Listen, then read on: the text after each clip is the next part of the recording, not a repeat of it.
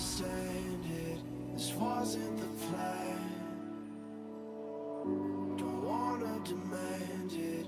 I've done what I can. And I never mentioned the times you were rude. And I never mentioned when you hear the truth. Scared to lose it all. I won't stand a chance. And I don't wanna fake it. What if I can't walk away? You got me staying away. Hoping I don't make the same mistake.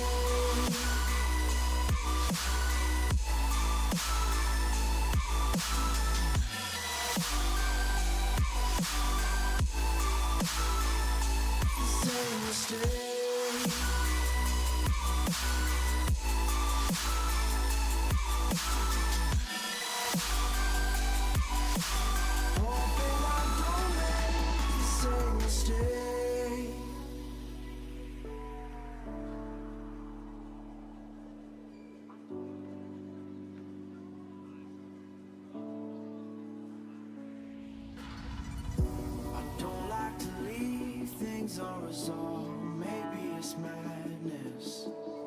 I'm begging you, please pick up the call. You're causing me damage. I should've known, wasn't your fault. Don't even matter. I wasn't thinking clear, trying to take it there. Scared to lose it all. I won't stand a chance. And I don't wanna fake it. What if I can't walk away? You got me standing in the rain. Hoping I don't make the same mistake.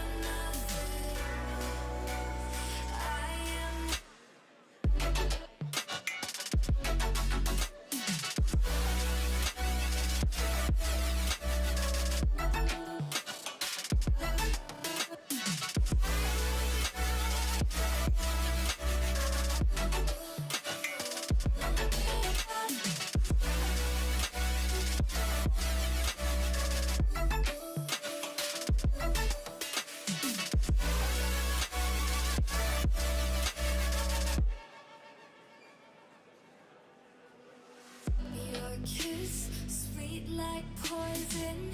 You know you make me reckless. I'll run, but you are friction. Your touch feels like heaven. You make me hate all my sins.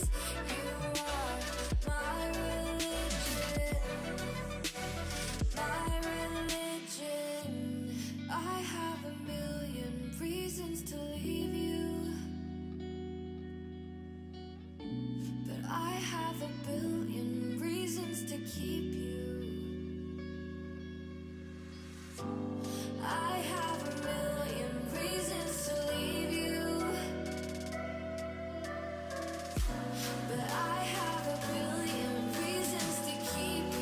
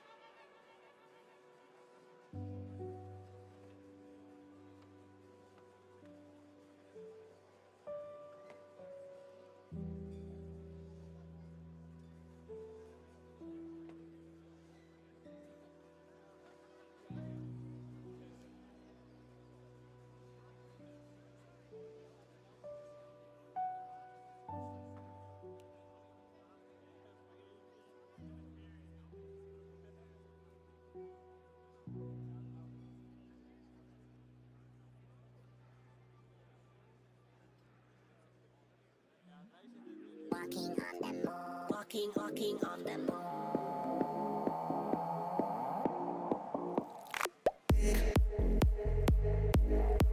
One moment to escape. Well, you're walking on the moon.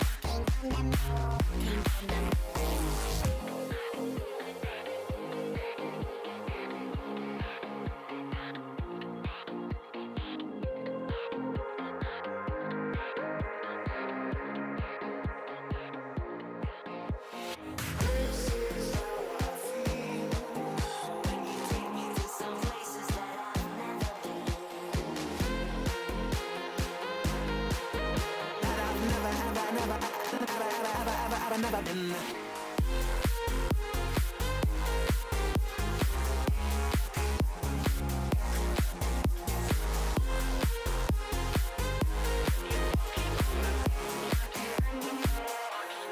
Dance again. All our trouble seems to fade away. This is how I feel when you take me to some levels that I've never been.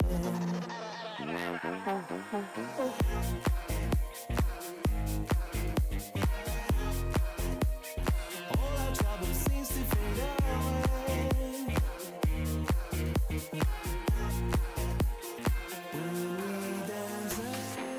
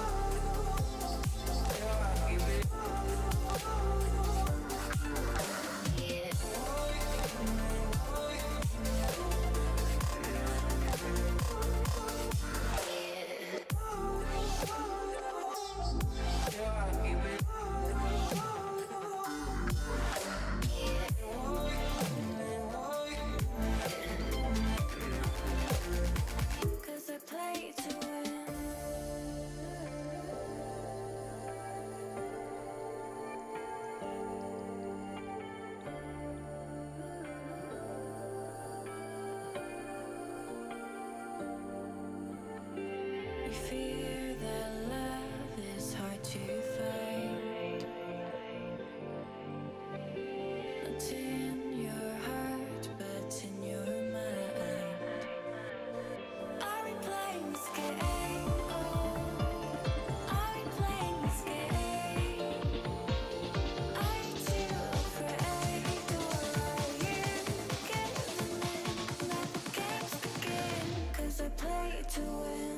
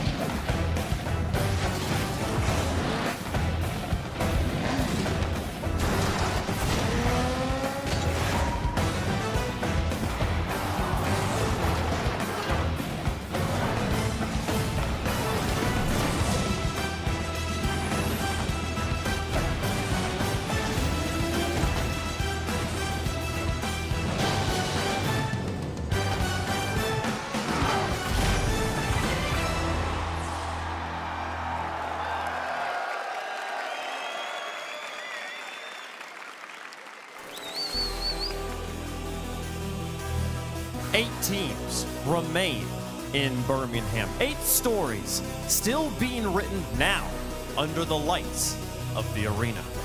From the legacy of Vitality to the hero's journey of GK, each story will unfold on that stage with the hopes of earning this prize. But to get there, you gotta prove yourself here. The arena is open at East sport's greatest fans are in the house. 5 matches on tap today, including our first ever 1v1 final. Welcome to the Birmingham playoffs.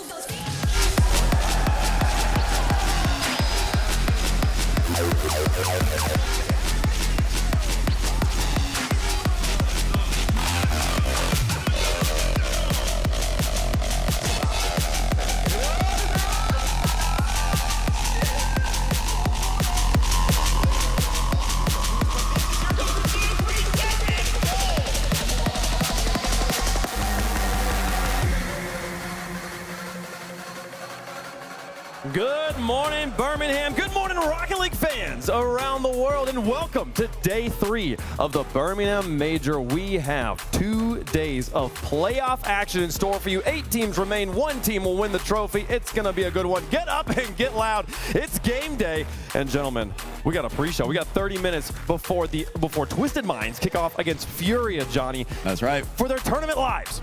Yeah, this is it. I mean, we've got 4 Saudi orgs in the tournament, 2 Saudi teams in the tournament. The strongest that Mina's ever looked. But Furia kind of rallying yesterday. I was losing hope for them, but now the hope's returning. Not only that, 2 North American teams in the top 4 as well, sir. with 2 lives, with the European powerhouses up there as well, with Vitality and K-Corp. So it's going to be fun. Energy still going strong, Bates. Energy is still going strong, but I know I've already walked around, saw some fans early. I got a lot of Carmine fans I've seen a Vitality fan. I even saw a Carmine fan wearing a Vitality jersey. What? That can't be. I think it's illegal. Nah, it happened. Someone call the police. This is not allowed here, folks. We've had an incredible day, incredible event so far. We started with 16 teams from all around the world. We've played through 2 days of the Swiss. We've had talk shows. We've had 2 different broadcasts, and we're going to actually continue to have 2 different broadcasts. We'll tell you about that second one here in just a little bit. But the Swiss is concluded. We have eliminated 8 teams, and now it is time for playoff action. All of these teams had hopes of winning the Birmingham Major, Gibbs. There's only 8 now. Yeah, so this is their current points. They're going to get a lot more throughout this weekend if they go far in this tournament. But hats out to all the teams that were here, including Luminosity Gaming from APAC, taking out the entire OCE region. Hats off to those boys. Absolutely, folks. The Swiss was an incredible day, incredible 2 days of 30-plus games of Rocket League, 30-plus matches of Rocket League, each a best of 5, so there's a couple hundred games there. And, I mean, the action started right away on day number 1, Johnny. I mean, Vitality, Twisted Minds might be the best match of the event so far. Yeah, I couldn't believe what I was seeing there. Zen, Naupo both going at it head-to-head, but the whole squad showed up as well. Twisted Minds and Vitality, they look phenomenal. Vitality look like they might be the best team so far this event, but you never know if they can continue that to the stage. We'll see how the teams slept last night, how they prepared for today's event to prepare themselves for this playoff bracket. The top teams, this is a double elimination bracket. 4 teams are starting in the lower bracket, so those 2 bottom matches, those teams only have 1 life. You lose, you go home. The top teams will get 2 chances here. And then once you reach the top 4, though, everyone resets back down to 1 life. So grand final, no bracket reset or anything like that. 1 best of 7 to determine the winner. We'll see how they do it, folks. And again, lots on the line here as well.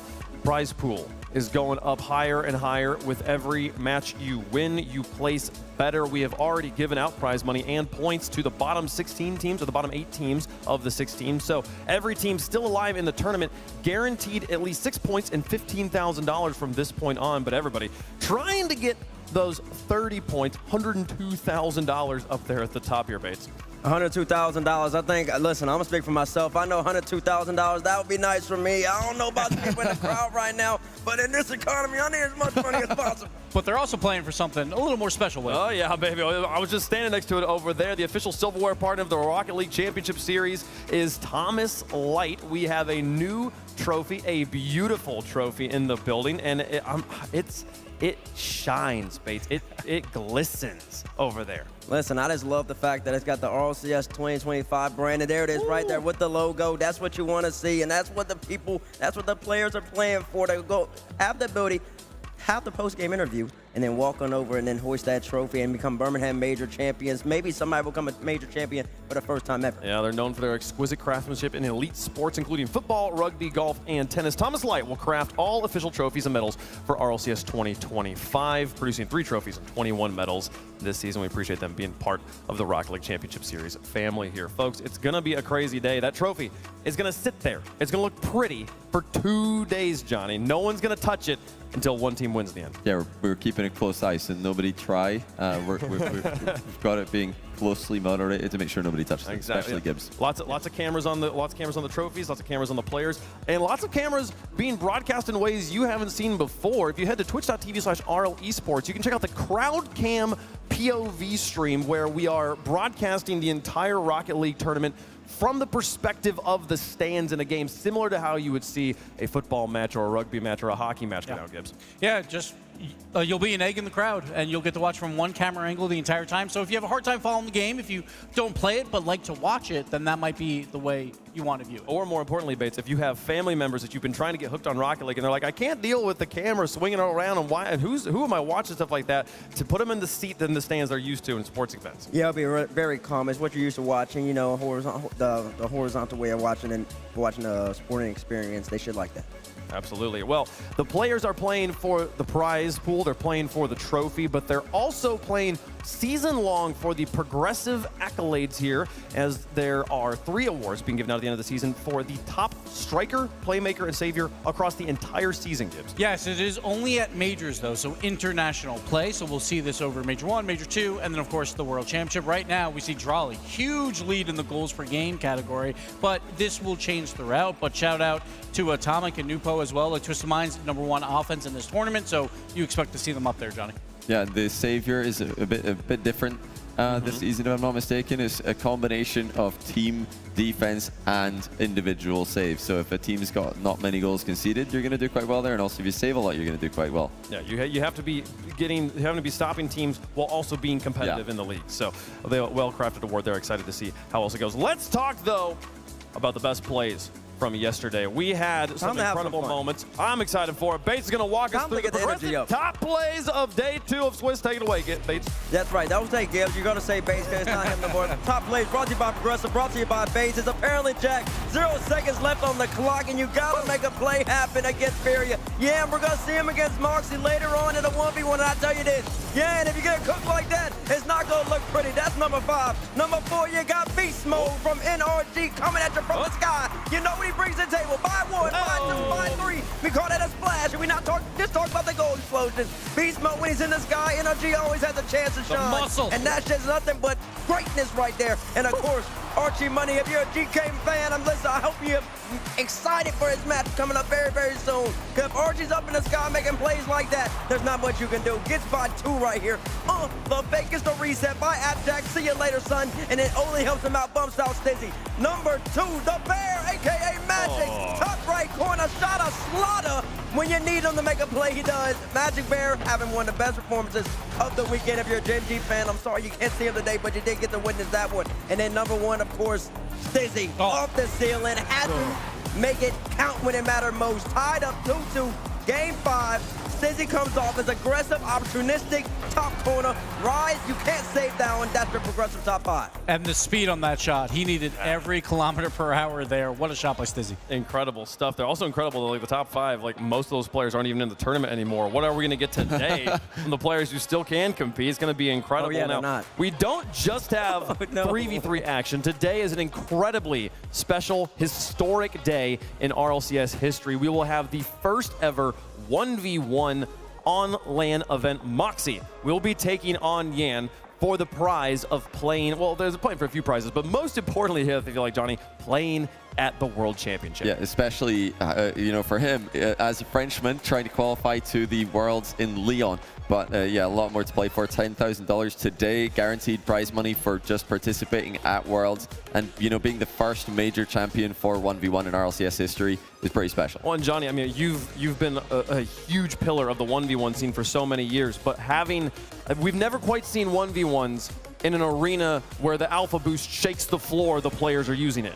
Yeah, this is special because we finally can say, okay, between Europe and South America, this will be the best player because we've never had a LAN for ones anywhere near this scale. There's been a few over the years, but anything close to this. So yeah, Grant, I'm pretty excited. And then also the matchup is amazing because it's polar opposites, right? Moxie only focuses on 1v1. He's not even here for the 3v3 at all. Yan has to play 3v3 first today and then play 1v1, but Yan has all that LAN experience. He does. And we'll see if that plays a factor.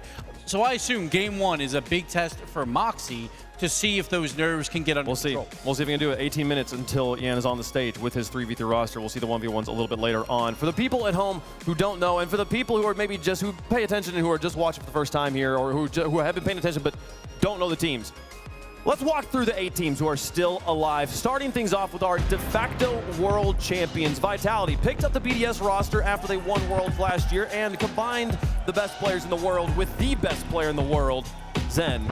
We have Vitality. There's 5 World Championship titles here at this event. There's 4 on this team alone. Vitality, Monkey Moon, the 2-time world champ. When he shows up at LAN, there's question marks online. No questions here whatsoever. Exotic, World Championship MVP, looking strong. They had the hardest road through Swiss, taking out 3 teams that are still in the tournament, and yet they still went 3-0.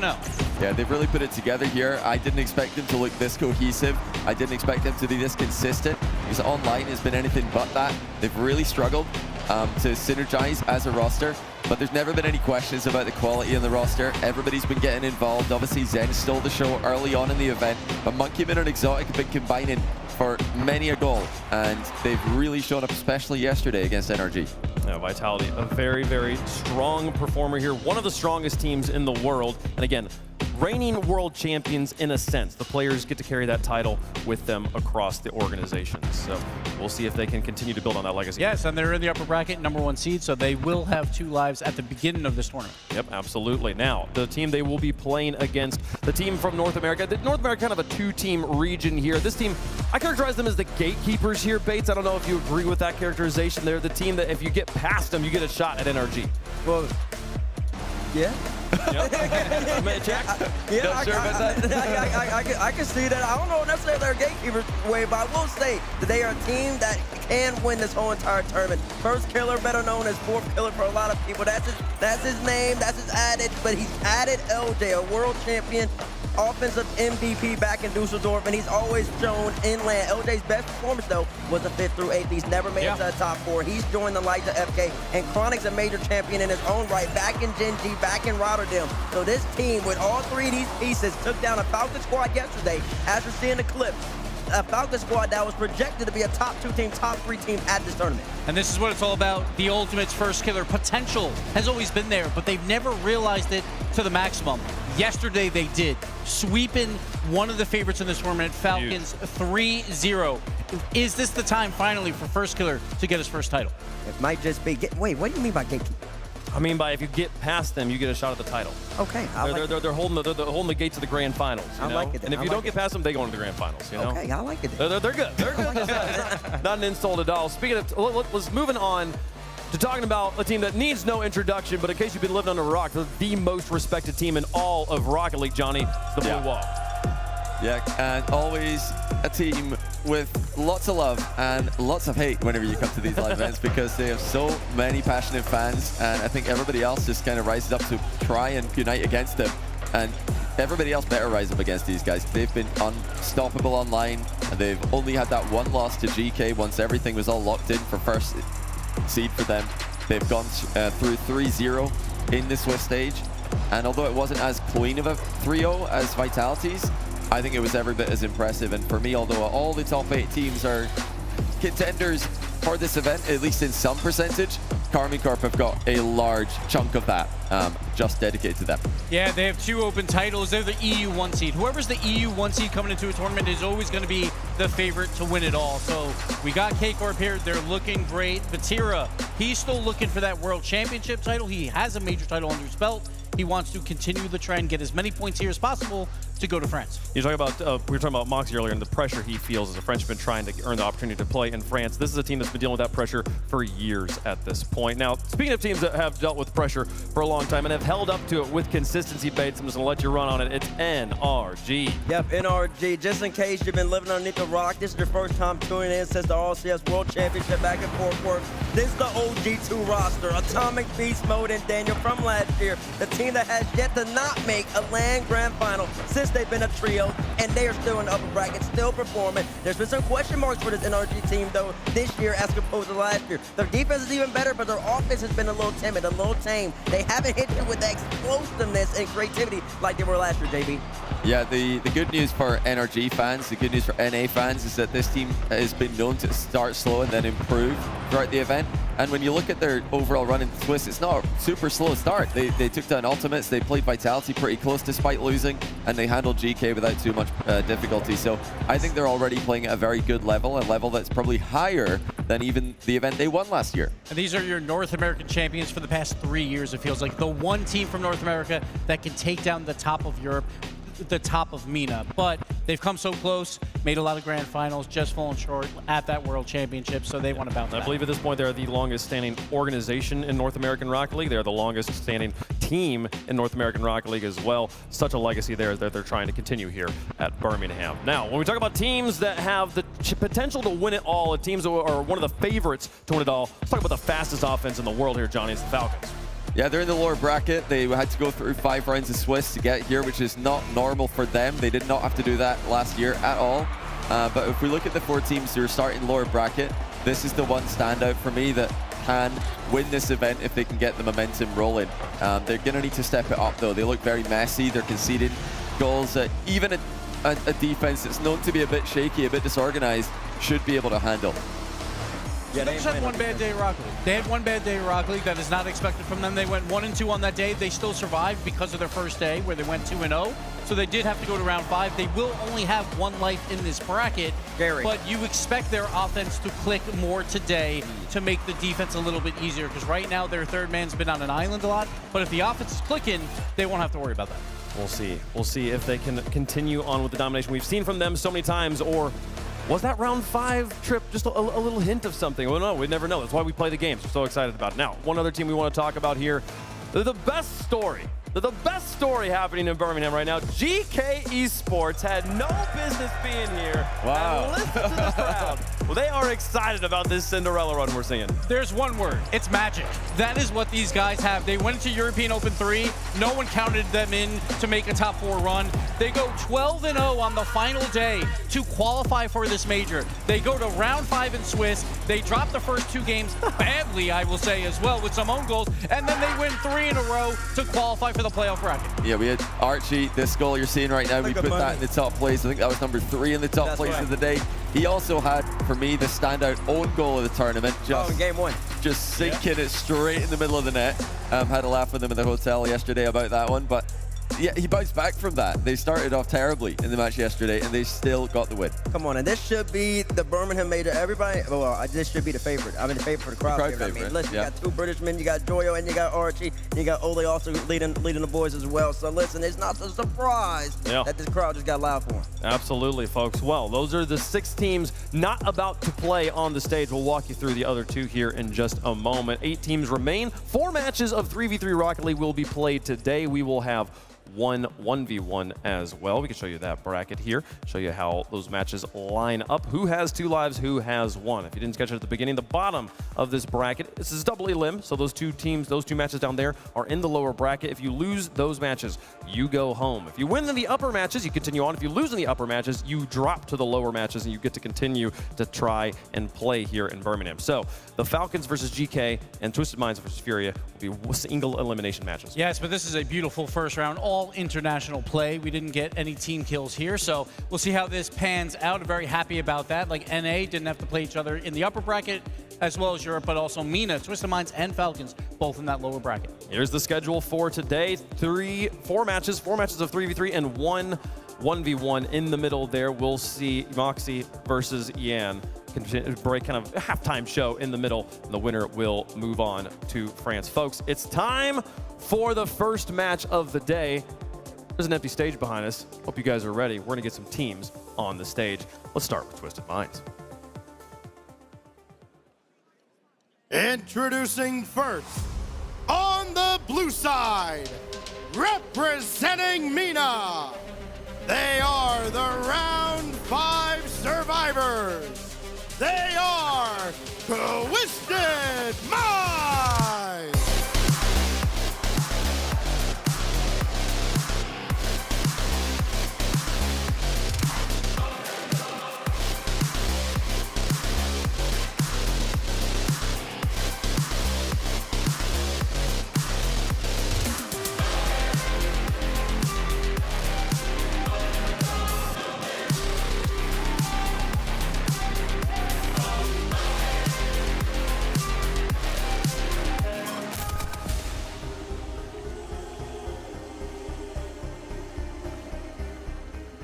It's the international superstars, Rise, Naupo, and Atomic. Atomic from Spain, Rise from England, Portugal resident, of course, so just a little bit extra spice, and Naupo, the talisman from Saudi Arabia. It just feels like Mina, they just bring the flash. That they bring the spark. We saw Twisted Minds throughout that entire Swiss, just play after play, just making some amazing moments happen. And Atomic leading in the player maker category. His best land finish was a last place finish, but now in the top 8 playoffs. Top 8 playoffs, and you know why? Because he's with the man who knows what the stage feels like. Over 3 years, almost 3 years ago, he knows what a land stage feels like. Back with Team Queso, Rise, so many grand finals, so many victories in his resume, in his repertoire. He hopped over from EU to Mina to play with this young kid right here, JB. And he's been stealing the show. Naupo from the very first round of Swiss has announced his arrival here. We always know that this guy's got the talent. He's just never had the team around him to get this far in the tournament. Nobody's really looking forward to playing against Twisted Minds. They've taken, even in their losses, they've gone to Game 5 with Dignitas, with Vitality, and they've made it through the most grueling Swiss, longest run. And here they are, top 8. And if there's one player that's going to take over this match, it will be Naupo. It'll be him versus Yan, very likely. So we'll see if those fireworks happen here. Well, we're excited to see these teams play, but we got to get their opponents on the stage. And their opponents on the orange side, representing South America. Beware the fury of the Panther. Beware of Furia!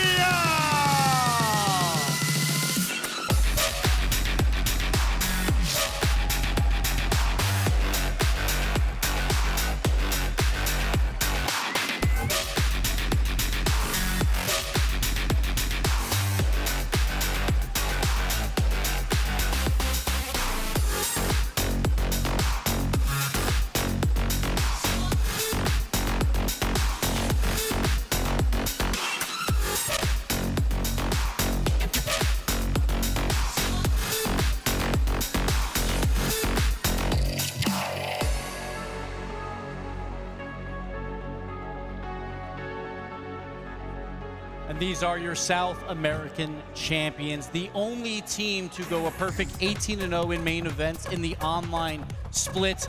They're led by, of course, Yan, who's also the 1v1 SAM champion, and with an incredible 88% goal participation, but he needs help as well to take down a Twisted Minds. Lost is going to be that aggressive player to try and make those plays. Drufinho showed up huge in round 4 in Swiss to get him here. Yeah, Drufinho was massive for the team yesterday, and that's what gives me the most hope about their ability to perform as a team today.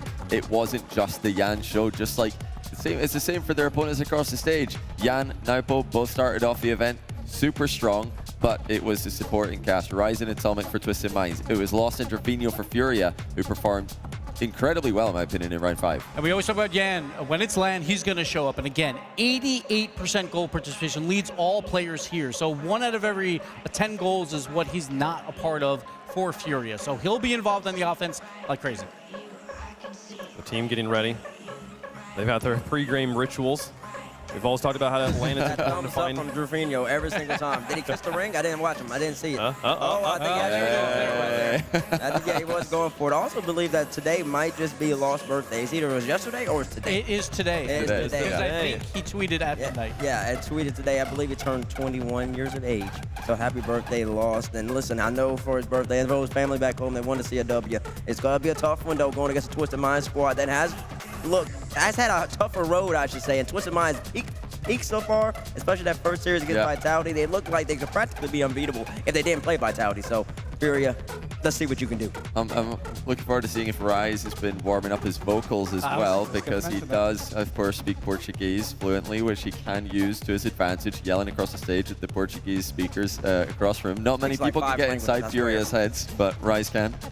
So that is what I want to see. It's the loudest team in Furia who's going to yell at them versus the loudest player maybe in Rise who's just going to yell for his entire team back at them. So we'll see how this plays out. He Again. sang at them one time. I've seen him sing in Portuguese across the studio to Furia. Mental warfare. For the people who didn't catch yesterday's action, maybe didn't catch the interview with Atomic after they qualified, he's like, Veracity was asking him, how do you guys like stay like mentally solid? How do you like stay in the zone and stuff like that? It's like, oh, we sing Spanish songs to each other, which is adorable and also so cool. Like Super cool. music getting involved here. Here's the pregame huddle from Furia that they've been doing for years at this point. And I mean, you got birthday buff lost. Yeah. You got Yan, stage buffed Yan.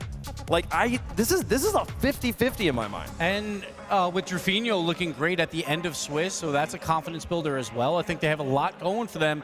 But Twisted Minds, again, has been a tough opponent for everyone. They played 2 European teams to Game 5, and then everyone else, they kind of mopped the floor with them. They were just better. And a lot of people had question marks coming into this event with Twisted Minds. I think a lot of us had them power ranked in the top 8, but the casual fan base was like, I think you're giving them too much respect, but they have definitely earned it through these 2 days of Rocket League. Yeah, well, chat, let us know who you think is going to win the Progressive Fan Vote. Hashtag FUR, hashtag TWIS. Get those votes in. We'll let you know who the fan favorite is at the end of the show. I feel like we're all going to be talking about Nupo versus Yan. Yeah. And that matchup here. I kind of got my eyes on Atomic versus Drufinho. He did that yesterday. What'd he do? He leaves the stage for a second, and he comes back. What's Wash he doing? his hands. Oh, he goes and washes his hands. I saw him wiping the hands. So maybe he's going to wash maybe his he hands. goes to the Some bathroom nice prior to. warm Sorry, Mike, water. I'll cut you off. Got some pregame, some ritual for him. Again, for the players, like this is such an alien environment. I mean, if anybody in the crowd has ever gotten the opportunity to stand on that stage, especially when the sound's going, it's none like anything you've ever heard. You're just getting this like weird wash of low frequencies at all times and stuff like that. It's hard to stay focused. And when you're used to playing in your bedroom or used to just playing in your house all the time, you could be like, I know how to play this game. Why am I not doing it well? It's important to have rituals to keep yourself grounded. And that's a big experience buff for Fury as well, because they've been to 8 RLCS lands. They've made the top 8 every single time but 2. So they've played in front of the crowd a lot. The problem is, usually when they get to these moments, they falter. They just can't like eclipse into that top 4. They've only been top 4 twice. Okay. So... But you remember the one time they made top 4? Pretty special. You remember when Yan scored against the guy sitting in the middle on the other side on Rise? You remember this matchup? I don't know. I'm saying that might be a... Then we might be in for a rerun. It makes me that rings in my mind. Anytime Fury is on the stage, I'm like, maybe this is the time they do it again. And it's any time now, right? We keep saying like Furia is eventually going to take that hurdle and go over it and become one of the best teams in the world. But they've always fallen just a bit short. Like the World Championship last year, they lost to all 4 of the top 4 teams to bow out of this tournament. And that is not to blame them that they're the 5th best team in the world. It's just they know they want more. They want to make it over that last hurdle, and it begins with Twisted Minds. It begins with this lower bracket run. Okay, Johnny, but it is kind of at the end of the day, we're pretty certain it's going to be Nupo versus Yan. Yeah, this is the matchup we're all looking forward to. Yan has done this so many times before. He's taken over stage matches against top-tier opposition. The goal participation truly is ridiculous. He basically touches the ball and they score. But don't underestimate Nupo either. He's not involved in as many goals, but sometimes it's an outplay before the assist that he creates, and then his teammates get the assist and the goal. You've always got to look out for that touch as well. Oh, Jan's dropped something. Oh, things back up. Well, folks, let us know who you think is going to win at home. We'll let you know who we think is going to win up here. Johnny, who's your pick?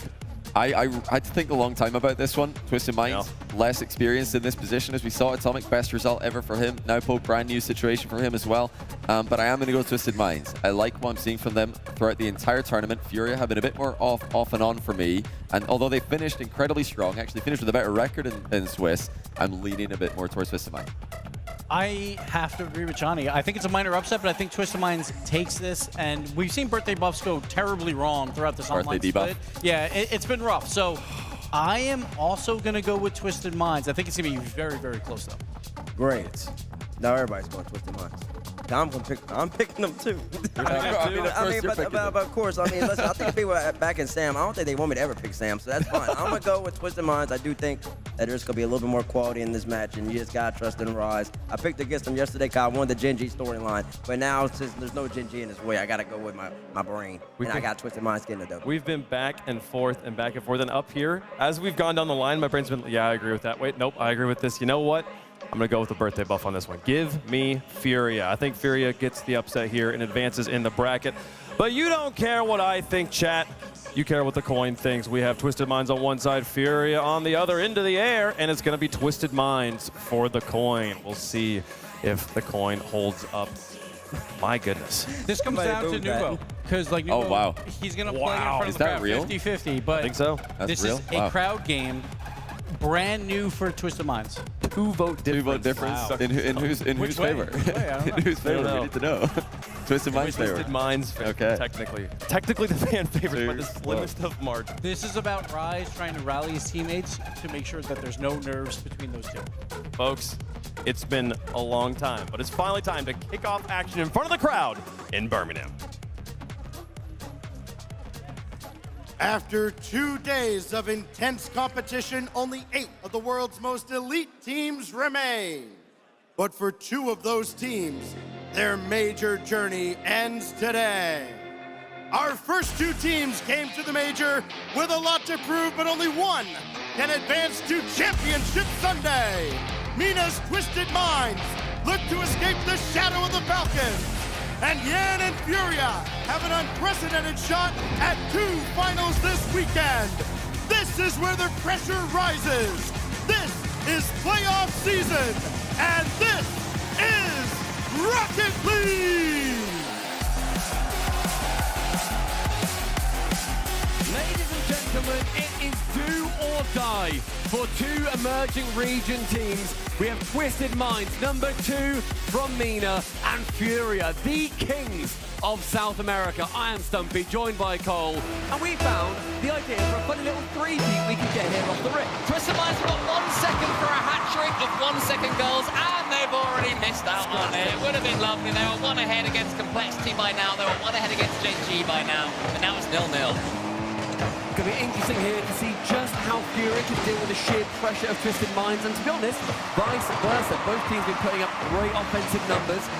It's going to be a big challenge between Naupo and Yan. We saw that come to fruition when we had Vitality. It was Zen versus Naupo. Zen managed to win that one out, but will Yan have that little bit more to give when he also has the 1v1 to look forward to later? It's going to be huge. Yan is going to be a tired boy by the end of this event, one way or another, but still, he comes forwards with the ball. It's also a rematch between one of the most insane matches of Rocket League we have ever seen. Moist and Furia way back so many years ago in the semi-finals. Furia beat Moist then, and Rise here for Twisted Minds. He's had 4 teams since then. Yan and Furia have remained the same. Here's Atomic and Rise in the center, couldn't quite find him. Both teams have had half chances. Lovely shutdown though by the KBM God in Drufo. Nice tap from the backboard, Naupo control and boost. We've seen him go end to end at this very event. Couldn't do it that time. Furia have clearly been reviewing that little bit of tape.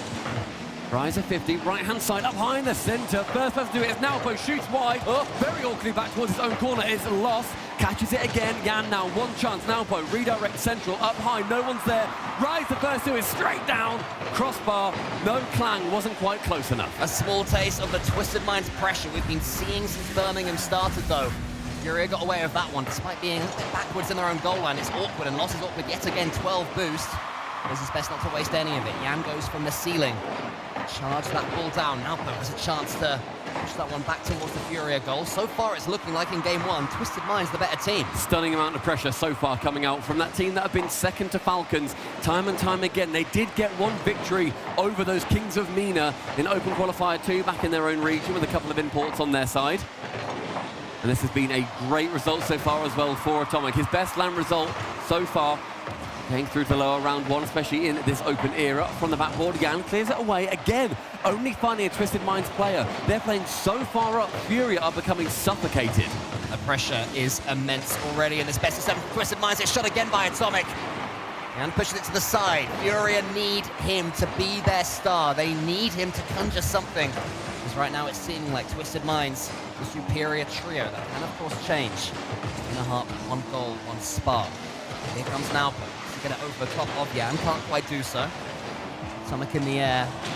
30 boost left, keeping his hold as much as possible. Drafinio almost steals in from there. Could have been a goal from nothing for Furia. Just a whisker away from sneaking in on the far post. And now Yan up in the skies, 40 boost, lures 1 in, does go low with it, then attempts the bump. Lost now, has to try and work it around the side of Atomic, isn't able to. Drufo, central, 1 touch. Impossible to get. Yan, the strong third man, will now go solo on his own. One down! Finds his way in, and the debut goal, despite the pressure, here for the crowd, is in favor of Furia. As we said, Furia needed their star Brazilian on the ball, and when Yan finally had it bounce for him, he wasn't going to make any mistakes. I'm not sure the Twisted Minds defense was covering itself in glory. They might concede another one here, but Lost accidentally pushed the ball away from Yan from the kickoff. Rise might land on this one. Chases it, can't get the boost either, so Furia should be able to emerge with their lead, with the ball, with a chance for a second. Here's Lost, the pass into the center. It's Yan underneath this one. He gets it to him. Yan shoots. Big save from Nalpo. Almost double the lead from Furia. Trevino comes in, rises up, sends it away. Twisted Mind suddenly chasing. The chance going halfway over the line, but a great last-second save coming through from the TM defense. 100 boost pick up from Rise. He's going to be good on the counter-attack. Drufo will be cutting him out. One touch, pumps it right towards the blue side. Now Nalpo up with time and space that Lost cuts down almost immediately. 72nd, Rise. That ball quite loose, instead brings Lost entirely into the play, and Furia continue on their play of pressure. Yeah, Furia defending bravely at the moment there. Not letting Twisted Minds have any of their own time in the air, which is key. Goes underneath it. Trevino has control of the ball right now. How is Rise's 50-50? It's not he avoids Trevino, gets it to the side, still has boost to play with, but Yan forces it back to Twisted Minds territory. They'll be relatively happy with how the general game has gone, Twisted Minds, but need that goal to put themselves back in it. Despite all the pressure, Furia, they still managed to sneak out as the current favourites to win this one. Only one goal separating the two teams in otherwise very high-scoring games. Twisted Minds, they normally get about 3 goals per game so far in the tournament, and that demo is not going to be helping them out whatsoever. A long shot, Atomic can't do anything about it. And that hit from his own half is going to be giving Furia game at number 1. It was well read by Lost. That's the birthday present for him from Atomic. He just punches it forwards, and it's looking like the first game will go to the team who went 3-1 in the Swiss. Furia performed better. The eye testers said that a lot of people predicted Twisted Minds, and that is why, but Furia, they're the ones who managed to sweep away more teams. Now they're taking that superiority into this one. Had all sorts of defending to do at the start. They might even make it 3. Twisted Minds will be pleased with the general gameplay, but not so much with that scoreline, Stumpy.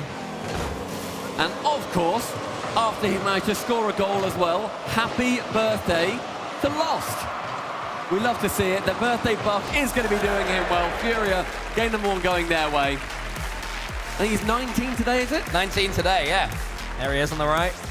So happy birthday to Lost. The birthday debuff, as Johnny was calling it, hasn't quite come into effect just yet. But we do see Twisted Minds. They weren't able to, as we were saying, despite the pressure, despite all of the push they had in the first half of that game, 2 goals snuck past their final defender. And how nice that so many thousands of people in this lovely crowd have come to Lost's birthday party. Welcome, everybody. I know, thanks, Blast, for putting it on and then put some Rocket League on the side. Why not? It's going to be a beautiful celebration of Rocket League today. And Furia, they impressed me. They really rode the storm there. Defensive Rocket League is probably the most difficult form of Rocket League to play. They had to do an awful lot until they had their couple of chances, and they took them well. Yeah. And of course, we see that we have Twisted Minds. The fact that they had to try and push up towards the end of that game as well. We saw Atomic, he committed quite far up. He had to. You have to try and get anything going towards the end. But regardless, Furia, they're continuing that winning streak, as you said earlier as well, Cole. They went 3-1 in the Swiss. They are the number 1 team in South America, unbeaten domestically in those finals. And in the game, it was their star man, Yan, who was the MVP. He got that first goal as well as a couple of saves and a few shots. He was getting a lot more involved than Twisted Minds will have wanted, and I'm sure the boys are discussing that right now, saying, look, we have to make sure this guy doesn't get on the ball. And Nalpo, I mean, he's the star man for Twisted Minds. We didn't see too much from him in that first game. Yeah, I think Nalpo needs to maybe get involved in play a little bit more. I think we saw the ambition that he wanted to, but when you have such a big target on your back, especially for Furia, they'll happily get physical. We've seen that immediately in game number 2. I'm going to say as well, the eagle-eyed among you may well notice the fact that we've got little pause buttons right above the team names, above their logos. That's going to be signifying the timeouts that they have now got available. They can get themselves 60 more seconds. Whenever the teams call it, they have it once per series. Once they've used it, that will then be grayed out. So keep an eye on that. Green above the Twisted Minds is going to be that gold above Furia. They've both still got them available. The long shot from Rise will only land on the hood of Yan. Actually helped on by the attacking player from TM. And look at the demos coming through on Twisted Minds. Furia, they are running them ragged. This is a much better start to game 2 for Furia. Twisted Minds do get it back to the orange half. Little nip in there will allow Atomic in. Atomic wants to get the reset though, instead gets a second touch. Rise up against Jan. Ball is just starting to fall for the team in blue. Atomic goes to redirect. I think he was able to score from it, but it certainly put more pressure on. Twisted Minds this time with the team that start off defending and then turn it into attack. Rise is the pass, instead goes solo. Drafinio's already up. Rise gets a flip reset. Dances over the top of them, but Jan prods it wide. So close to sneaking its way through. We've seen that mechanical excellence come through time and time again. That time, not able to actually get past that final defender. Rise has scored some screamers. Everyone on this pitch has done so far. Naupo, I think just a smidge out of the play. Not quite there at the exact moment. If you play a 1/10 of a second behind the game in Rocket League, you will not be succeeding. But Atomic with a pass through and the miss sees Naupo in the perfect position to secure TM's first. And there he is, just when he had to get involved. A man who's never played in front of an RLCS crowd scores his first goal in front of an RLCS crowd. Twisted Minds getting that early lead is going to be making them forget that 2-0 loss they had in game number 1. It's only been 100 seconds though, so plenty more to play. Now up in the sky, only on his own completely. Instead of goes the man, Rise comes in the second man. Gets that 50, goes very much in favour of Furia, and Atomic, he's got a lot of boost to play with. Up for one, gets the reset. Round the top corner, was found, but so was lost. Oh, big save again. Naupo had another bite at it. Rice is coming in now. It could be the second. 2 Furia players forced to go up for it. Now they're stranded on their goal line. Brilliant block there. I think it was Drafinio at the near post. Naupo tries to keep it going, but the clearance is strong enough to send Rice back. Now suddenly Jan's in. He goes for the early shot against Rice. And sprays it out wide. Drafinio misses. It's awkward from him. Rise's turn. Uses the ceiling to make the most from his boost. Twisted Minds have their lead. This pressure has been seen though in that game number 1. Yes, they've got a goal this time, but Furia, they turned it around quite easily. They then became the real pressure havers. So can Twisted Mind hold on to clearly what is their game plan? A missed bump still allows Rise to come in. He then turns things over the ball. A lot of fakes coming through. Very much at the last second. Twisted Minds calling each other off the ball very freely, and that will frazzle Furia's minds. One shot. Oh! From Naupo towards Atomic. A screamer below the bar. Atomic steals a few extra pixels out of nowhere. It looked like Lost had it, but Atomic's pace and efficiency utterly perfect. Just to steal that one at the last second with that extra reach. 2-0 Twisted, and this time their pressure does count, but here comes Furia from the kickoff. Jan gets the wave dash, takes that Rise, wants the 100, gets it. Atomic should be back in time, though it is. Being able to sneak from that blind spot as well. They know they're going to be swarming, they're going to be everywhere. But so are Furia. Drafinio is in. It was Lost, great work. What a flick that is. Rise wasn't backing it to go that far. Drafinio, however, had the better angle as well. And Furia put themselves right back in game number 2. Well, 2 minutes left, only 1 goal for Furia to catch up from. Both teams scoring in this game, so a little bit different compared to the first. And Atomic, that's a very brave commit, now leaving just a 2v1 in the back. Jan is going to make it at 2v2. Naupo sending it long, no one's going to be there. Snapper now have to wait to try and get the dunk. Instead, again, forgoes the ball, goes for the man, and that will Rise with a crazy little flick to try and get it away. Big save from Atomic. That's a tough one when the player against you is air dribbling like that. Any extra touch can just take it over the top of your head. He's alone. Leads towards lots of pressure though. Yeah, doesn't miss these doubles. Wait a sec. Yes, he does there. That is a rarity. Twisted Minds got away with one a little bit there. Leaving him completely ice-faced in the sky is not going to be a game-winning strategy. A pass again. Atomic's there. Again receiving the pass across. Alpo chain dashing his way towards the ball. Drafinio so as far back as he can, but it's Twisted Minds having to tell some pressure this time. Atomic, the old school play, knocking it up and then dodging into it. Atomic waits. Should have another go at this one. No, he's too slow actually. Jan was way faster and stole the 100. Furia, a minute left to double their lead in this series. Here comes Drafinio, gets to the backboard. Is anybody following it up for him? I don't think so. Atomic mercifully is able to get that ball back to halfway. Furia going to come on strong for the last 50. This could be the moment. Drafinio shoots, big save again from Naupo. Has to dive in front of the net, guessing where the shot's going. Top corner is a very good guess. Manages to clear it away. Only 40 now. Drafinio up in the sky. Atomic is going to read him again. No ball, all man. Sends it long from Rise. Jan is there to catch. This is Furia's chance. They need to get something going. Yeah, but that's pretty awkward between Lost and Jan, losing an extra couple of seconds. And Jan did not have the boost to play that one down the side. Didn't want it. In the end, it falls for Drafinio. Somehow it's marked out anyway. Completely unmarked in the center. Drufo, a sniper. The dunk helping out Furia there massively. That ball not going anywhere near the midfield. Drufo about to turn back. Sees it heading towards him. He takes it. And the KBM Warrior levels the game up. This is where Furia's experience helps them out. This team have been playing together since at least the start of last year. Twisted Minds, they are new together, and two of them have never played in front of an RLCS crowd. Only Rise has. Will that pressure get to them? Tommy's looking okay so far. Let's push to the side. Rise is there. He's going to follow it up. Trevino takes him out. Fury going to take the overtime. I think Twisted Minds want to win before the OT. However, that might suddenly change now. Lost is up. Gets the flip reset. What's the time? Furious Mama doubles their lead. Lost is found in game 2. A reset at 0. Rise had to guess, he had to jump. But Lost knew that playbook precisely. Furious steal game number 2 away from the 1/3 home team. God. Wow, what an ending. I thought that was TM's. I didn't see who it was, rising up for it, and then I guess it would have been maybe Atomic, then dived in at the last second to try and make it touch the floor. Beautiful finish there from Lost. Along the way, there were 6 saves from Yan to show how much pressure Twisted Minds had throughout that one. Finally, though, there we go. 0 seconds. There is Lost. He gets that huge reset. And that is not an easy skill at the best of times, let alone at 0 seconds, let alone when you're running out of boost, trying to force it through. Huge, huge moment. And Twisted Minds, as you may expect they would have done in that situation, do take their tactical timeout.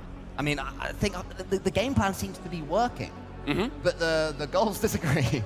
Yeah, I think the issue is when you give away that final goal right towards the end, not even that 0 second one, where it's also a dunk that goes midfield and Drufo just so happens to be there because they're so aggressive, you think, oh, that's so frustrating to try and deal with because they did so well previously.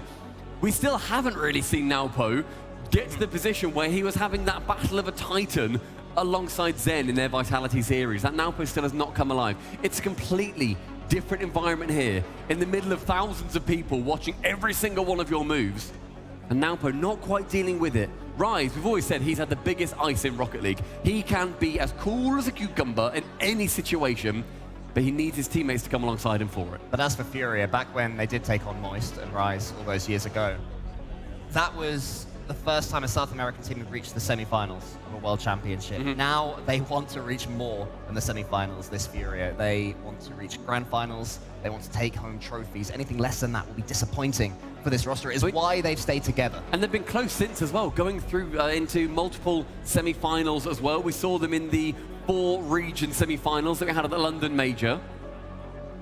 They are such a prominent team in Rocket League, and the Twisted Minds are trying to take them down. Whoever loses here, they go home. They get one chance in front of the crowd, and then they're done. We're in the lower bracket. The winner goes through to play the loser of Vitality versus Ultimates. That's a really hard matchup. But there's a few more games before we get there. Game number 3 kicking off. Twisted Minds took another minute to think about what they need to do. And Furia, they know the game plan, and they're going to start it off near perfect. Yeah, Furia, for the first time really in this series, start off a game on the front foot. It's been Twisted Minds' pressure throughout in the early stages. This time it's Twisted Minds who have to survive. Nice bump there from Atomic. Naopo has a chance to shoot it. Rise waits. Instead he tries to flick it over the top of Lost. And we pretty much go right back to where we were. Twisted Minds trying to set the pace. Furia knocking it past them, proving more efficient than their opponents. Seeing a lot of these low 50s really not going the way of Twisted Minds. It's a lot of their game style is get a 50, lose it to a teammate, and then they can then go in, and then we're making Furia use their boost. So far, Furia are just winning a large amount of them.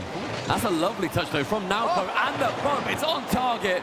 Saved just wide by Lost. All right, so gets to the backboard. The attack can continue, perhaps, especially with that miss from Trufino. Yan has to try and sweep up for his teammate. Lost helps out in the end. That's a great touch from Naopo. Underneath it, does he go for the ball? No, instead he leaves it to Rise. Rise keeps it going. Twisted Minds have managed to truly ride that early wave. Now Naopo has been teed up by Rise. We saw in the first, 15 seconds, there was Furia pressure. It's turned around in the last minute or so to entirely Twisted Minds pressure again. They just need to capitalize on it. Naopo takes a chance. This could be the one only fake. He pushes it all the way through. Out of all people, Yan bumps it in. And you know what? Now Naopo stuck with the plan. Get the low 50 after the fake. Doesn't really matter who's there, so long as it goes in. Unfortunate there for Furia. Maybe it could be argued that Jan was too central with that 50-50 happening, but you don't expect it to pinball off you. Losto does a decent kickoff and gets the demo. Jan follows it up. How he'd love to return this with a flip reset off the backboard. Not quite. What a turnaround that would have been. Own goal to quick reset. It's quite a way to, I think, get the repentance. Larson now attempting to then go for that nearly an own goal on the other side. Having a blue trail. Oh, Jan, very clever. He waits on the floor, lets that 50 happen. Lets the player go flying over the top of him. A nice doink. Riley's now tracking back, leaving it towards Atomic. Up high. Who's it to, however? Only Furia. No plan on that second touch. Yeah, Twisted Minds having to build up their boost and start all over again. So Furia should be able to establish an attack of their own, and that's the pass that almost makes it happen. Jan, an opportunity to push that one wide. He's dunked, so that means the ball falls to Rise. He gets it over the top. Trevino. Is anyone following it up? There's mines everywhere, but there's no goal explosion. No one from TM is anywhere nearby. They didn't expect it to go that far, potentially. Rise now shooting opposite that corner. That post being rattled again. Who's there next? It's going to be Rise again to the crossbar. Splintering the woodwork. Yeah, someone check on that goal. It's going to be bent and buckled after this one, and Twisted Minds frustrated. Double commit, a huge one. Almost getting each other's way on the goal line as well. Trafino pops it up. Here's Jan. Must be the inside. There it is. Furia had it coming. Jan, the clinician, shows how you don't hit the post, you don't hit the crossbar. What you need to do, fellas, is just slam it top bins. And once more, Furia come back. Twisted Minds, no matter how hard they work, just cannot shake them off. Ross gets a decent kickoff again. Furia destroyed them on the kickoff game. We said at the start of the series too, Cole, that there was going to be potentially the three-peat of the 1 second goal for Twisted Minds. So far, Furia, the complete advantage on pretty much every single one so far. And Twisted Minds will look back at those couple of chances that went missing. They had the opportunities, post, crossbar, whatever it was, 3 players at once defending it. But Drufo now, one chance, reset, backboard, Ryan has to clear it away, gets bumped all the way by Atomic, not really what you want, and Atomic doesn't do a huge amount with it. And as you can see from that little icon above Furia's logo, Furia still have their tactical timeout, whereas Twisted Minds have now used theirs. The ace in the hole has been utilized. If Twisted Minds lose this, they're staring down a reverse sweep with no chance to break any negative momentum. Naopo gets it over the top row. Rise can equalize. Atomic's coming in. He hits the crossbar again. Surely someone's going to follow this up. Getting the shots you shouldn't miss, pack lads. Naopo continuing the attack. Trufino wants to get rid as soon as he possibly can. The boot advantage so in favor of TM, yet they can't score. Still no chance, then 2 of them then end up rotating back. This is where you need to push. It's going to be so tempting, though, to overcommit for Twisted Minds. They still have 80 seconds, plenty of time to get a singular goal. Oh, wasted, but now goes a complete misjump. What's happened there? Talk me through it. A complete misjump. I didn't quite see which defender it was, but look at Naopo. He goes high for it. Jan side flips. Uh-oh. And that is a very free goal coming through. 1 own goal, 1 free goal, both at the expense of Jan. I was going to say, Jan's had an interesting game. He's been instrumental in the 2 goals Furia have scored. Not so much the ones they've conceded, and now the kickoff is neutral. 50-50s all round. Rice is going back for the 100 boost. Daring his teammate Naopo to come in. Trafino goes for it early and misses, but it's not too bad because his fellow Furian is there to tee it up for him. Twisted Minds have to score this next goal. If they lose this game, the way this game has gone, you can't see them coming back. I mean, Twisted Minds either need to score it or Jan scores it for them. Like, either one will do. Happy birthday, Lost. Yeah, cheers, Lost. 45 seconds ticking down. 1-50, sends it right into the Furia corner. Opportunity is lost now, takes it up high, Naopo an interception, but Jan keeping it close from the backboard. He gets a reset, not quite round 1 as Rise knows that he could get there and baited out the reset. Well played, Trafino gets the pinch as well. Naopo read it. Rise is there. Naopo stood in the center. Can Rise get it to Naopo? Not quite yet because Jan brilliantly gets that flick towards the Twisted Minds half. 20 seconds now. Overtime beckoning. The pressure ramping up yet again. It never ends. The valve never blows over in Rocket League. Where's this ball going to fall? Will there be one more chance? Drufo from the backboard. Not really enough boost. He can only get that block away. Atomic sends it very high. The crowd start to chant it down. We're now at 0 seconds. Trifino again backboard. Atomic, he has read him like a book. Now post central, not close enough. Overtime. Kickoff so far though in favour of Furia. Let's see if it happens again. Atomic goes to this one. It pushes out wide. Nalpo is there. Twisted Minds have done better from this one. Trifino and us getting each other's way. Will it fall to a Twisted Minds player? Not this time. Good pace from Furia defensively. Atomic has to get something on this ball, and he does. Good chance to all of Furia coming in. Trifino, maximum boost. Nalpo clean touch. Trifino shows Nalpo no respect, but it falls to Atomic. And Rise is so awkward here. He has to use all of his time just to keep this ball neutral. And you make a good point, Cole. They are showing him no respect. And I think as soon as he gives space to these very mechanical players, Jan knows this just as well. All of them do. But if you can make sure that your big guy doesn't have any of the boost, any of the play, they're not going to be able to use their secret weapon. They cannot ult on you, essentially. Atomic now up high with Lost on the backboard. And every single player caught and trapped in that corner. Atomic gets the dunk. Rise actually shies away from that play entirely. Playing more passive now at TM. Yeah, they're looking a little bit nervous. This is clearly a key moment in this series, and they will be no strangers to that fact. They'll all be aware that they have to keep playing on the front foot. Jan, though, gets it forward for Furia. This is the opportunity for Lost. The opportunity is lost because Rise gets it to the crossbar. Rafinha now to the side. Furia keeps it going. Now Poe is in. Rise can't go for that one. They have to leave it for Jan. That's the last thing you want to do. He gets the 50-50 into the center. But Atomic has a chance. Now Poe's chasing down Lost. Lost, brilliant! To avoid the bump, to stay grounded, the mind games, and then get the save. The stoicism waiting on the goal line is admirable.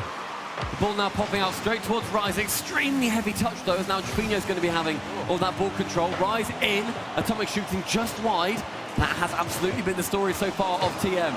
Yeah, Atomic was trying to get to the near post to wrong wheel the opponent. Didn't quite happen like that, so Twisted Mind's going to have to go yet again. Rise from one side to the other. Now Poe's up early, racing Jan, gets it past Jan. Rise tries to get the deftest touch, but he had no boost to play with. It's still awkward though for Furia. Now Poe leaves it for Rise to the ceiling. Atomic's already there. Atomic's coming from somewhere. No, he fakes it up for Rise. He comes down for Gotham. Not this time, man. Twisted Minds on the scoreboard. They got one goal from an own goal off Jan, one from his side flip. This one, a very, very well-earned goal. It took them 2 minutes at OT, but they get their first game. A vital one. And we're seeing conversations happen between all the boys over on Twisted Minds. They still didn't necessarily play how they should have done. That shouldn't have been in overtime. They got 2 lucky goals, ultimately. 2 of their goals were luck. They still get the game. They need to think of that as, all right, cool, we take it as one. Doesn't matter if we win at 8-0, 1-0, whatever. They still move on. They've still got Furia with the advantage.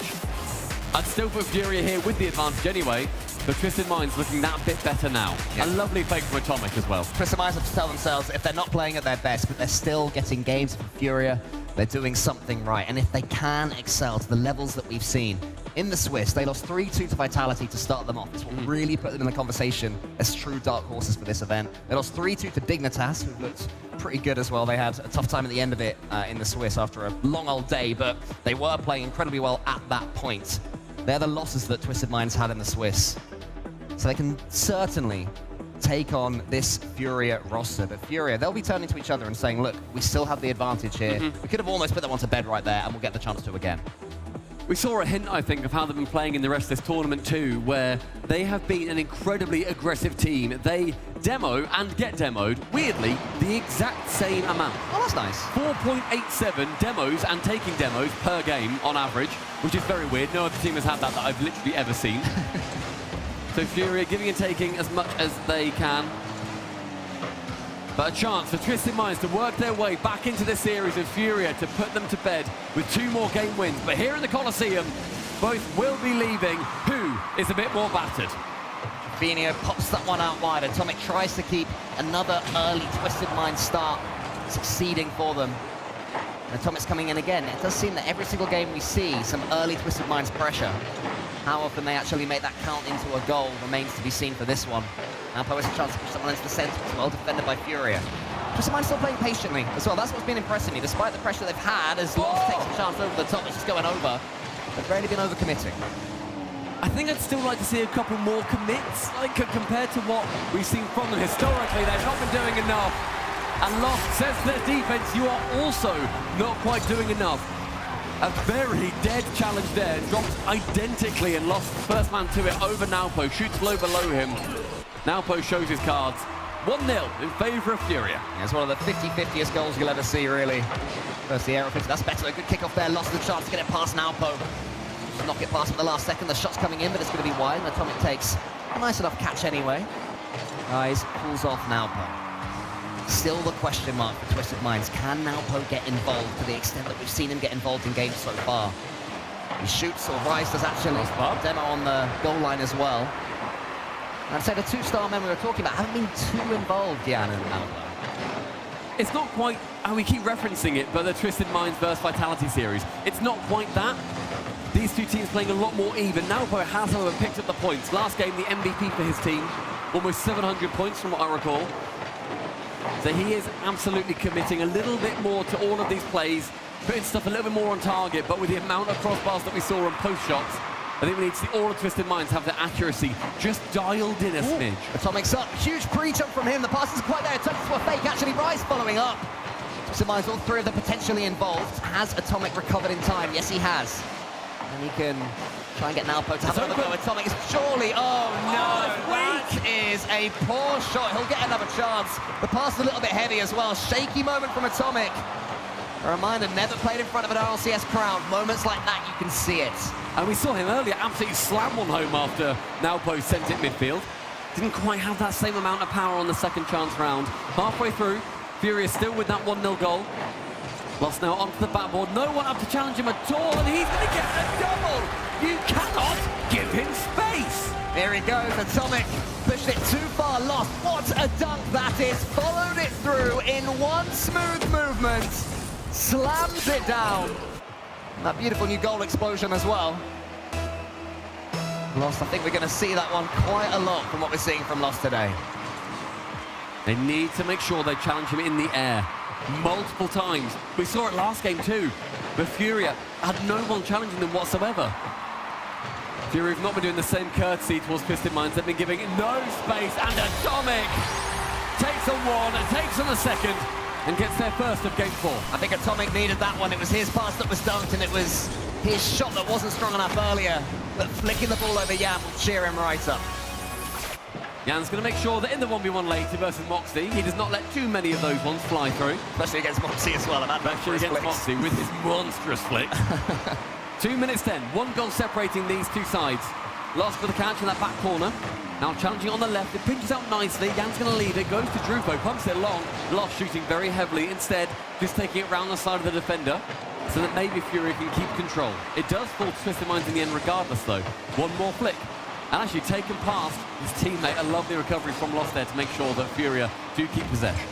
This is a real chance for Jaffinio to find Jan. Is Jan up early enough? Not quite. Jaffinio was really trying to slam it to his teammate, as opposed to floating it to Jan, where it would easily be saved. Higher risk, higher reward. Lost, though. He's getting all sorts of reward this game. Gets another flip reset. Jaffinio coming in, wants to get on top of the ball. Instead, fakes out Rise. Lost is still there. They are just refusing to leave the Twisted Minds goal. One awkward pinch could be... see the ball rolling back into Furia's net. They have to be careful against that. And for that reason, Lost is all the way back. 80 seconds of Furia with this extended period of pressure.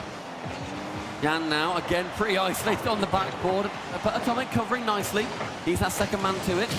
Lost a flick, sent to the scrapyard. Now Naupo with possession. The speed of this series so far has been mind-boggling. We're seeing more demos coming through. The aggression from TM is now starting to turn up. Yeah, it wasn't the best shot in the end. The fake was lovely, but I don't know if it was called early enough. So I think Atomic had to really try and wriggle his car to get it, as opposed to going for it from the off. Jaffinio clears it long. Now Poe's underneath. Rise behind him. Now Poe's to go solo. But he's taken out of the game. Rise into the middle. There's a shot there from Lost. Is anyone arriving back in time? It's wide anyway. That one would have gone straight in. First one to it is going to be a Fury player. Tries to pump it off the ceiling. Drupo again to that fabled ceiling. One touch from Rise. Only finds Lost at the back. Twisted Minds need a little bit more composure here, otherwise Furia move to match point. Yeah, Furia can sense it is coming. Almost another goal for them. Rise, Jan in front of him. The 50-50 goes to Atomic. What can he conjure up, the Spaniard? Nothing for now. Now Poe into the corner, wants to get the dunk on Lost, can't do it again. What a good game dunk. Lost has had. Rise up against Lost. Lost just has to see some seconds away. It falls for Rise. He's stuck to the floor. He wants some height on it to get a real chance for his teammates. There it is. Now Poe's in. Down there. Should be able to kill it. Does kill it. Furia are doing all that's required right now. Not much more, not much less, but it is working. They are quite frankly outclassing Twisted Minds. And Twisted Minds feel like they're second to so many of these balls. This is not how they've been playing throughout the weekend. They have had, as I said earlier, they have got the highest number of goals per game. They've got almost 1 goal per game higher than the average. Scoring 3 typically. They've been kept to 1 in any of these games, sometimes 0, and lost a screamer. 660 points. Easily the best player on the pitch, and Furia move on towards that fantastic point in their minds where they're thinking, one more. I love that. One more and we get through to the next round. Yeah, Lost was the player that completed this Furia roster when they brought him in. And since then, they have been knocking on the door of gold. Championships, of winning it all internationally. They've always been dominant over in South America. That's not enough for these players anymore. Winning in Brazil is easy. Winning on the world stage, winning here, that is what they are fighting for. And they have 3 opportunities to knock out Twisted Minds, a team that had made themselves, through their performances in this event, favored in this matchup. Going into this, Furia would have been favorites, you know? And Furia reminding us why that is, just what a brilliantly composed roster this is. And still, I will also say, Yan hasn't really come online. You know, this is them sans Yan blowing up. Lost has been the guy. Yeah, he has. In the out of both teams, Lost has been the guy so far. I think Naupo, he's starting to get that level. But Rise and Atomic is sort of there as well. But Lost, the birthday buff is incredibly real, and it can all be ended here on Aquadome. One more for Furia, and they move through to Championship Sunday. South American fans are on the cusp of more success for their region. They'll be watching this one, hoping, praying that Furia can make the most of this opportunity to make it to the next round. Reminder, if you are the loser here, you are out of the competition. No more second chances. Rise tries to follow that one in. Twisted Mind still well in this series. Again! Dunk from Lost. The creator! Wow! The difference! The creator and the difference maker. Lost at dunking Atomic again. Sees Yan in the middle, says I can do it all myself, son, don't you worry. You can make the goal wild all you want, but I am taking this one. No assist needed. Furia, an early lead. Twisted Minds just cannot deal with Lost at all. Another huge kickoff goes against him. He's Lost again. To the back ball, followed up from Video! Furia are turning this one into a victory lap! Smiles on the right and sheer concentration on the left. Twisted Minds straight away on Aquadome. They are not able to deal with the pressure, and Furia, you know them. They do not take 1 goal, 2 goals, 3 goals. They will push. They will not let you breathe. It is incredible how quickly a game of Rocket League can get away with you, and when you have no more chances, you just can't allow it to happen. Twisted Minds have to steady this ship. Furia are not even allowed by their own heart. Oh, that's genius from him! As if the walls of Aquadome crumble around them, Twisted Minds suffocate under the pressure of Furia. Lost. A generational fake. That one will be felt in 50 years in Twisted Minds' bloodlines. Against Rise as well. A man who has done that to 100 opponents 1,000 times. Doesn't feel so good when you're on the other end of it. Furia, what a start to Game 5. No nerves. They're not showing their nerves at the moment. They're dealing with it infinitely better than TM. The only good thing to say about Twisted Minds is, 1, they're not 4-0 down, because they almost were there. 2, that there is plenty of time. If they can get an early response, 2 goals needed in 3 minutes or so, that's more than doable. But they're so far away from scoring a goal. Instead, it's Fury knocking on the door of number 4. Here's Lost to the backboard. Wants to push that one down for a teammate. Trofino is in. He follows it up. He'd love to get on the score sheet as well. He's already got one, wants a second. Now Bo has to do all he can just to get a touch on the ball. He's not going to be able to. Here's Yan. It's 4. Is this one over? I mean, just to earn themselves an overtime, they need to score more goals in this game than they have in any other game in the series. They've capped out at 3 in the 1 game that they won in overtime. 4 for an overtime is going to be very hard, let alone on the trot. It's over a 95% chance of winning if you score 4 goals against your opponent in the RLCS. But with a reset, Rise had a little old chance going on there. A double save for Furia. Now down central. Rise is going to shy away from it. And to be completely honest, just go. Just go. Just do it. Shoot. Why not? Yeah, I think it's a case of why not here for Twisted Minds. You can see how far forward they are playing. There will be times where the ball just slithers past them and they have to trot back to their own half. Because they can't afford to leave anything on this pitch. They can't afford to be a safe third man right now. You need 4 goals. It's a good pass. Now has a chance to get one. It wasn't just one, but Atomic's coming in. Twisted Minds do make a response. Not enough just yet, but it's something. Only 3 to bring back. The great pass from Atomic towards Naopo. Lost things it's in. Cleverly sideways from Naopo. Bounced off the post, but not awkwardly on the rounded edge. So it does come straight back out. And Atomic is there to snipe. 3 more for TM. Couple of kick-off goals from Twisted Minds would do the trick. Furia has to just ensure they don't do anything silly here. Naopo has got clean grass to play into. Gets it past him. It should be too straight away. It's almost turned out for them. Somehow, Twisted Minds don't get their second. That could have been a huge moment in this game. That could have been the moment the momentum swung back, but somehow Furia kept their 3-goal lead, and still they defend, still they knock it to the side. Furia so far being clearly the better team in game number 5. Twisted Minds thought, okay, we'll have that timeout. We'll see how we can do from off the back of that. There was still that win that came right after it. Twisted Minds, they had technically the game plan with the overtime win.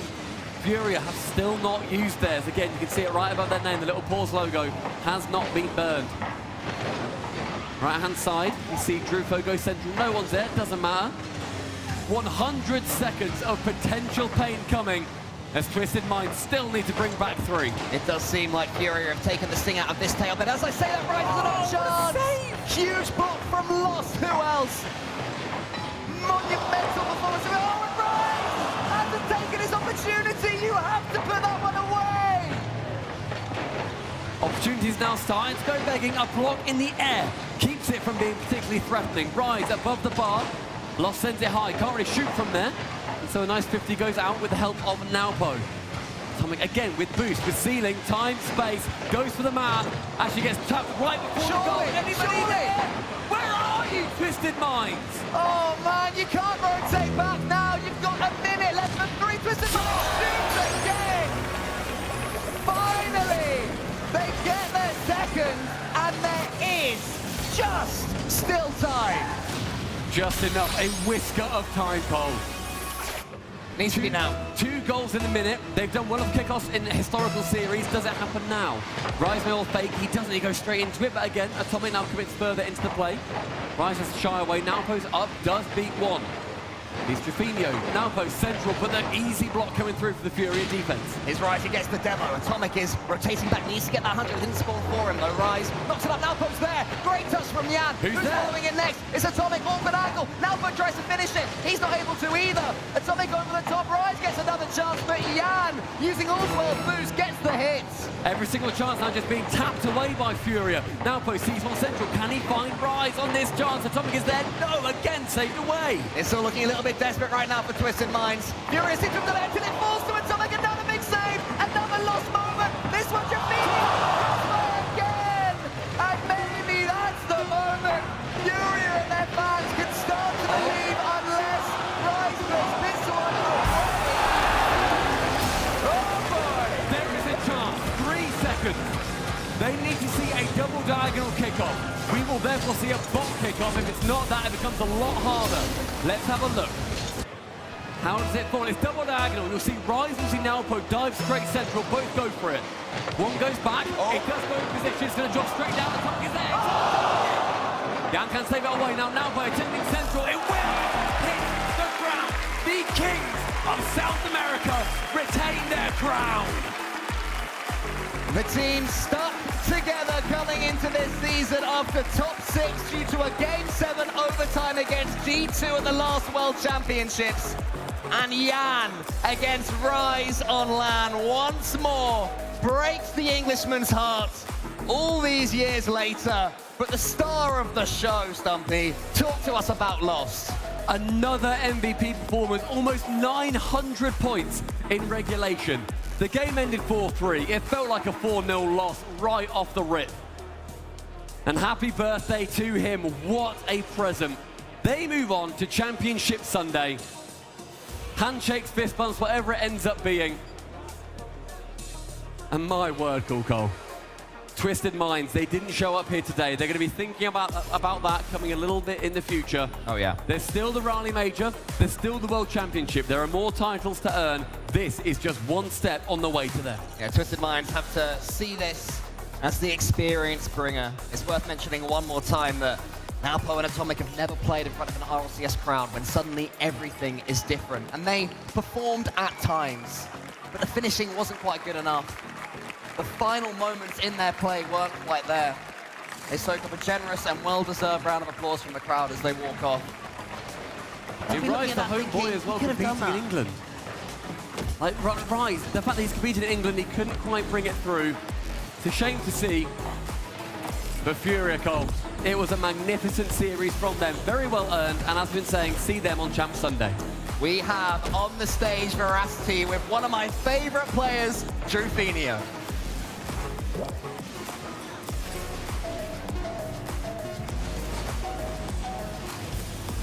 Drufenio, from crossbars to goals in that game. Is this the usual Furia we should expect to see? No, I think a little too much defense in this series, but we managed to win, so it's good for us. Well, talk to me about that game 3 that you had, because it looked like you were hitting crossbars, posts, anything but the goals. Why do you think game 3 was so slow? I don't know, I think we went 2-0 against them and we got a little nervous, I think. So the nerves got to us and that's it, I think. Well, before that game 3, Twisted Minds called for a timeout as well. How did you boys make use of that timeout? I think we just tried to calm us down because we are 2-0 up and we managed to win in the 0 second. So we were hyped and we tried to calm, that's it, yeah. Has the energy been high amongst the entire team, knowing that you're playing in front of this fantastic arena? Yeah, it's incredible. Always playing in front of the people, it's good. So it's amazing. The environment is crazy. And my final question for you. It's Lost's birthday. Was this a little bit of a birthday present to him? Is there anything you want to say to him? Yeah, we needed to give him that, the birthday present, for him to sleep good tonight. So we managed to win, and the birthday present for him is done. So are we going to see Furia continuing to win more and more games, make it a bit of an epic birthday present? Hopefully, yes. The birthday weekend for him. Birthday weekend, I like it. I like it a lot, Birmingham. Congratulations again on that win. What did my fantastic desk have to say about that? South America standing strong in the first match in front of the crowd in Birmingham. They advance in the bracket. Twisted Minds make their exit here. And I feel like Lost, he wrapped his own present there. That was the best series I've ever seen him play in front of a crowd. He just took over that match, Johnny. He was unbelievable. Lost was MVP by a long way on a pitch that has Jan, Naupo, Rise, I mean Atomic and Drufenio as well, legends in their own right. But all 6 players. What a performance. Really, it's just, I mean, Jan, Rise, and Naupo, you wouldn't expect them to be able to eclipse all 3 at the same time with what they've achieved over their LAN careers, but he just went and did that. And this is what we've been waiting for with Furia. We always talk about Yan on LAN, and it's like, all right, Furia, you're a top 5 team because of Yan. Yeah. You can become a top 4 team if your teammates step up. And we saw it with Drufenio yesterday. We saw it here as well. He played very well and then lost. Just absolutely lights out. Yan really didn't have to do a lot of work. He didn't have to do anything. Like, yeah, Yan actually owned gold. He had probably one of his worst LAN performances, and they still won easily. So this is one of the best performances I've seen from the from Lost and Drufenio part of Furia, and I'm sure Jan's going to perform. So this is a real threat for anyone in the bracket. I mean, from Twisted Minds' perspective, they have 2 players, haven't played in front of the crowd before, super different environment. It's kind of gotta go. You gotta go through it. You gotta go through it one time, Bates. Yeah, they got to. It just looked like they had some communication issues and very critical and key moments throughout the series as well. And then they can't shoot worth nothing. I mean, the amount of ping, ping, ping, ping, ping that's all we're hearing because Twisted Minds in multiple games could not make any shots. It really did feel like the big moments were all Furia's, though. This equalizer in Game 2, they also had the 0-second goal in Game 2. Twisted Minds kept the ball in the air for that one. Game 3, overtime.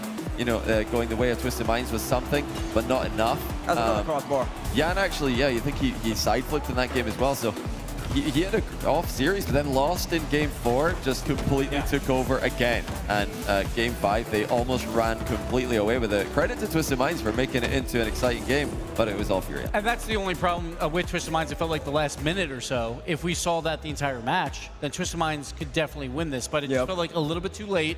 They had all the pressure for probably about 2 minutes of that final match after going down 4 goals. So it was just a little bit too late for them. I think they figured it out just a bit too late. Well, that's what I mean, which that tracks with you're in a brand new environment. Yeah. And like as you play, you start to realize, oh, it's the same Rocket League, it's the same controller, it's the same monitor. Okay, I can do this. It's a little bit weird noise, but we can deal with this, right? But at that point, you're down in the series, and you've built yourself too big of a mountain to climb.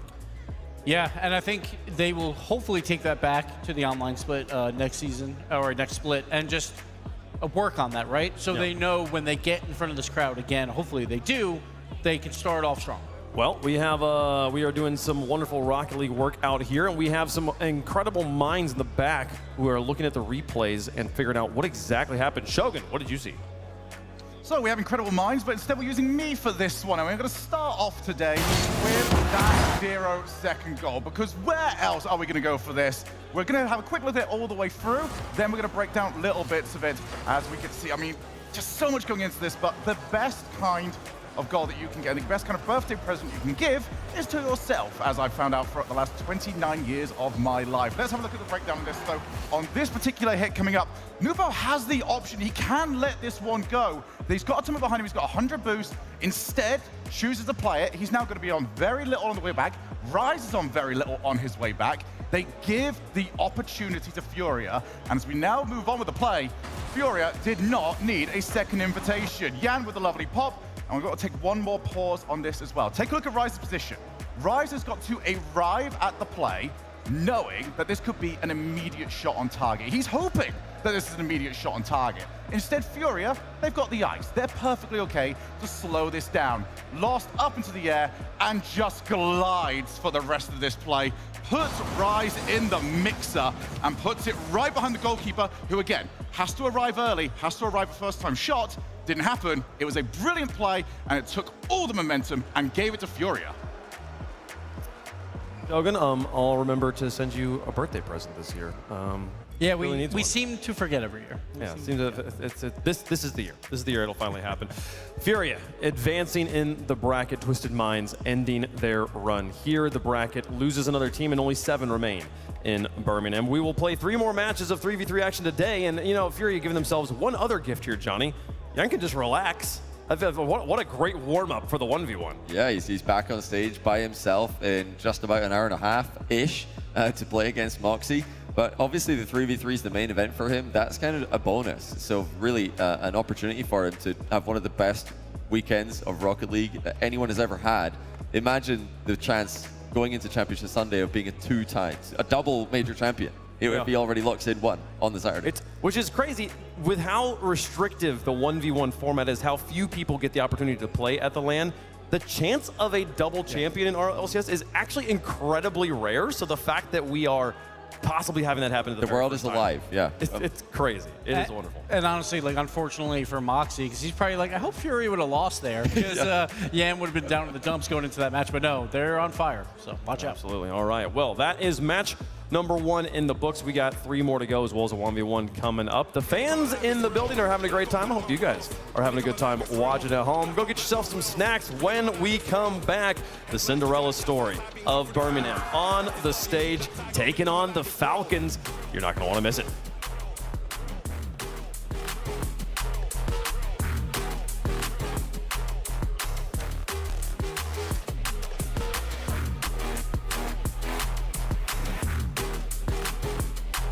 Brought to you by Progressive Insurance. Progressive makes bundling easy and affordable. Get a multi-policy discount by combining your car, home, motorcycle, commercial auto, and more. All your protection in one place. Bundle and save at progressive.com.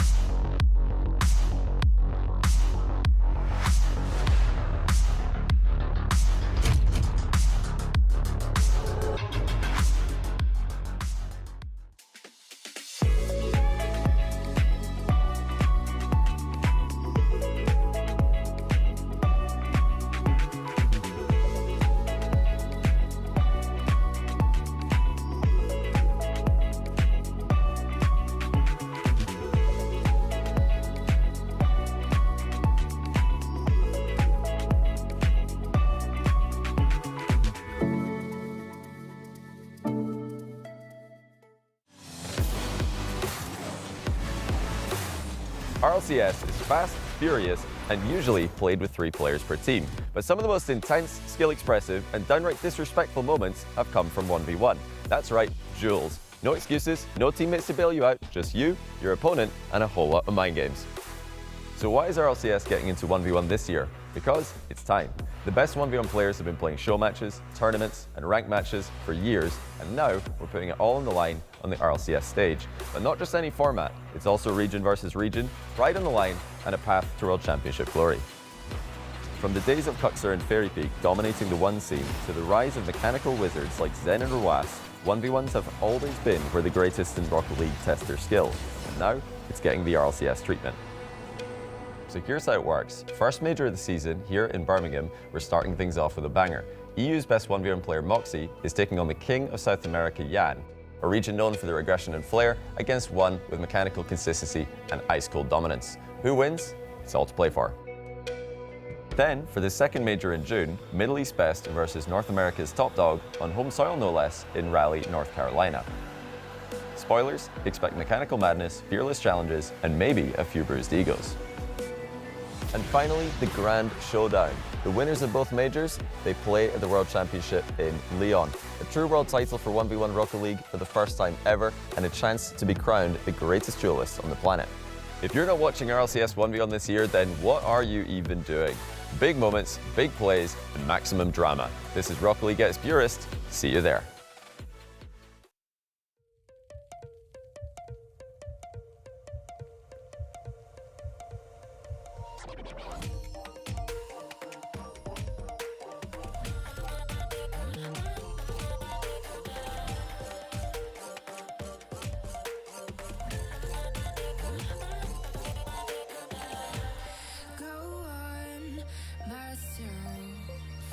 I'm cold steel stainless. My glass half full. Always said don't suffer no fools. Serpents, daydream. I bite, you call me lovely. Got a sweet tooth. Gonna get the sugar from you. When they say I'm a machine gun, I take it as a compliment.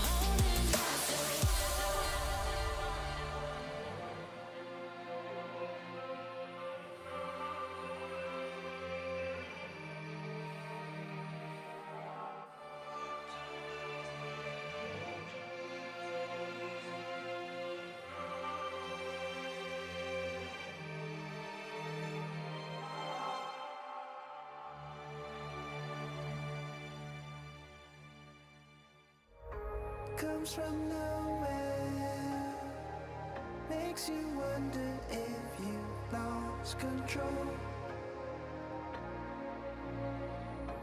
leaves you breathless,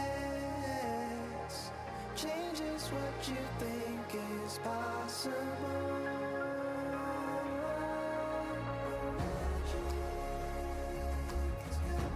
Got me too. Brought me to you. It's got you too. Your magic's true. Your magic's true.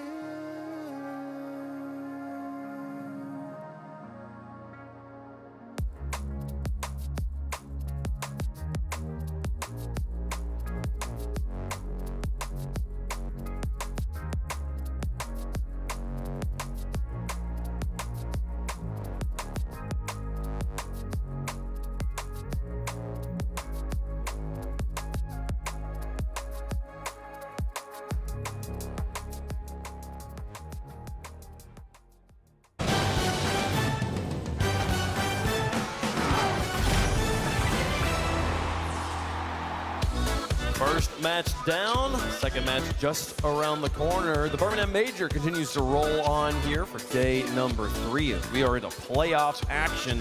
Sending teams home for the first 2 matches anyways. We'll see, good to see some extra lives in the second 2 matches of the day. Welcome back to the desk. We got Mr. Shogun on us. How have you enjoyed us visiting somewhere other than London in your home country? It has been nice to prove to you guys that, like, London isn't all of it. It's most of it, but it is not all of it. So yeah, it's been quite nice. How you guys enjoyed it? It's been good. I like when we're all in one little space. We can walk pretty much everywhere, and it's a lot of fun that way. I'll tell you, I've been in about a 5-kilometer radius, so I haven't really been that far. But yeah, it's been good so far. It's really great to be in front of the crowd and everything. It's got to have a good time. Yeah, the name, whatever that lake is that's out there, it must be a national monument. Oh, it has a name. Because of how much we've been seeing it there. Pigeon Lake. Nah, I just butchered that. It's not Pigeon. It definitely starts with a P or something. We have all been having arguments with the geese, and it's been great fun. It's definitely a pond as well. Let's take a look at the bracket, folks. We have completed 1 match today. We got 3 more to go, and we will be crowning no champions today. Well, one champion. One champion. One champion today. 1v1 champion. 1v1 champion today. Here is the bracket, folks. Up there at the top, the big dogs from Europe and from North America are going to be battling it out with 2 lives apiece. You win in those upper bracket matches, you get to move forward. You lose, you get to stay alive, though. You'll play some more matches and possibly get some rematches. Here's the schedule on the day. Twisted Mind sent home by Furia to kick things off, and we'll be seeing Karmine Core Vitality, the Ultimates, and NRG before the day is out. But before then, folks, it's time for the next match. The team you've all been waiting for. Let's get them on the stage. Introducing first, on the blue side, representing Europe, they are the long shot that only needs 1 shot. They are GK Esports.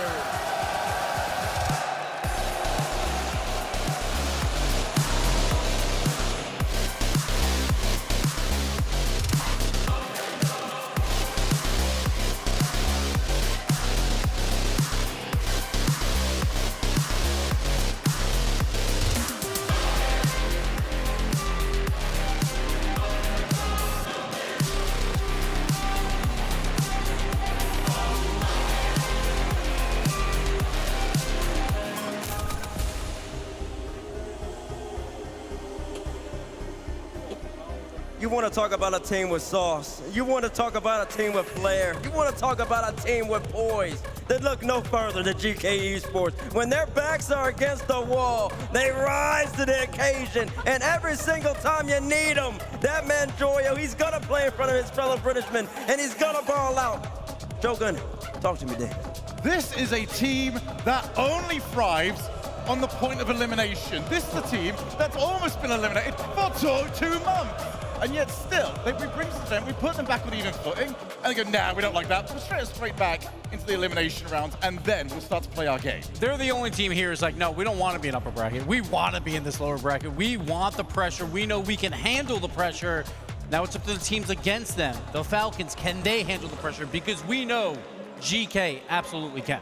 And when GK's on, man, listen, they're not worried about anybody. They feel like they can beat anybody, and trust me, if you can win an EU Open, that means that you can beat just anybody. And only, listen, he came back onto the scene, I'm going to call it quote-unquote, because when he busted out that Batmobile, he looked like a top 10 player in the game. But he's been off and on throughout the whole entire tournament so far. Isn't it just a show how great this tournament has been in terms of the stacked talent? This is a team coming in today, we would have said 8th most likely, more or less, to win the entire thing. And it's Joyo, Oli, and Archie. That is an incredible squad. Just shows this tournament really good. Very, very skilled players from all sides here, but all of their crazy Cinderella heroics have come against European opponents. They have a MENA opponent on the other side. And their opponents on the orange side, the high-flying royalty of MENA. Looking to spoil GK's fairy tale ending, please welcome Team Falcons!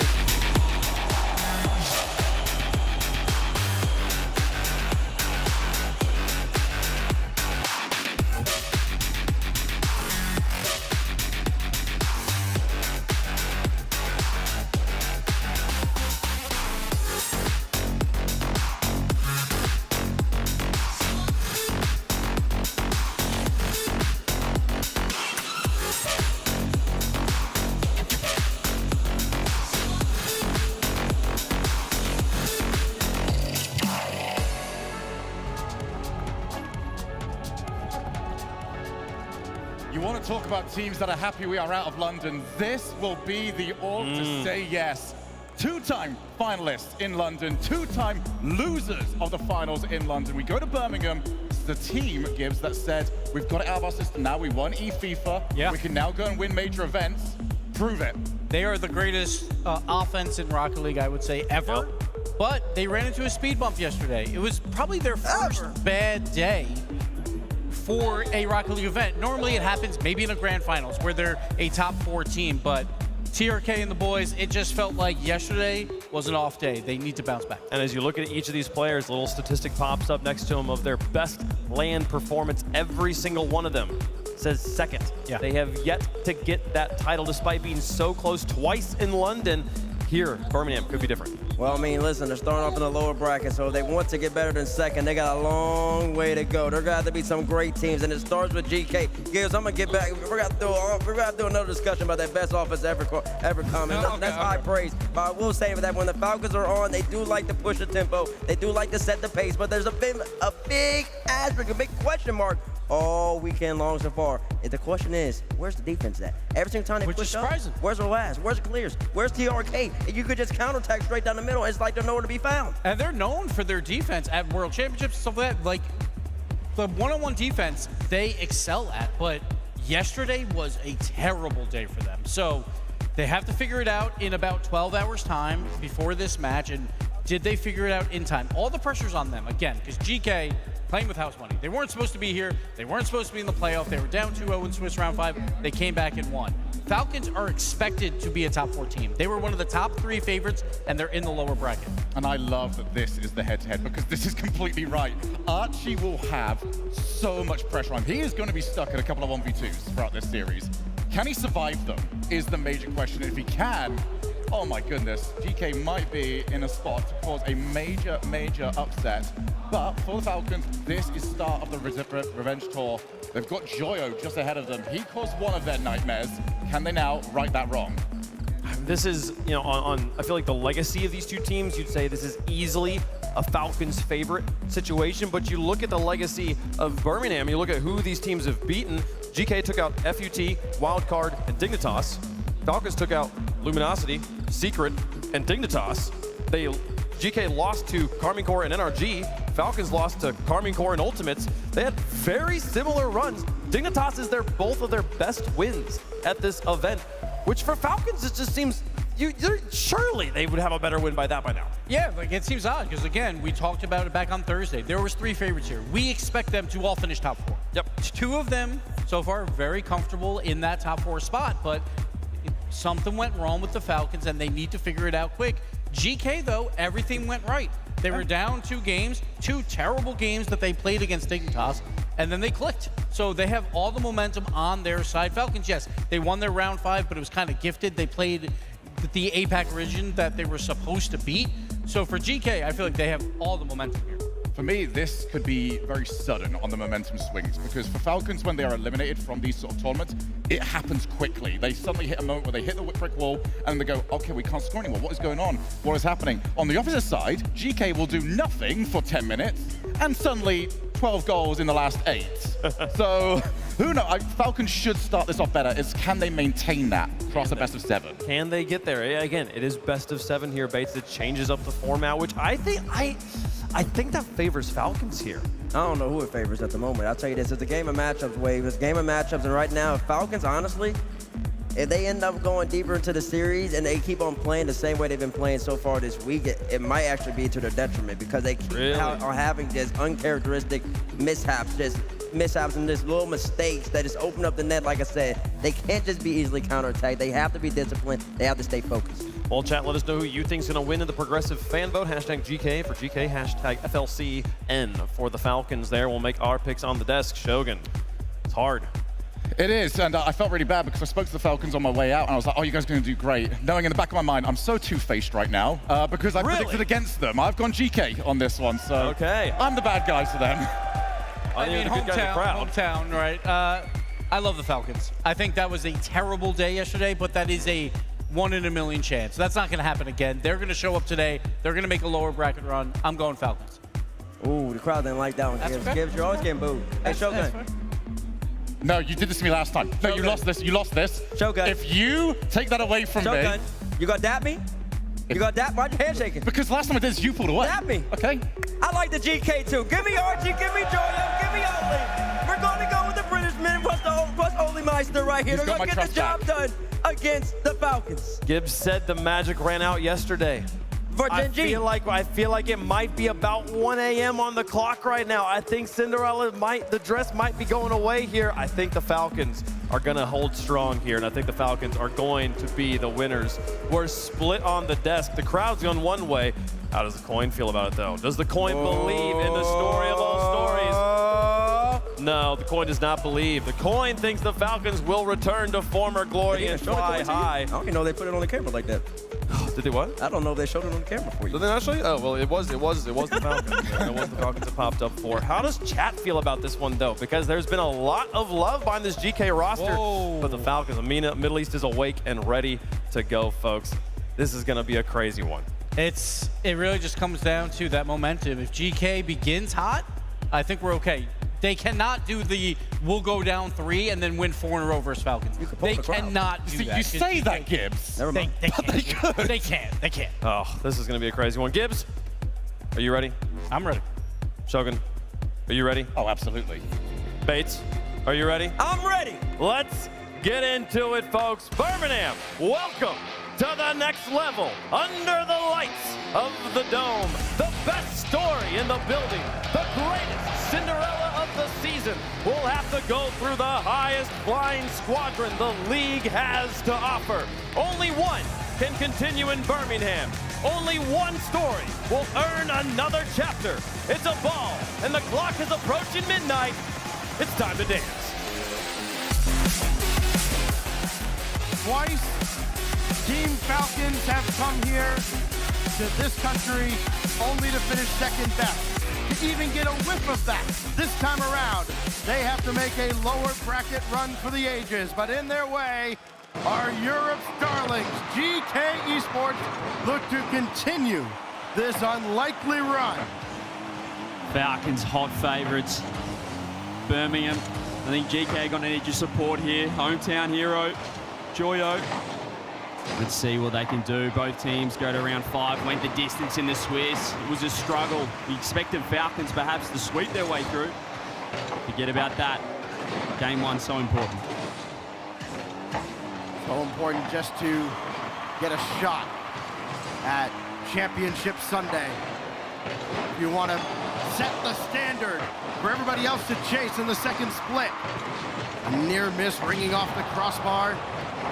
going to sound almost echo here in this arena and certainly in their memories if they come up short by just a goal. Here's Joyo taking his time, got his flip back and still could not power it through. It's going to be a crucial part of this GK team.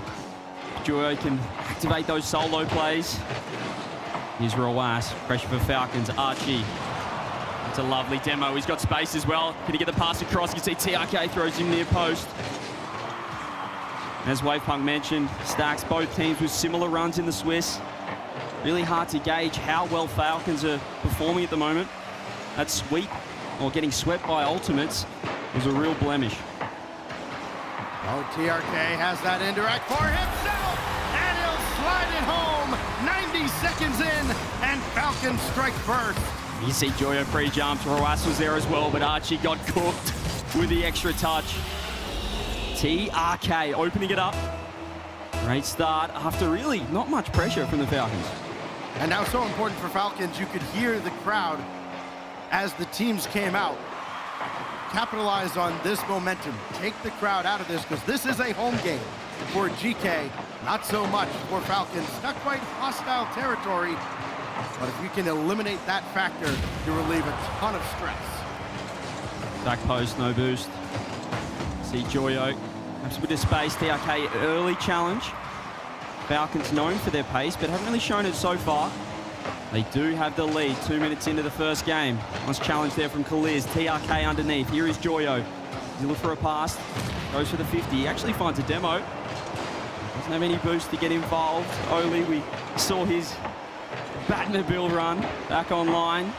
Will he pull it out again here? So far, he's been on the Fennec.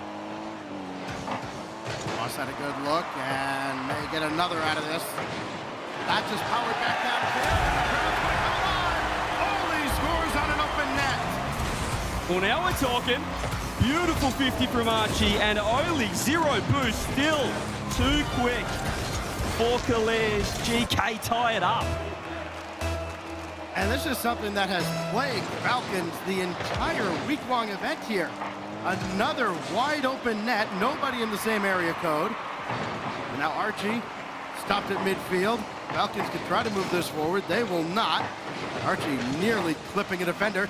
Chance now for GK to add to their tally, but that's easily sent away, only as far as lovely. midfield. Nice catch from Archie. Kaliz popping it up. He's low. There's Joyo. Early's going to wait in behind. Huge reset there. And see Joyo coming alive as this game one progresses. And no boost now. Early now off the side. Zero Was trying to get involved. Just Archie to this one. TRK scoops up mid. Wants one more. Joyo meets him.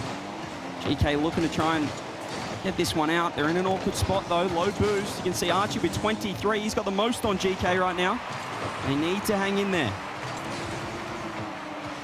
Opportunity for Killers up at the backboard and had to be well defended by Joyo. Now Rawas in the center. TRK still lurking. Three most dangerous letters in Rocket League, trying to impose his will on this series. Had the opening goal for Falcons, and he'll get some help from Killers as well. I think he took that last goal personally. Killers getting dusted by Oli. This time he beats two of GK in net. Falcons get the lead back at a timely manner. So they scored in the first 90. They've added one in the last 90. Will this be the one that holds up?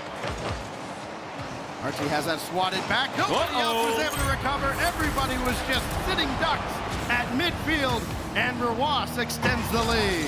Yeah, that's just really poor from Archie. 100 boost, but you don't want to be dribbling that last man. Just so dangerous, especially against Falcons. You know they're going to insta challenge. They're going to be aggressive in the midfield. And you want that 50-50 back. Falcons with a 2-goal lead and really in the box seat now to take the first. Get on their horse real quick. The problem for them, having to play defense with now just a minute remaining in game one. Rawas down to Killers. That one's going to be just wide on the near side. Now Killers again. Try to go for another touch off the back wall. Try to slow down GK even more. Make this impossible. A goal certainly would, and they get it. Roas adds a second goal, and that might be night-night for game one. Yeah, where's Oli going? He did not read this post touch at all. He rotated into net. He had to be more worried about the oncoming traffic, the incoming shots. Falcons with their fourth and really asserting their dominance now, Stacks. Oh. The borderline miracle, and while you would say that seems very unlikely, this entire run for GK has been a miracle of its own, as that one just barely swept away from an oncoming Joyo. And any hope that might have been present at the kickoff, I think has just about been extinguished here in game one, as Team Falcons, despite giving up the open net goal, which has been their Achilles heel throughout the week, they don't repeat that mistake time and time again as they have in other series, and they've added so many more. TRK and Rawas have been a lethal combo. Crushing these 50s, it's Archie again getting dunked this time. TRK, the first man on the scene. Finds a beautiful shot, bottom right. Falcons with their fifth. GK need to find something. This is not the same play style that got them that last win back in Europe online. Oli just trying to get any kind of momentum here. The final countdown. We cap off an impressive Team Falcons opening victory. 1 down and 3 to go as Killers has one for the road. And they nearly get a Brazil, these guys. They always step up in front of the crowd. And that is the best possible start for Team Falcons. 6 goals. Really padding the stats at the end of that one. And impressive stats that they were. 2 goals each from Killers, Rawas, and TRK. Even though the last comes at garbage time, it still counts for a lot. Just even more demoralizing as you see all the crooked numbers from Rawas and company. What a performance out of Team Falcons. And that's kind of been the question mark, I think, for Falcons here, CJ. Is it going to be the 3-headed monster that we know from their peak on land? We haven't seen that yet until perhaps now. And that's danger signs there for GK. 2 members with sub 200 points in game one. As we said, the aggression online in that third event for GK was what got the job done, but that's not the GK that's going to be able to beat Falcons. You can't be sitting in net. Archie taking 50s that are just flying back over his head, Stacks. They need to pick up the pace because Falcons, they're just growing in confidence. They look so comfortable out there. Both teams do have their timeout for these best-of-7 series, so imagine another game like this, GK will almost be compelled to use one. One thing we know about this GK squad, though, I mean, Nick has taken a lot of teams to very lofty heights. And this team, no different. Getting into the top 8 here of this first major.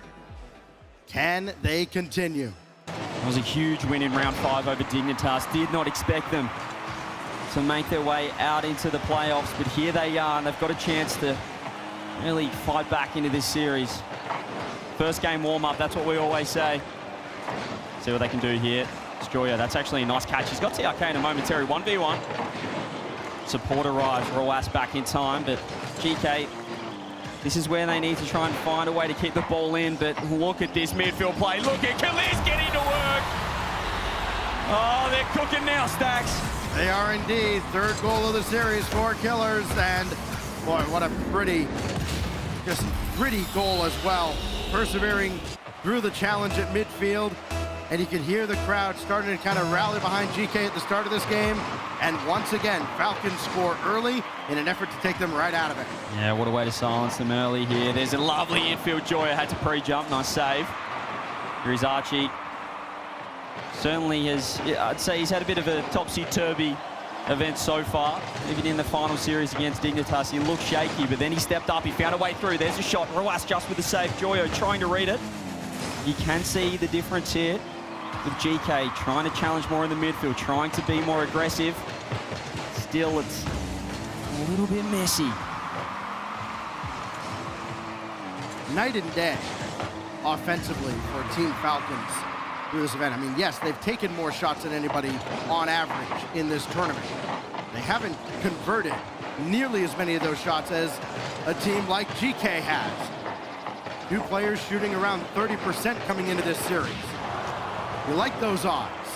They just have not been able to light up the scoreboard as they were throughout the Swiss. And now another one from Rawas. coming in unseen from the last defender, and they continue to pile on here against GK. That's a double committed defense front post. They are just not looking clinical, GK. Just before that, down the other end, Archie, he had a free double tap. He went for the fake instead, didn't like his first touch. Oli wasn't ready to follow. It was a weak shot. They lost the opportunity. They have to be more clinical against one of the best teams in the world. Right now, that is not happening. Killers will yield to TRK. That means Ross has to get back, and does, to stop that effort from Archie. Archie very quiet in their final series yesterday to qualify, at least for the first half, and then he came alive and just about carried the squad into the top 8. They need that Archie to show up sooner rather than later. They need a lot of help defensively as well. Oli makes the save, and Rawas has to dribble that out of danger. He's got nothing in the tank. Oli with space. You can see Joyo across. Can only get one more. Shot coming through surely now. This time Archie just throws a P-roller on net. Not good enough for the opportunity he had. Couldn't get any force behind that shot. Another opportunity for Rawas. Keep this in the zone. More zone time for Falcons. Trying to frustrate GK. Maybe drop a third goal. No, it rings off of everything but the net. And Archie's final touch gets him out of danger. Now can he convert on the other side? A 2-goal swing would be huge for GK, and they come away empty-handed. Oh, they may even come away with an L out of it. They do! Killer snipes it, top right! And there it is. Once again, it's Killers in the midfield. Nobody ready to challenge. Joyo trying to get back. Archie found nothing whilst rotating into net. No boost. Top corner, 3-0. A very long 2 minutes remaining here for GK to try and get back into this game and this series. I mean, sometimes you can kind of toss aside conventional wisdom. A lot of teams like to take their time out when they lose a couple in a row. 1 or 2 more goals for Falcons. You can use the remainder of this game as a timeout and try to refocus yourself. That one sent away from the near post. And while GK are buzzing near the net, still unable to break through. Falcons building a wall. Another pass, and Joyo has that one blocked away, CJ. Pressure still on. Falcons not out of trouble. Rawas throwing himself to, okay, there's the 50, they're out now. Solo, Joyo up, reset comes across. Will Khalid strike? No. This time, they play the safe route. Look to rebuild, look to keep the momentum to find their 4th. See, Oli goes cross net. He didn't want that one with 0 boost. Rawas bumping Archie. Does well with his pre-flip. There's the shot. There's the open net, and there's their first goal. I'll remember what they did yesterday. They stole a game from a similar spot. Got a minute 3 remaining, and by GK standards, that's an eternity. Critical kickoff here. You're not going to get many more opportunities. Got to cash them in when you do. TRK wins this cleanly. Needs help coming across the other side, and it's Rawas trying to get out towards Killers, and Falcons have to be careful not to overextend. You can't imagine why they would with a 3-goal lead, now 2. And that one now extends it to a 3-goal lead again. Killers, again, they got a little aggressive, but no forward momentum at all out of GK. Yeah, that hurts. When you get a goal back, you want to try and build momentum off it, but Falcons, just as they've silenced the crowd, have also put a stop to any hope of a comeback in game 2. 3-goal lead, 40 seconds left. Here's Oli throwing it across. Joyo pre-jump. That ball's not going anywhere near him. Shot on. Rawas finds TRK. Delayed flip. Looking for the 50 on Archie. Joyo. It's now or never. This is lovely. Gets the reset. Doesn't find connection, and they've overcommitted. They've left an open net momentarily, and it is going to be 5-1. Similar scoreline from game 1. Just piling on at the end. They have outscored GK 11-2 in this series. Elimination series that it is. They'll await the loser of one of our later series this afternoon. They are only halfway to the finish line. GK, while they might have a foot out the door, are far from out. A game like this, 2 games back-to-back, are certainly going to sting. The final countdown, mercifully so, as GK Esports watch Team Falcon get to halfway, 2-0 in the series. They've absolutely smashed them in the first 2 games, Falcons.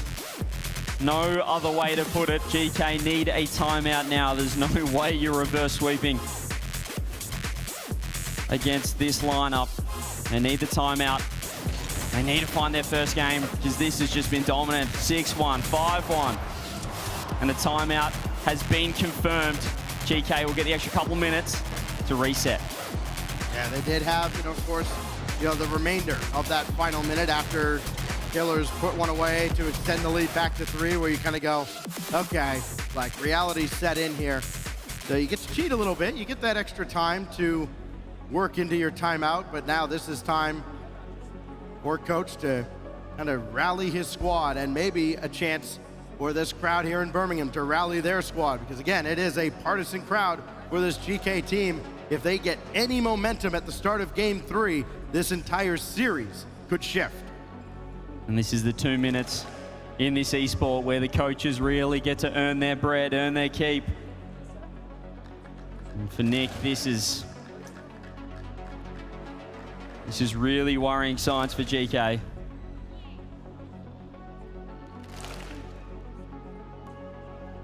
They're just not finding that confidence in each other that they had in that Champ Sunday, the infamous 12-0 Champ Sunday.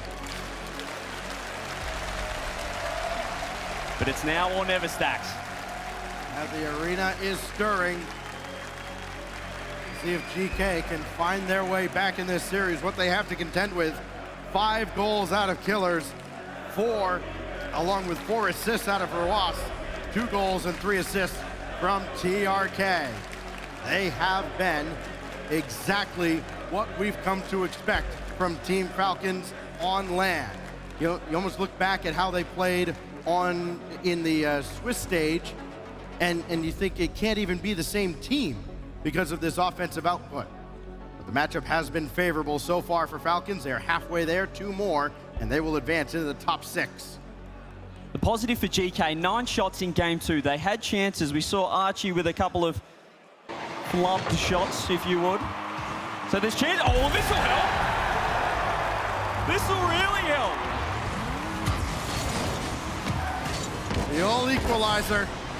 Archie on the follow-up for the kickoff. 2 seconds in, GK have their lead. I love it. I absolutely love it. What a timeout. They've locked in. They've got the first goal through a beautiful kickoff strat. Oli throws it up. TRK pre-jumping. Falcons now. First time they've been behind. Shot on. Oli sticks around. He's actually pinched it completely the wrong way. That's a great start. Sometimes you just need that first goal, no matter how it goes in, to build the confidence. TRK, well, he's left that one. Now finds the flick. Archie waits down. Oli has Joyo downfield. He's already up. Backboard double. Doesn't connect. Key for GK now to protect this lead and perhaps add to it is just awareness. Communicating when you've got a man on. Somebody has to call out when someone's in the air. Just see Falcons able to kind of pick and choose their spots at will, and they get one here. TRK had a defender just stapled to the net, and he put it right by him. Archie no boost. He wanted some support. Oli, the only member of GK with 100 in the tank. And all he could do was sit and watch. TRK slots the equalizer. Falcons, they're really unfazed at the moment, Stacks, by what GK have to throw at them. I mean, so much for all of that. They were well aware TRK was there. Uh-oh. Didn't matter. Just a challenge fastball that goes by, and now Falcons will look to extend on that again. Killers has Rlcs over there. TRK going up the wall as well, trying to throw off the GK defense.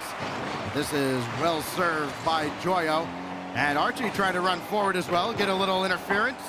Trying to throw off Team Falcons, make them uncomfortable coming out of the timeout. It didn't work that time, but I like it. Just trying something different. Trying to throw another angle. Different rotation at Falcons. See if it catches that last man out. Oli downfield. Joyo's going to be there. Doesn't connect. TRK cleaning up the defense. Beautiful pinch off the side. Archie, it's around one. Time to work. Rawas not up yet. Reset, bump, fake. One more. Joyo, block. Where is Oli? Does he finally double? He's going to fake for Archie. Falcons were ready. Well, they went into the bag of tricks. Came up empty-handed. Killers over one. Got a man running forward. Rawas running interference for Killers, and Falcons in front. That's too easy. That is way too easy. Joyo basically got beaten for free, and Rawas, even though he had a 0 boost, he hunted Archie down, who was left a sitting duck. Falcons 1-0 down, 2 seconds into this off the timeout. They've got the lead back. They're comfortable once again. Critical for GK not to kind of chase anything here. Yes, the pressure's mounting. Going down 0-3, just about feels like a death sentence in this series, but can't just throw caution to the wind just yet. There's so much time left here in game 3. Must win as it may feel. Killers popping. Oli ready. Rawas in an awkward spot. That's a beautiful dunk! Holy Oli! Up to the skies and down with authority. What a read! You could see Rawas was awkward, and he read him like an absolute book. GK still have life. They need to take this game. How do you respond now for Falcons? Oh, what an intercept by Joyo. Seems like they've downloaded Falcons to some extent here at the midway point of game 3. Better late than never. You still have to defend, still have to convert that into offense. Joyo. Good challenge. This falls right into the arms of the waiting Falcons defense. Just boom it downfield. Try to force GK into a simple mistake. Good come right here. Joyo uses all his boost. Finds a nice dunk though. TRK with space. Doesn't take it back. Turns straight up the wall. Rawas to himself. Only ready. Killers. Sits underneath. That's nice from Joyo. The pace has been picked up. Midfield players on here. Archie with space. Doesn't get the flick. Joyo first there. Joyo with the shot! GK with the lead. Joyo's first goal of the series gives them a lead with 1:25. And Birmingham has certainly come alive now. Rare mistake from TRK. Got above that challenge. Found nothing. Couldn't get a piece on it. Crowd firmly behind GK now. They try to hold on with just over a minute remaining. Gotta be careful here as Archie makes the save. A breakaway effort. Another shot in from Killers again. An absolute killer as Falcons tie it again. GK cannot catch a break. There's no room to breathe. They get the lead. Falcons equalize instantly with a beautiful shot. Great 50 from TRK. Killers has been so fast in the air. And that placement was exceptional. Fake kickoff. GK. Oli off the ceiling to himself. Joyo underneath. Doesn't find the touch. Rawas has to go. Completely dusts Archie. Gotten a little awkward at times in front of both nets. Hence the symmetrical high score line here. Archie passed one, but that's about it. Well, actually passed two after the whiff. Just so uncharacteristic. Demo in front. Space. Not open anything up. It's got, plenty of time and space for Archie. Double no. Follow up. Oli. Oh, it rolls up off the side of the post. It's been a nightmare, that post. There was a chance for Oli. Doesn't get the touch. Falcons looking shaky. Killers with no boost. Joyo in the same situation. Here is Oli. We'll get the pop. Rawas with the dunk. Joyo underneath. Just doesn't catch it on the wall. Killers with one, with two. Archie downfield. Oli has to wait on this. Rawas, that's a beautiful read. Still in the air. Still a chance. Oh, you can see Archie thought he might have had that one. Sudden death now in the next goal. The demo. Of course, goes without saying. Oh, so critical. The difference between having a shot and being down 3. It's an open net for Rojas, who finishes it off 12 seconds in to overtime and a 3-0 series lead for the Falcons.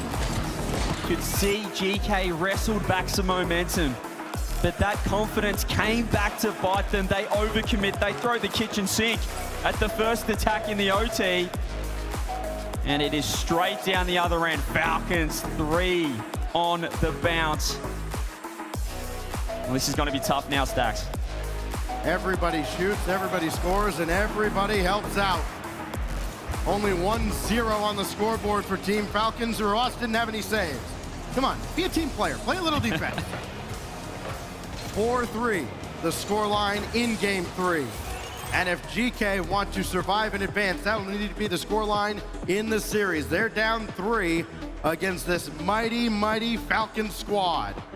And that's the loss that can break the mental of pretty much every team. You call the timeout. After losing 6-1, 5-1, you force the OT, you're in a fantastic spot. And you give up a free goal like that, a counter-attack that was certainly savable or preventable. And now you have to win 4 in a row against Falcons, one of the tournament favorites coming into Birmingham. This is going to be so tough. No timeout left. Can they find their first? I mean, as I said, this is all a mindset game now for GK. And keep in mind, if they build any kind of momentum, Falcons will have a timeout of their own, as you can see up above their logo. As we get ready for Game 4 at Utopia, could be closing time for Cinderella. You're looking for little wins. The kickoffs have been in GK's favor. Certainly implementing more strategies. That's a nice demo. Space for Archie, throws it on net. TRK recognizes the danger. Doesn't get the second touch though. Killers with a clear. TRK no boost. Joyo challenging. It's around 1. Demoed for his work. Oli with space. Takes it up. Ceiling has a reset. Uses the flip. Nice save. Great start though for GK. Falcons under the pump.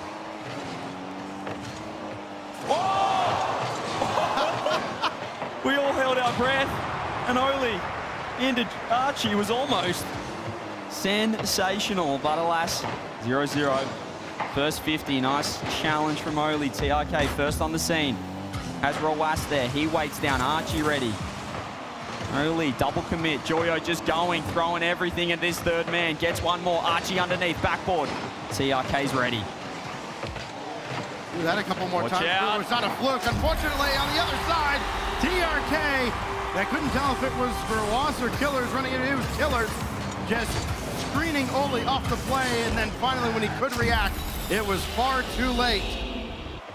TRK, first blood here in Game 4. It's so tough in that situation, but Oli just has to turn.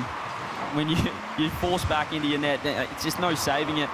You have to try and dodge the bump, but that's so hard. It's easy to say in hindsight. Rawas throws it downfield. Is that just open? Nope. I won't get too ahead of myself there. TRK with space. Gets a bump. Killers underneath. Archie no boost. They're defending, but they're all so low. Archie with 13. Oli finally finds 100. Falcons under. Oh, providing so much pressure on GK right now.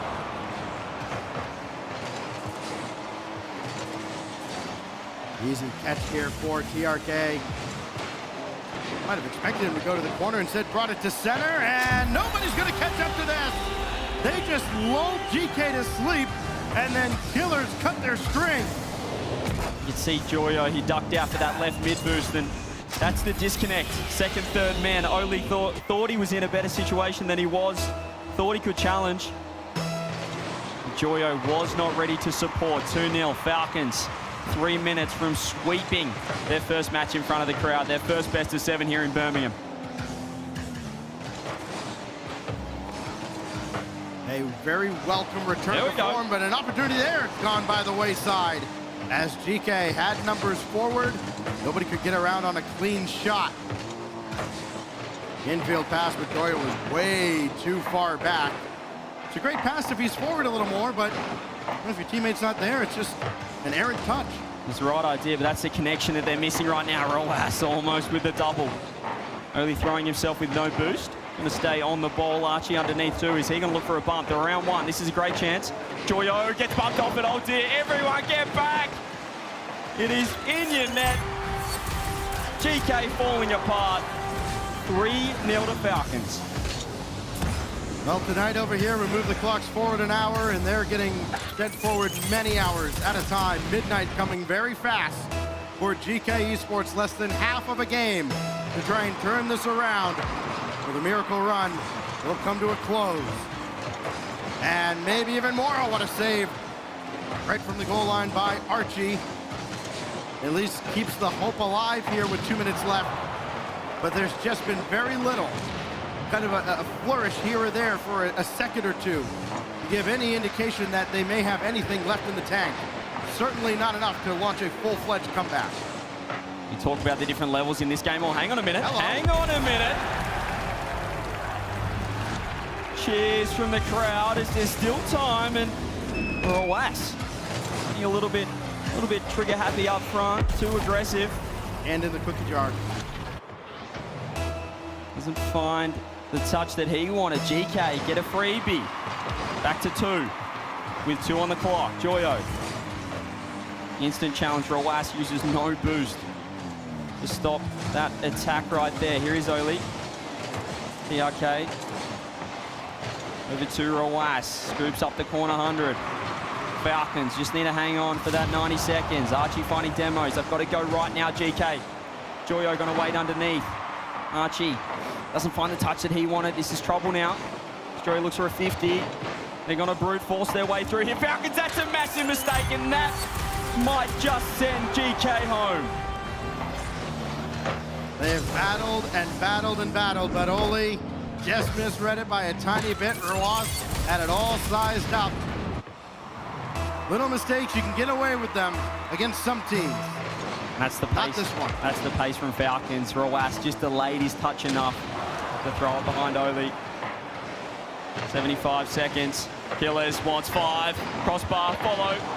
Archie going to keep this one out, but it's all well and good to pad the stats right now. They need goals. Can't just be defending for the final minute. Oh, that's lovely! Archie says, stuff this, I'm going downfield. Redirect, top bends, and gives GK hope. 1:01 remaining. We've seen some crazy comebacks from this squad over the past month. Do you have anything else left? Now would be the time. Boom downfield. The biggest obstacle, of course, is time itself. Oh yeah, they got a piece of that one. Archie. Here he is. Tried to lob it forward. Joyo trying to get in the way, and well done by TRK just to stay at the backboard, not flinching at all. The desk mentioned in the first series, Twisted Minds. They looked better when their backs were against the wall the final minute. Similar to GK now, they're finding bumps on that last man. Is it too little, too late? They've got 30 seconds. Joyo downfield. Oli's got 0. Wants to fake for Archie. He's got none either. Just means the shot's going to be weak. Falcons looking to set up. 50 boost for everyone in net. And that's a great pass. There it is! Don't speak too soon, Stacks. We could have a game. We could indeed. We've seen some creative kickoffs. What a pass out to Archie. Falcons left the window open, just a crack. Can GK step through? 14 seconds, big kickoff, crisscross across, and now it is Rlcs to try and salt it away. Wins the 50, beaten by Joyo. Only 5 seconds remaining, and nobody took the ball with them. And TRK puts this fairy tale to rest. The kickoff strat was there. The plan was drawn up, but the execution was terrible. GK, final hopes diminished by a Falcons team that have put in their best performance of Birmingham so far. 4-0, a sweep into the top 6. Well, Falcons had to earn, you could say, about half of it. GK came alive in the second half of the series, but it was the consistent offense of Team Falcons. They dropped 18 goals in 4 games. to sweep GK out of this top 8 bracket. And into Championship Sunday go Mina's Royalty. And Archie, perhaps a case of too little too late, puts up 853 points in Game 4, a hat-trick, but it wasn't enough. Falcons, really, I mean, there's a few teams in the upper bracket that would not want to be facing them down here in the top 6. There's a reason why they were one of the tournament favorites. They've shown that here. They've shown their colors against the GK team who, well, looks so impressive in that final event online.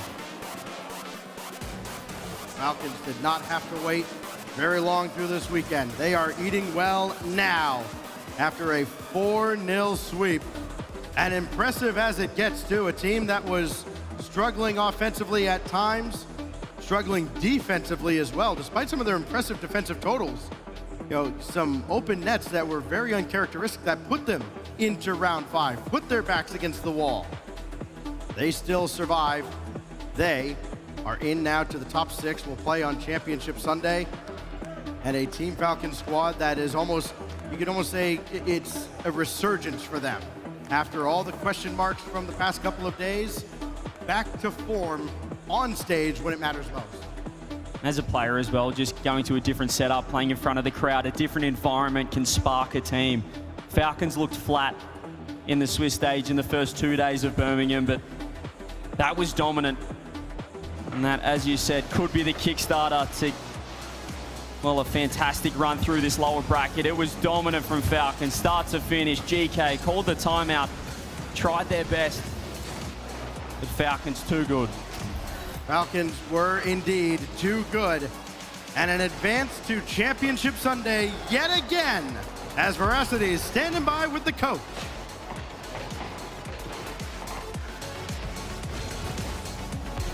The Whom, a fantastic showing from the Falcons, very different to the caliber we saw in play-ins. Did best of 5s going into best of 7 have anything to do with that? أداء جبار منكم خلال السيريز هذا الأول في الستيج في برمنغهام، لكن حبت تسألك إنه هل الدخول على البست اوف 7 مقارنة بالبست اوف 5 إنه عندكم فرص أكثر، هل حسيتوا إنكم مرتاحين؟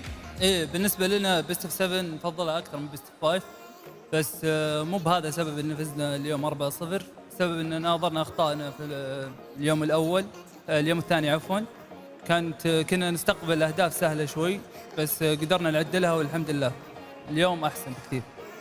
So it wasn't really just the switch from best of 5 to best of 7. We do prefer best of 7, of course, but that wasn't the reason. We went over our mistakes throughout day 2, and we tried to solve as many of them as possible. We had quite a few problems to deal with, but we went back to our roots and sorted it one after the other, and hopefully going forward, it's going to get a lot better as well. Well, it seemed like we saw a lot more Falcons aggression. The sheer amount of goals you were scoring was nothing short of incredible.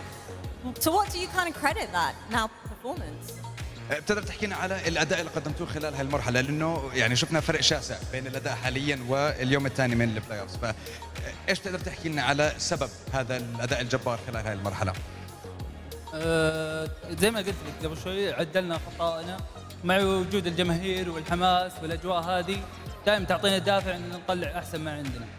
I want to say it's like I mentioned, the combination of fixing our mistakes and also, being here, having the crowd around us, feeling the electric energy in the crowd, that gives us a little boost of confidence as well, and that definitely helps us play a lot better on the stage. Well, you guys went from winning FIFA E into now, walking away with your first playoffs victory here in Birmingham. What was it about that hurdle with FIFA E? Once that barrier broke, now it seems like you guys are unstoppable. What was that, the missing puzzle piece?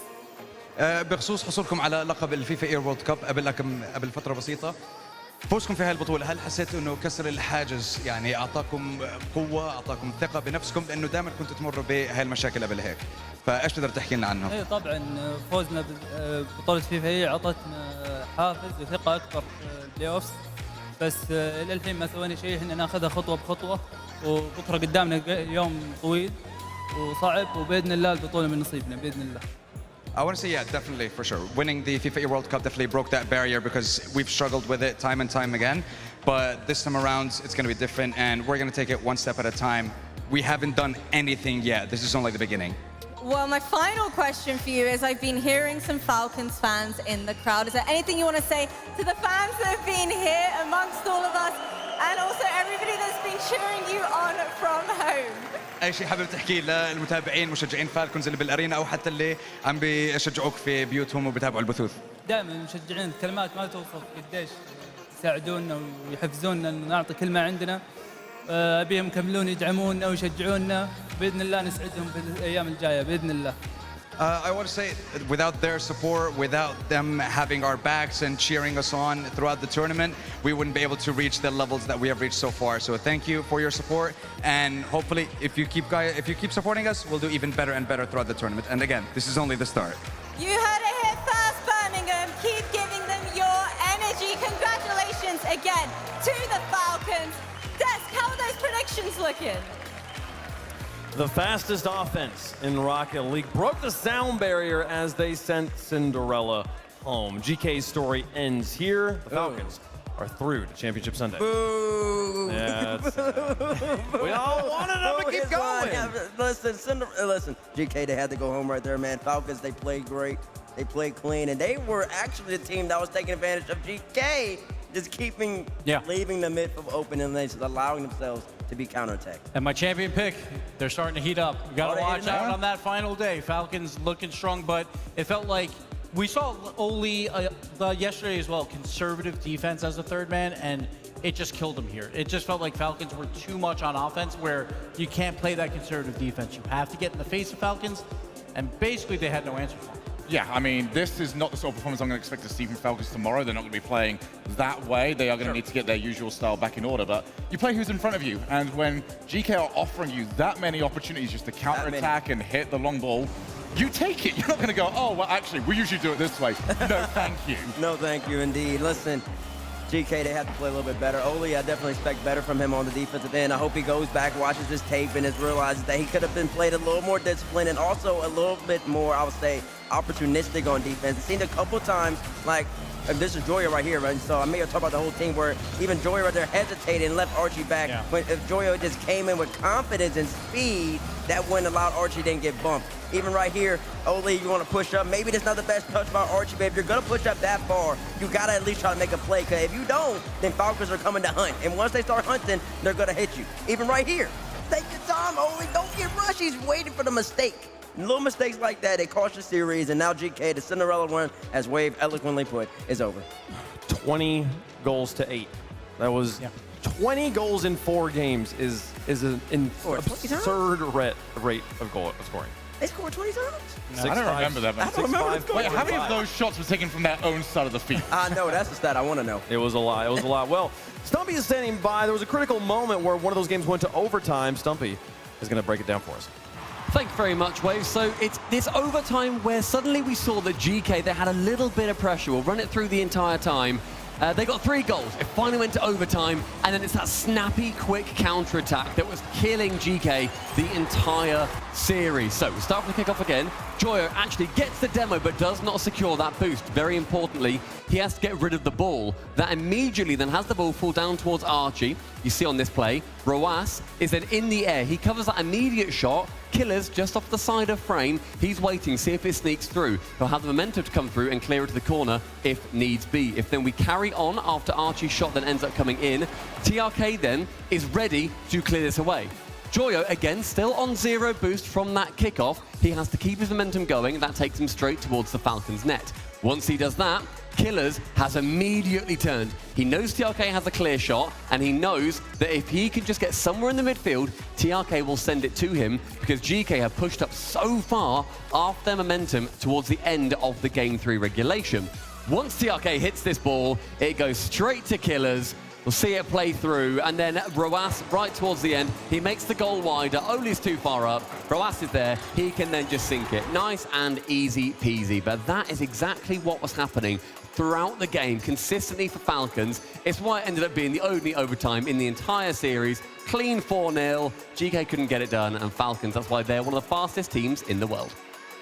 And when you're losing a series 20 goals to 8, obviously a single moment is not the difference maker. But when you get a game to overtime in a series like that, you got to make it count. And that's where the momentum plays a factor, right? But I liked what I saw to GK. Like in that moment, we got to be aggressive. We got to get in their face. It's just they chose the wrong path, basically. Joyo 0 boost, can't really get it done. But that's kind of how they went 12-0 in Europe in Open 3. They just ran in the face of everyone, played with speed, and it works. But when it doesn't work, it looks terrible. Yeah, that was the sort of performance where they were respecting Falcons, and the best GK performances are when they almost turn the name tags off and just go, well, I'm just going to go anyway. I don't care who you are. But they just weren't on the same page. They had two people going a lot of time, one person trying to read it, and unfortunately, they couldn't read the rest of the story of Cinderella. Well, half of the 3v3 games are done for the day, but we have a halftime show for you guys. That is a historic proportions, the first ever Rocket League 1v1 RLCS Finals on a LAN will happen right after the break.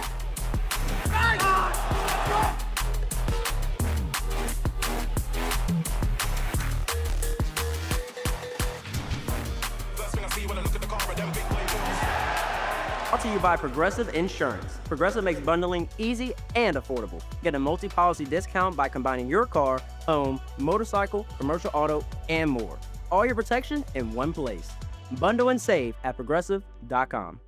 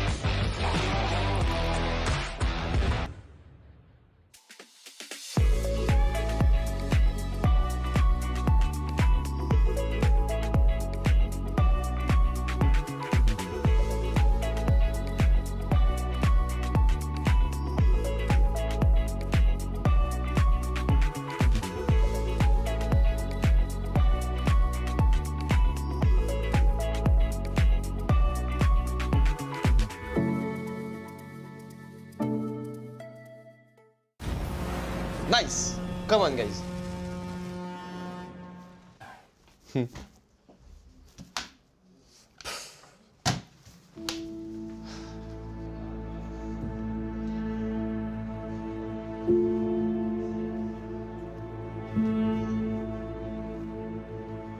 Let's go, Moxie.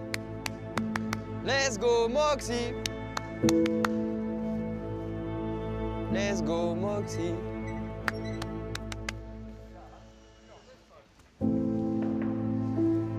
Let's go, Moxie.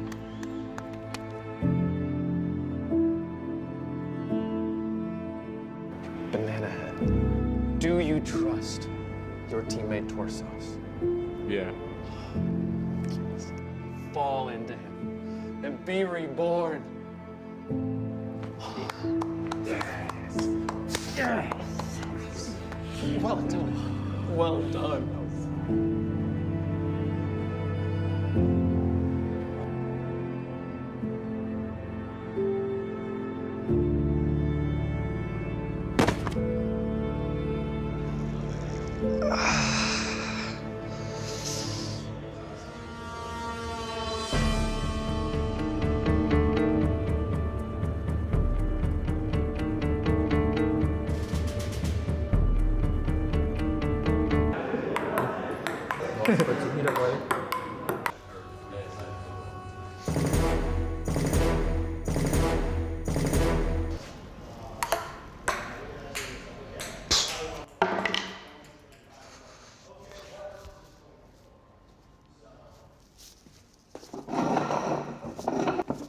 How do you do, fellow 1v1er?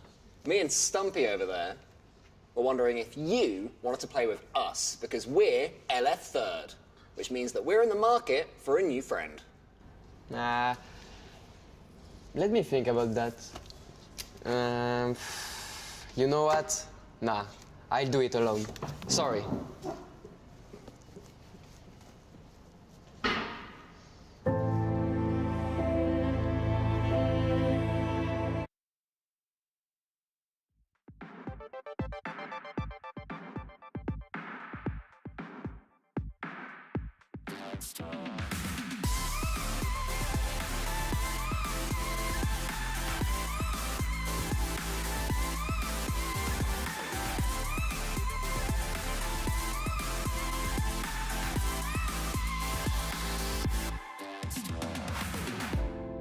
You said you're cool and that it's alright, but you're hiding something that don't feel right. You know life is better when we just talk. When we just talk, let's talk. Baby, I'm not Potter, I got language. I ain't got no time to sit here and cry. You know life is better when we just talk.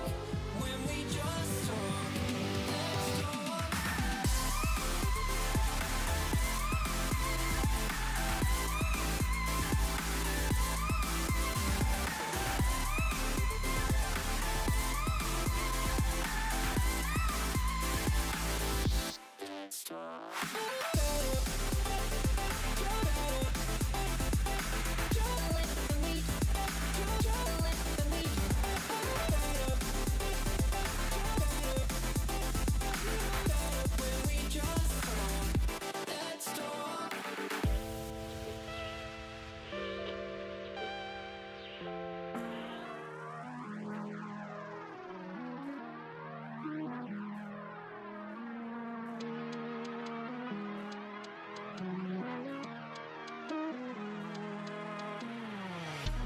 First thing I see when I look at the car are them big boy wheels.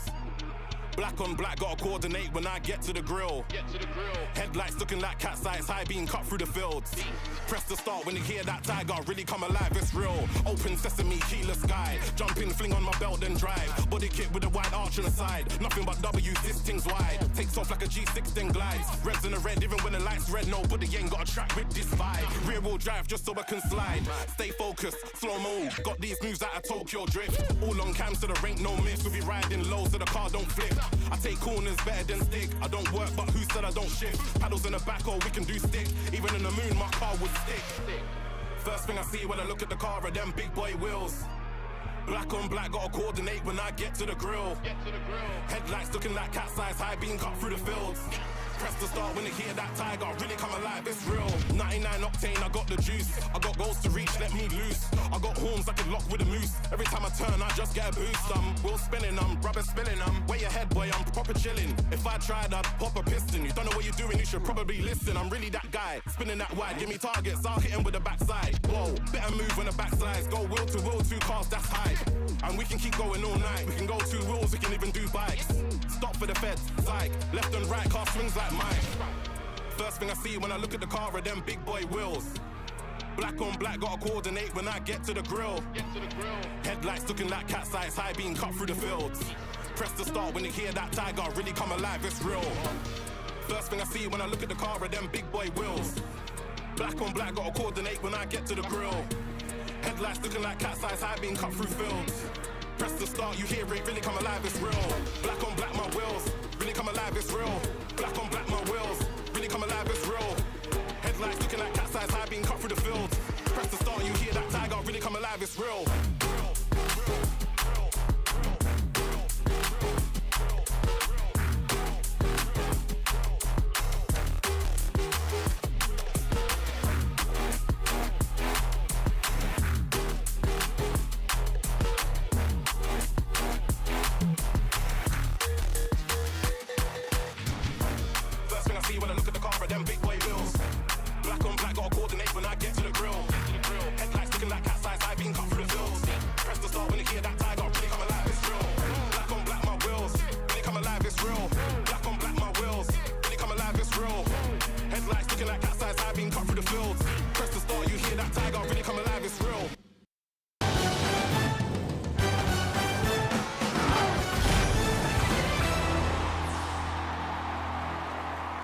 The action continues to roll in Birmingham as GK give it their best effort, but get sent home by the Falcons. 6 teams remain, and we will continue the 3v3 action here in just a moment. But before then, we have some very exciting action to get into, some historic action that's never happened before in the history of the RLCS. We're going to be playing 1v1s on the stage in front of a crowd for $15,000? Yeah. I believe, yeah. And a spot at the World Championship? Yeah, I mean, come on, get out of town. Yeah, yeah. First place gets 15,000. Second place gets 5,000. And if you win that, you go to Lyon to play for the grand final against the winner of the Mina. We got Sam here. And then they you play for get another even more. $35,000 So at the World. if you win first place, I think after all the first place finishes you get about 50 bands. I think that's about where you're at. It's going to be incredible. This is the schedule for the day, so we're not done with the 3v3 action. If you're waiting to see Karmine Corp play, you're going to have to wait a little bit longer. We're going to play this 1v1. We're going to play Vitality versus the Ultimates, which should also be an excellent matchup. But then we'll see Karmine Corp versus NRG, possibly a preview of the grand finals. Who knows? I don't write the script, Gibbs. But before that, we got to play some 1v1s. I mean, CJ. Yes. As a former player, what does it mean to see RLCS expanding like this? Oh, this is so nerve-wracking. I could not do this 1v1. I mean, you could at least blame your teammates. You know, teammates, you could blame someone else. There's no one to blame out there. No Rizzo to blame? Exactly. There's no Rizzo to blame. No Rizzo to blame. This is massive. You know, 1v1s have been, you know, obviously Johnny Boy as well. Hopefully, I'm sure he'll talk about it later on. Maybe he'll cast, who knows. But this is huge. This is a big one, folks. So let's not waste any more time. Let's begin the 1v1 finals in Birmingham. Introducing first on the blue side, the European champion, holder of the highest ever solos MMR at 1891, hailing from France, Moxie!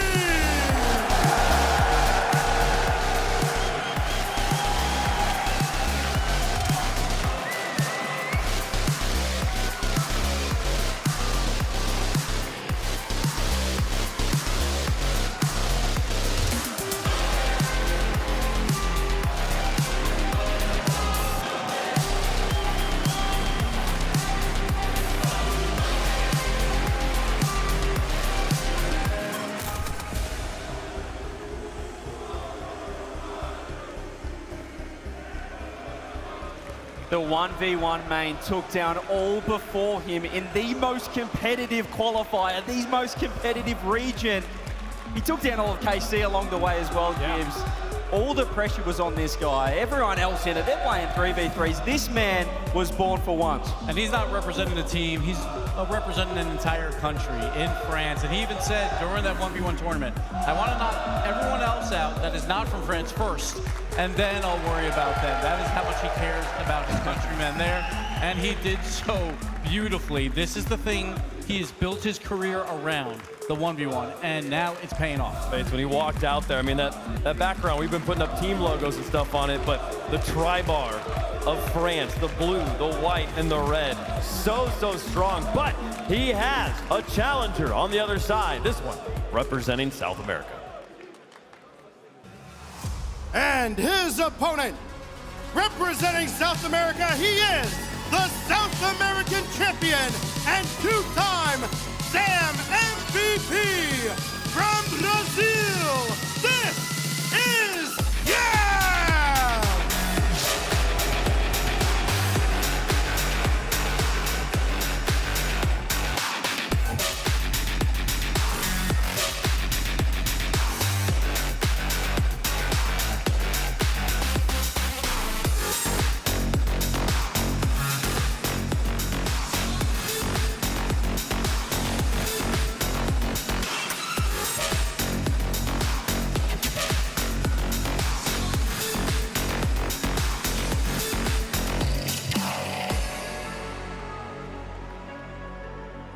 And we talk about Yan on LAN. He is so incredibly clutch. He was clutch through the South America 1v1 playoff bracket as well. He had to go through the lower bracket and did so wonderfully. 4-0, 4-1, 4-1, 4-1. Dominated his way through. When it matters the most, that is when Yan performs. He was the underdog. He was not supposed to win that tournament, but here he is now, CJ. I mean, when he asked yesterday in an interview, obviously he's here for the 3v3.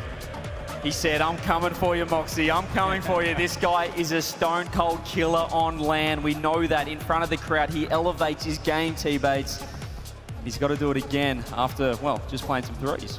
He is, and listen, he's coming off a good W early. He didn't have to do much, honestly. Just had to play his own game, just keep everything in check. A loss, the birthday boy took over, but now it's just Jan by himself, and he's going against Moxie in the crowd. And then, listen, let me tell you something, because I'm just getting kind of energized. There's something nice about watching one person walk up, go around it, and then sit in the middle. You kind of just want them, honestly. Sat right next to each other. Get even closer, get comfortable. Yeah, give me that, but like right next to each other. I want them right in each other's face. You versus me, mano v mano, nobody else to blame. And there's two stylistic differences between the two. Moxie's going to play way more grounded. He's much more polished. One player in his own right. Yan is going to bring his aerial prowess up into this match right here. It's going to be good to watch.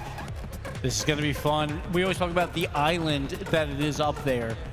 And that was for 3v3 with a coach and all that. Now it's just you. No coach, no teammates. Mano y mano. Every mistake is yours, and every triumph is also yours. It's going to be great. And this is Moxie's first time in front of a crowd like this. He's played in some local lands back in France, but this is a different beast. You know, players talk about it. Once you get to the crowd, we've seen today already the difference in gameplay between offline, sitting backstage, and coming out here in front of all the fans. Absolutely. Chat, let us know who you think is going to win the Progressive Fan Vote. Hashtag MAW for Moxie. Hashtag YAN for Yan. And going back to just the difference on that stage, I mean, CJ, you didn't ever have experience being up there by yourself, but like, the mental of like when you start to get tilted, not having somebody to talk to, like how do you stay out of that? How do you stay out of your own head? It's insane. I mean, just going to a different setup. You know, we talk about feeling heavy, feeling slow, and that can creep in when you don't have a coach, when you don't have teammates to get around you. I mean, the only thing that I could say is Yan's been in this situation before. He played in a show match at the World Champs a couple of years ago. True. So perhaps he has that, and I think he won that match as well. So. Yeah, they didn't have no stakes. No stakes. This is different, though. This is Moxie. He has been prepping. He's been here all week scrimming backstage with his own setup. He's ready to go. I will say there's an added element to this match right here. Moxie knows the World Championship is in Lyon. Yeah. And there's going to be more pressure on one of these two players. It's on Moxie. Not only is he the 1v1 main, but it's the championship. He knows that the whole entire French crowd is going to get up and they're going to get loud, in the words of Waypoint, in Lyon in September. And I feel like we're always, if you're a longtime RLCS viewer, you're used to like seeing like an event like the first major being like, okay, things happen here, you earn points, but there's a whole nother event later where they could like find another way in. This is the only opportunity for a French player to represent France at the French World Championship in 1v1s. They will be playing against someone from somewhere else no matter what. And that's the thing, because it's polar opposites. On the field, Moxie has the edge, right? He's the 1v1 main. He's been practicing all week for 1v1. Yan, practicing for 3v3. I did. That was a nice ground. He's been practicing for 3v3, not really worrying too much about the 1v1, but all the pressure is on Moxie. And if he hits shots like that, watch out, Yan. But it's about the pressure. He can hit that in free play right now, but once the games begin and the lights go dim, it's a different beast. We know Yan can perform in that setting. Can Moxie? There's only one way for us to find out, CJ. There is, and the fact that it's just one best of 7, this isn't the tournament, this is one and done. Yan has the warm-up. It's not 1v1. He's got the 3v3 warm-up. He's played in front of the crowd. There's something about Moxie. It's so special. The fact that he did what he did online in Europe, taking down Rlcs in Game 7, the run that he made, it was insane. All the pressure was on his back. Well, chat, let us know who you think is going to win. We'll let you know who we think is going to win. CJ, who's your pick?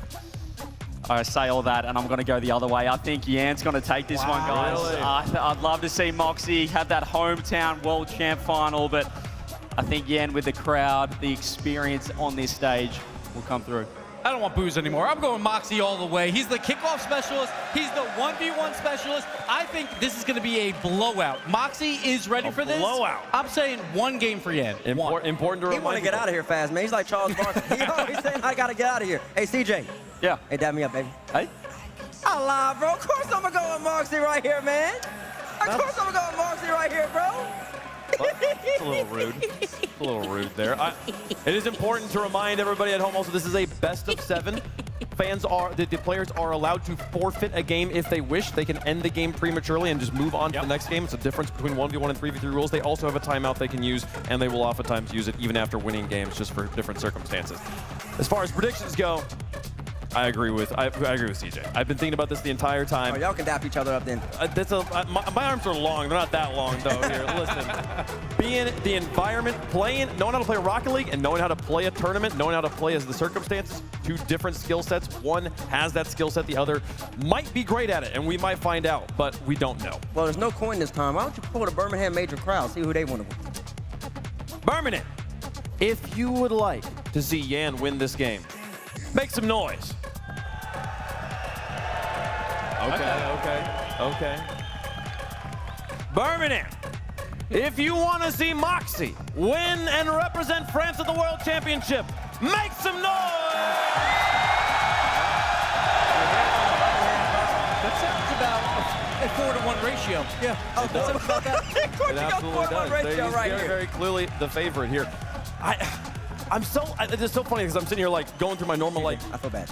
Oh, thanks. There we go. Some redemption here. I'm trying to think through like what are going to be the biggest factors when it comes to a 1v1 situation. There's so many questions I usually ask for 3v3s that aren't relevant here. Like, who's the matchup and stuff like that, It all begins on kickoffs, and Moxie is one of the best at it, so watch out for him. Moxie, 72%. He's the favorite in every way, but the players are ready. They have given us the green light. It's time to begin the 1v1 final in Birmingham.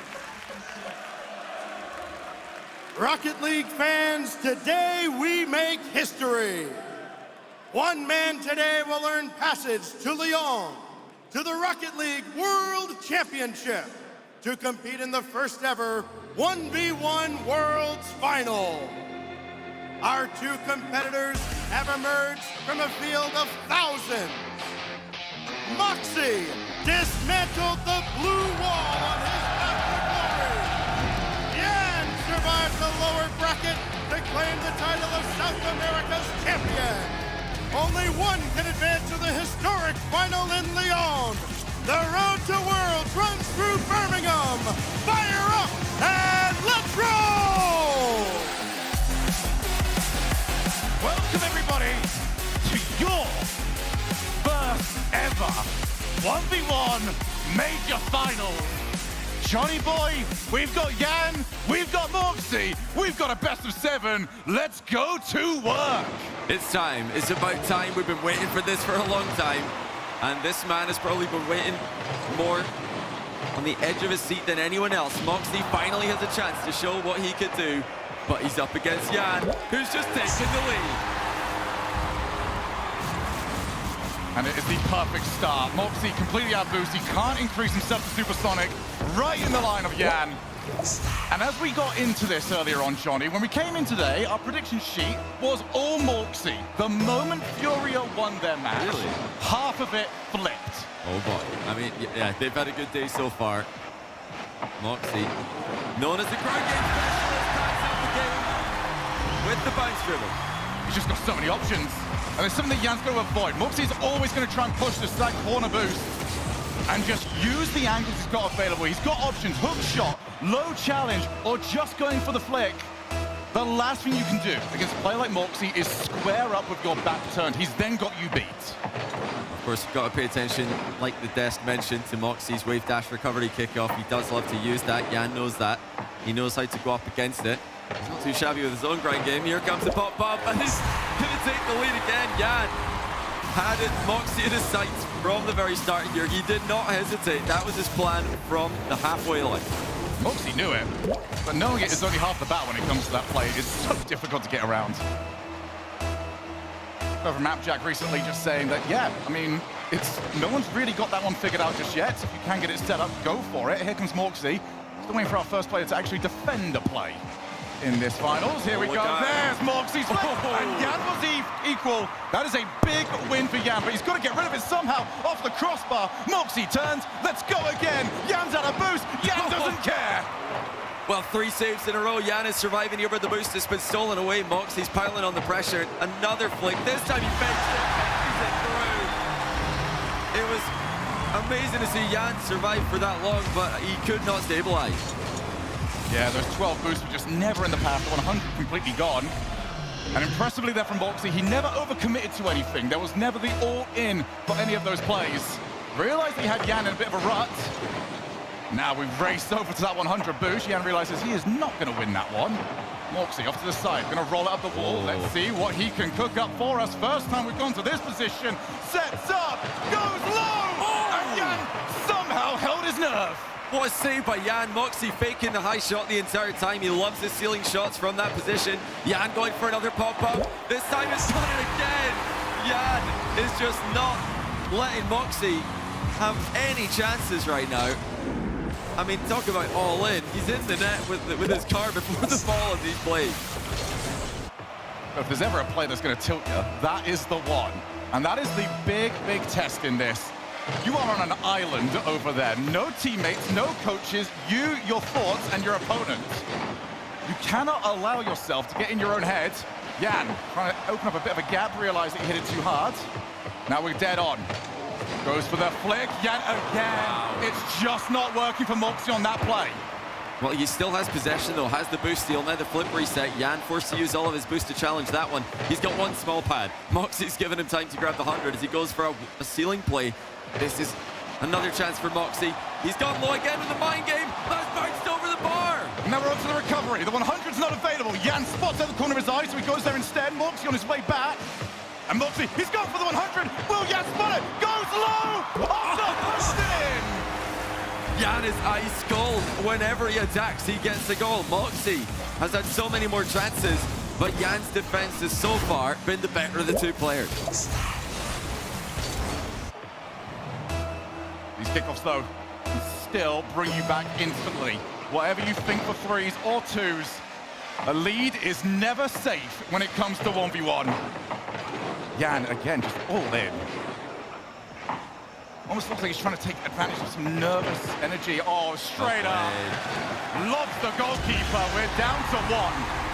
You know, I don't mind that from Jan. He's tried to catch Moxie out with an early challenge. Good mix-up from him defensively. But Moxie might be the hardest player in the world to surprise with those types of challenges because he's so good at flicking his camera left and right. We've seen him do it so many times this game already. Keeping an eye on Jan at all times. Jan with a very good kickoff, gets the 12. This claim to 100 as well. So Moxie on his way back. Needs a big win on one of these situations. It's just not happening. Jan taking some offense is basically the equivalent to Jan is scoring. Jan's offense is just unreal right now. He saw Moxie pre-jumping, got one last heavy touch to go over him. Moxie, of course, doesn't want to wait too long challenging because he knows he's going to get bumped if he does. And whilst it is all in, as Moxie has managed to clear the path, has he got the power on the shot? Not quite. And again, it's low boost. So Jan goes early, a couple of 12s there for Moxie. The bump again! He's decimating him! What we talked about coming into this match, would it be Moxie's flick that's unplayable? Will it be Jan's aerial mechanics? No, it's Jan's physicality that's the clear difference right now. Clinical, just deadly offense from the Brazilian player, the underdog coming in. Oh, looking like the favorite of game one. I think more importantly from here, Johnny, Jan's had the better of the kickoffs. That second phase, when you've made contact, you're trying to recover, see who can get possession, it's gone to him.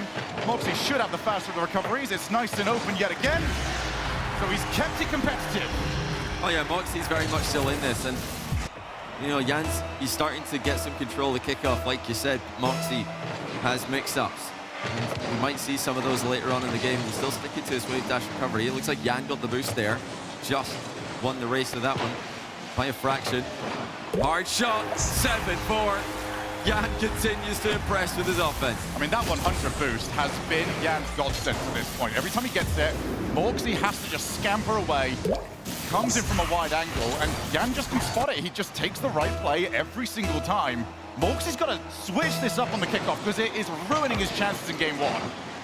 Yeah, Moxie's got to figure out a way to stop Jan from scoring. Jan is on track for a ridiculous tally in game one. He's going to drive underneath the ball there. All good. Back corner Barry, that's my guy. Back corner Jan. Now on the counter-attack. Moxie tripping him up there. But Jan still got controls and scores. Moxie was looking to mess with Jan's recovery here, but Jan kept his cool. Maybe even got a flip reset there on Moxie's car. He might not have even needed it. 8-4 is starting to get away from the Frenchman.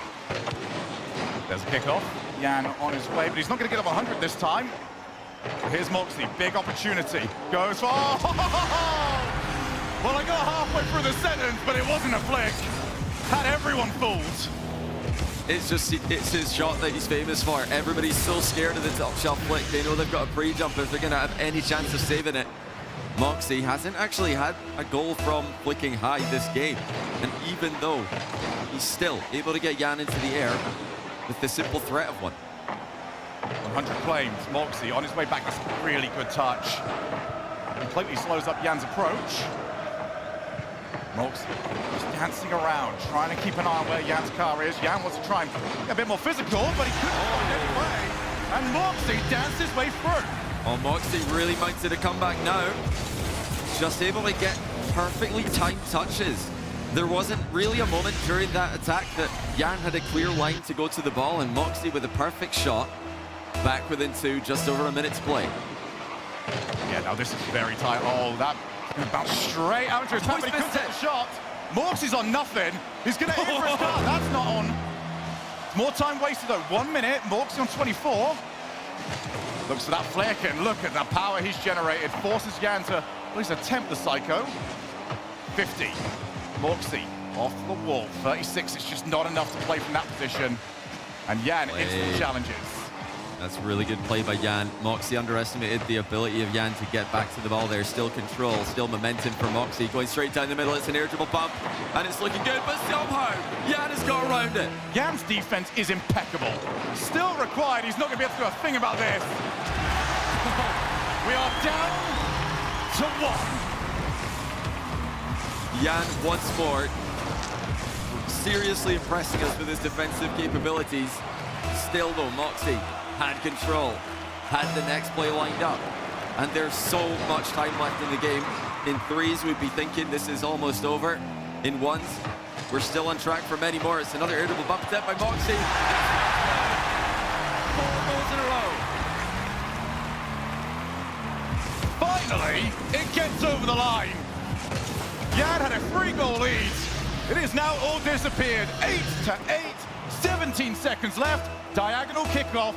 Who is going to be the first one to bring out something a little bit more cheeky on these kickoffs? But we're not going to see it just yet. We might not see it at all in game 1. Huge chance for Moxie to get a late lead. He's going for the same shot again. Again, Moxie and Jan are air dribble bump made. It just keeps working. Yes, he tried so hard. He's had such a good time at these kickoffs. He needs another one, and he needs it quickly. 8 seconds to go. Can Jan get control? He will. This is fine for him. He fakes the mid-boost grab, goes to the back corner. He needs to get this into the air, which he does. Jan with the 0-second play. Flip reset. Oh, just goes too low. Didn't quite get the reset on the same part of the ball he wanted. And it's Moxie with 5 straight goals, winning game 1.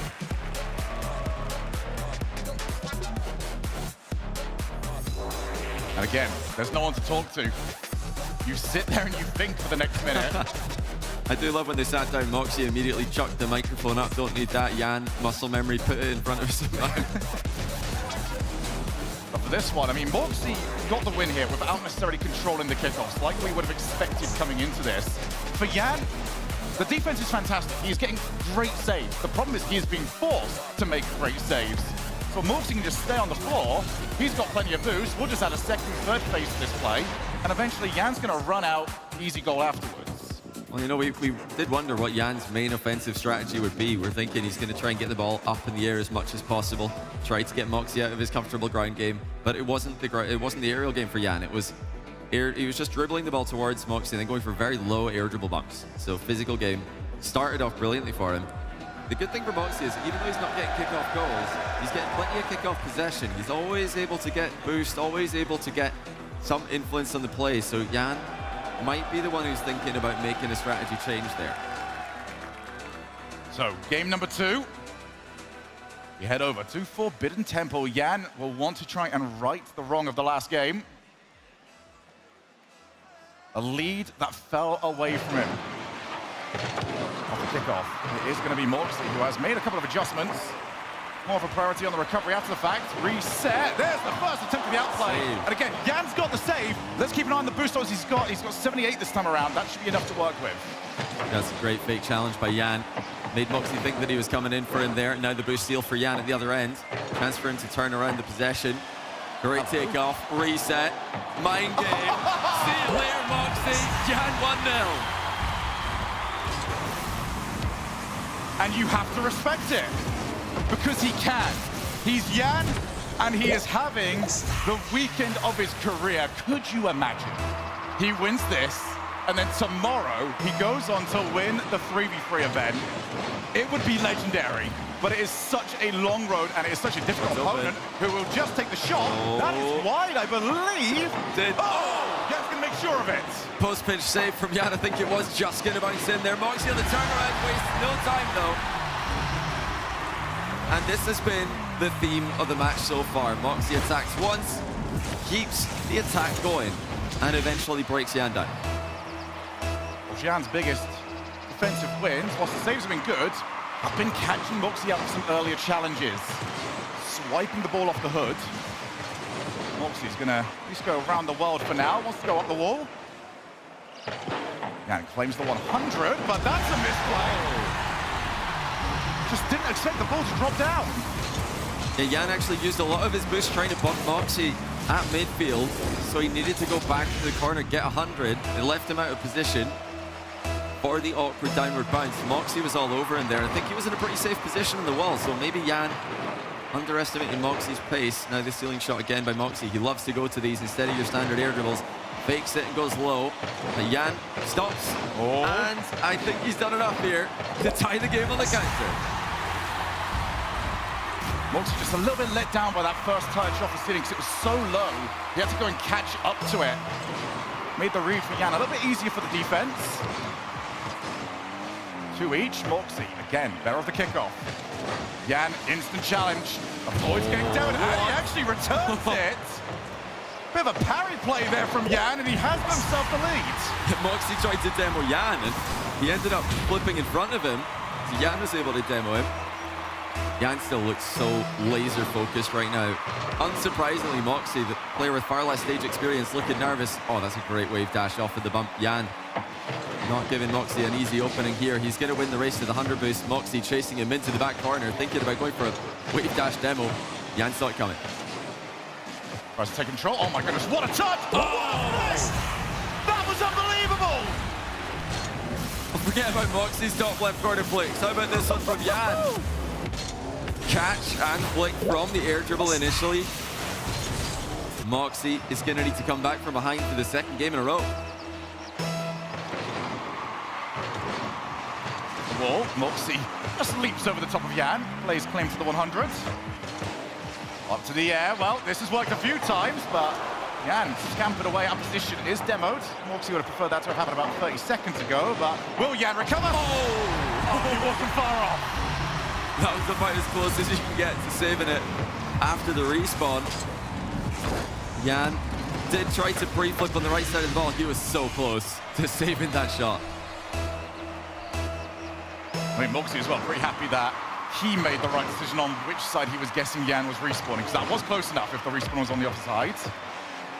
Very low boost and some shenanigans happening at the moment. Now the 100 becomes the priority. Moxie wins that. Sets up. He's got Jan in his sights. Look at the load challenge. Jan over the top. And we go all the way back. Oh, Moxie needs to avoid. He knew it. Took the widest path possible. And Jan, that's just on target. It's in. Moxie forces the own goal. Jan chased him nearly up to the ceiling, and in a panic to get back into his half, has put it on his own net. Moxie, so hard to catch out on his own back wall. Oh, Moxie's got nothing. Whoa. Everyone else should be worried, but that's what Moxie can do with nothing. There's a pre-flip flick there from Moxie, generating much more power than you would expect in that position. Jan losing possession in a position where he initially looked favored for it. Moxie with such speed, but he's messed up a wave dash there. That'll give Jan a chance for an aerial play, and here he comes. Ceiling challenge by Moxie. He's faked it out, turned around, and managed to challenge Jan at the ground level instead. Some high-level defense. Didn't actually have to make a save there against Jan's aerial. Yeah, Jan was trying to go early, and Moxie spots him a mile out. No way he was reaching it in time. Good ceiling challenge fake from Moxie at one end, now a real ceiling challenge from Jan. And up against the aerial game that you see at high-level ones, that is a standard defensive play. He's not just going for a Hail Mary play there. Moxie is so good, spotting those early challenges, be it on the ground or in the air. Moxie's got Jan squared up. Not the best flick. Again, he gets at least Jan to jump, who's gone first time. Moxie's low. He's not got anything in the tank, but the post saves him. Moxie gets goal side, stops the shot, grabs the boost, and now it's Jan on the retreat. Moxie trying to flick it from distance. Only a trip on Jan, and Jan's got the boost there. Moxie mistimed his demo just slightly. And here comes Jan in the mind game. It's 5-5. And again, it's something that you have to be conditioned to be ready for Jan. If at any moment he tries to instantly play that one up, Moxie's got him covered, but he spots him from the corner of his eye. Oh, and Jan fakes out, going for that 100. It's going to be low, but he's got nothing in the tank. Realizes if he jumps, there's no chance of recovery. What a catch. Oh, Jan, you've not got a chance, my friend. Perfect timing by Moxie. He knew he had 100 to 0 boost advantage or close to it, so kept the tempo up. Did not give Jan any time to position properly. Tail end of game one, it was all Moxie. Second half of this game, looking Moxie favored as well. The 100 pickup. Jan on his way back. Is he going to instant challenge? Moxie looks for him. There's the missile! And a rare reaction from Jan as he just takes a moment to pause and think about what he can do to stop Moxie from having so much success, putting him on defense for so long. That was actually Rafinha's comment about Furia's threes performance earlier. They don't want to play defense. Jan is backing them on with a strong kickoff. Jan's all about the offense. He's all about attacking. He wants to put pressure on his opponents. Yeah, Moxie's recovery with the wave dash just took a little bit longer because of the back of his car. Got scraped across the floor for a little bit. This is the last position Jan wants to be in. He's going to have to get a good save. Moxie, oh, he keeps faking it. That is the third one in a row that he does not pull the trigger on. It's just so hard to see coming. He's positioning himself perfectly to fake the high shot. Instead, just wave dashing as the ball reaches the ground. Just scoots it underneath Jan's pre-jump. 52 seconds left. Jan needs to grab control of the ball. It doesn't look like he's going to get it. Moxie with the wave dash, so much pace. And he could dribble this back and waste so much time. Yeah, and Jan's nowhere near it. 40 seconds, and Moxie's going to make sure Jan has to come towards him. This is going to be the slowest dribble you will ever see, and Jan will take advantage of that. So here we go, race to the ball. Moxie does win. Loses the 100 boost, but Moxie might have had a chance to take the power shot. But right now, this is the pace Moxie would prefer. Yeah, Jan's got to do something here. He's looking for an aerial play, but he can't get the ball up in the air. Moxie's all over him. Moxie's just not giving him any space. He knows that if he can just keep the pressure on Jan for a couple more seconds, that's going to be game over. Jan absolutely has to score here. Going as quickly as he can down the middle. Moxie with a perfect challenging angle confirms the game 2 win. Looking to add one more to the tally. It's not going to happen as Jan tries to just find something, anything, but this game is done. Oh, go on, Moxie. All right,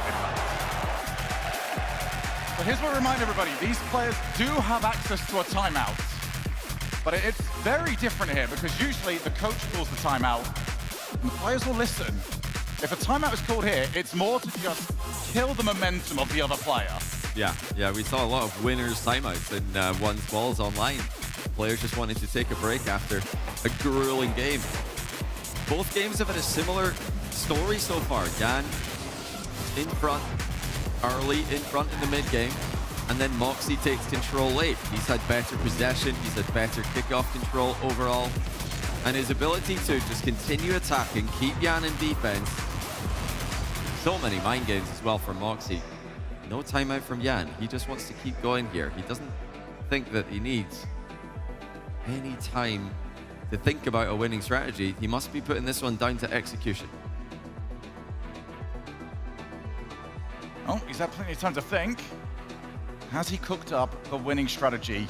Or is that game 1 comeback from Moxie going to be the big sticking point of this series? What turning point it was. I mean, think about how different it would be looking at this match right now. if Jan takes game one, Moxie's under so much pressure. First match in any kind of setting like this, but it started perfectly for him with a comeback win, and he's halfway to Leon already. Big thing to remember as well is this is everything to Moxie this weekend. This is his entire weekend. We are yet to see how he would react if it started to fall apart for him. It is up to Jan to put him into that position, to pass that mental test. Backboard, Jan's got no boost. He will not be able to justify going for it. I think Jan's got to go big in this game. I want to see his aerial mechanics on show. Moxie has got the match completely under control. Those of you new to 1v1, you want to tell a goal's coming up. If you cannot see Jan's car behind the ball, that probably means Moxie's about to score. Every time Jan has squared up, Moxie has found something. Could go all the way back. Moxie claims 100, and avoids getting demoed, so yeah, that's going to be number 2. Oh, that's just completely over-aggressive by Jan.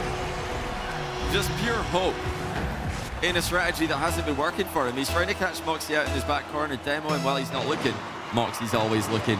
Jan caught out again. He's going to have a chance to control this one. Does he have the confidence to go in the air? He does. Moxie's up so quickly, though. Pinch. Oh, wow. Jan almost had the ground pinch on target.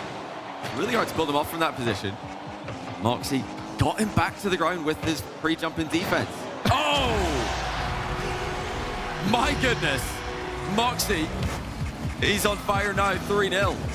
Oh my goodness, he is cooking up a storm. That is the first time that has worked as well. Jan has been equal to that every other time, but the fact that everything else, the low challenges, the air dribble bumps, he's had to take those into account. It has now opened up Moxie's flick, and that's going to be so lethal. He can't afford to go down by yet another one. Looks for the low challenge, and Moxie is in party time. Well, now we got something new. Moxie is on fire. Jan has got no answer. This is Jan, who demolished the rest of South America in qualifying for this tournament. His playoff run just had him 4-1-ing everyone he played. I think a 4-0 in there as well, but he's now down by 5. Will we see the first forfeit of the series? He's got to wait another minute and 15 seconds before he's even allowed to, so come back. Has to start soon. Will Jan regret not taking that timeout? Reverse sweep is asking an awful lot. You probably count on one hand the amount of time that Moxie has lost 4 games in a row in 1v1. Got everything going for him at the moment, especially the boost totals. Oh, Jan's just trying everything. Looking to try and scamper back, but Moxie didn't quite have the control, so pops away. Both of them are on 0. But one of them is on 0 goals. The up one's on 6. Yeah, Jan's had enough. I mean, he's just can't get anything to go right. Now the post is outplaying him as well. He's backwards underneath the ball. Moxie is showing why he is the guy known for this game mode. It's starting to look like France will have a player to represent them in Leon. Moxie's going for so many mind games. He's just full control. Jan has had really nothing to say. Oh, there he does catch him out with the demo, though. He's going to get on the board. So he's got one, but I think he'd definitely like to get the next one as well. And here's the great thing about ones. This has been all Moxie for the opening 2 minutes, but 5 goals is still not entirely safe. It's happened many times. 5 is doable. 6 has happened a few times. 7 once in one competitive history. Do you want to name and share? Okay, there's 2. When do we start believing? 6-4? Oh, you can do that. I mean, in 1v1, if there's more than half the game to go, you can always come back. And Jan's still got more than half the game to go. He's already scored 2. 4-goal deficit is already something we've seen overcome by Moxie in the first game. That's what Jan's got to be telling himself right now. Well, Moxie will take control to start with. And this is where Jan needs a big win. He has not been able to stop Moxie's offense quite some time, but the early challenge was good enough. Now he has to keep up the pace because Moxie is hunting for him. And he couldn't get there, but at least kept Jan playing at such a pace. We're going ring around the rosy. Moxie takes the shot. Jan with the save. Oh, what save. Jan had to snipe his own crossbar and avoid doubling into his own net there. Moxie just chasing him around the whole pitch, and now we've got a moment to breathe. Jan thinking about how to best approach this defensive exchange. Look at Moxie lining up demos, but again, he's not quite timed it correctly, and he's only bumped him. Reminds us earlier on in game number 2 where Jan was able to avoid it and demo back. Just shadowing for the time being. We got up the wall. Moxie jumped. One opportunity for Jan, but that touch let him down. Boost didn't spawn for him on the exit either. He doesn't have the recovery. Moxie with a crucial goal to reopen the 5-goal gap. If that had gone to Jan after an extended exchange like this, he would have been right back in this, but now he's got it all to do again. Really doing a couple of kickoffs. That's going to help. Moxie back to the corner. Didn't get the 100 boost though, so Jan with an opportunity to try and create. And create he does! Kept it nice and simple, sniped the far side. And this is the kind of gameplay that'll favor Jan. Quick goals, high volatility, none of this dribbling the ball about for a minute. He needs to keep up the tempo. Moxie's in control again. His kickoff has aged brilliantly throughout the series. Oh, Moxie off the bars. Jan misses. It's a rare overhead miss by Jan, and it's proved costly. Yeah, Jan's trying to just keep that card tucked in towards him a little bit, just in case Moxie wants to control the ball. The moment that Moxie actually decides, okay, I'm just going to hit this. Very difficult to recover the position. Oh, Moxie all the way back. Jan, well, very happy that the ball is over here. Less happy that who's got possession of it. On the reset, Jan just can't even afford to go all the way back here. Nice challenge win. 0 boost to play with. And we go back corner again. This is so smart from Moxie. Talking about Jan's the one who needs to force the issue. Moxie doesn't need to take any risks. He puts Jan in. I can see Jan typing, that might be a forfeit. Either that or he's raging in the text chat. I wouldn't blame him at 9-3 down. We have got the confirmation through. Jan has forfeited game number 3. Wow, what a win by Moxie. Utter domination. By 6 goals, still had a minute to go. And it's the manner that he's doing this. This was the question. He's going to be in front of a crowd as the favorite with everything he's wanted. Straight in front of him. A crowd in Lyon. I mean, what was Ness saying? That it was 4-1 in this arena? It would be 10,000 to 1 in that one. I can't even imagine. I mean, he is going to be the, I think, biggest crowd favorite we've ever seen in that entire city. Because the thing is, in Lyon, when you're talking 3v3 at the Rlcs World Championship, you've got different French fan bases for different teams. Moxie's uniting all of them under the French flag, and Jan's got to go up against all that. And again, he has not called a timeout. He is just trying to keep this going, hoping Moxie's gonna run out of steam, hoping that Moxie's going to fall at that final hurdle, because last game, match point can be difficult. But he needs Moxie to tilt off the planet. There's one way of doing it. You get into game 4, and you need one of these to be an annihilation. If these are all close, at some point it's going to tilt towards Moxie. But Jan's got a whole bag of tricks that we haven't seen. It has been a very ground-based game to this point. Yeah. If he can get control of that 100 boost and just go up the wall, we don't know what he's got in the tank. I think it's time that he showed us what he's got available.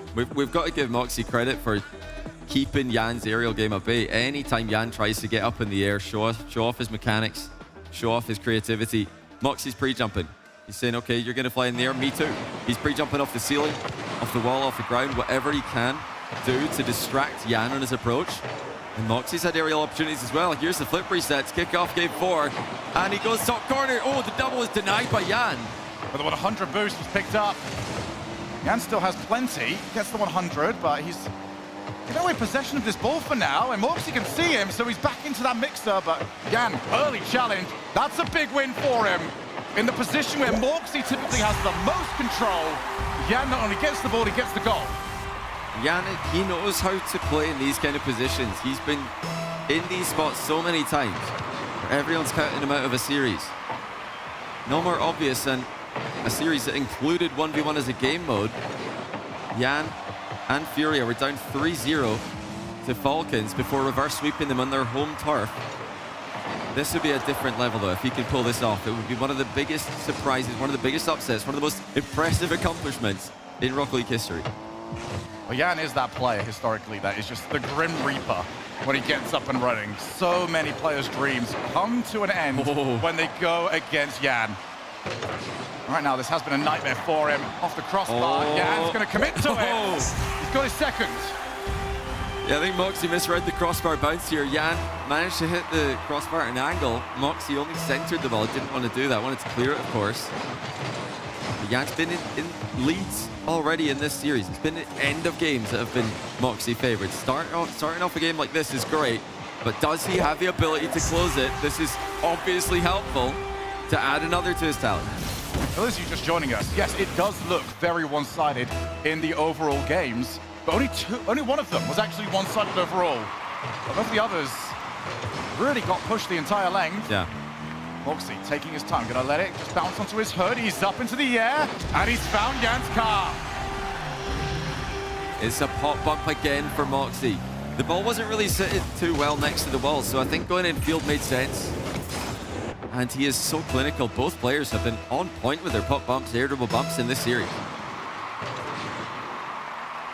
Moxie. Oh, that's a good challenge for him, but Jan has got a direct path with plenty of 12 boosts to pick up.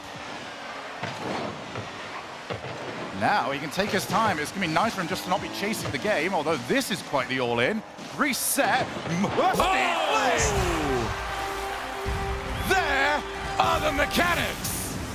That's the Jan that we need to see if we're going to believe in the comeback happening here. We thought he'd have an aerial edge coming into the matchup. Not really had too many opportunities to show it.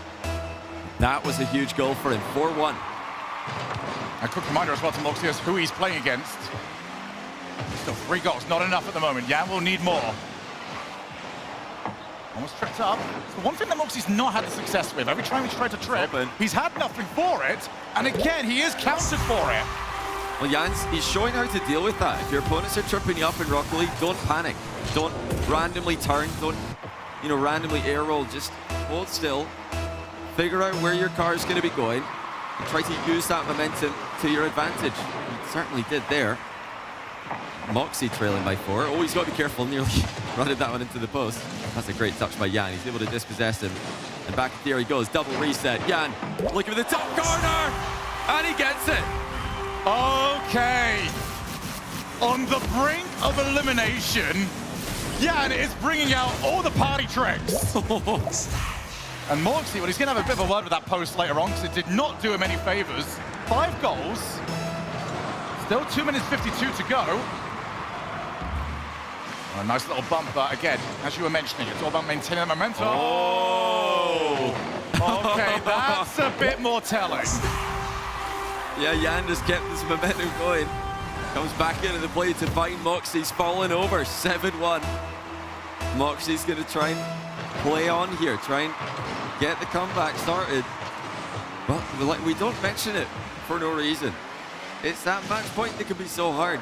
We saw it this season in RLCS 3s. Space Station Gaming in North America, triple match point against NRG. They didn't get any of them. The more experienced team won through. That's what Jan's hoping to do now. The problem for him in this game is that he can't actually stop Moxie from bumping him. There's occasions where Jan gives him just so much space. He's found his best success just being near him as Moxie tries to catch the ball. When he can't do that, and believe you me, he's not a conscious decision to let Moxie have that space. That's where it's all going wrong, as that's off the backboard. Moxie trying to find Jan's car. Again, so elusive.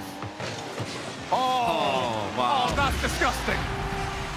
Moxie forcing the issue so well. Fastest route possible. He knew Jan was on low boost, so he gave him no time to grab any more pads than absolutely necessary. 4 goals in it. Moxie trying to come back from way down. It can feel so oppressive once your opponent starts getting 2. When you especially have a lead like that, you just sort of forget that you were winning by that much. Jan's kind of jumping at shadows. And even if Moxie doesn't win this one, it's just taking that momentum away. Do not yet let Jan completely decimate as, well, he's off on the opposite side of the field. Does end up getting back. Nice shot there. Jan, 0.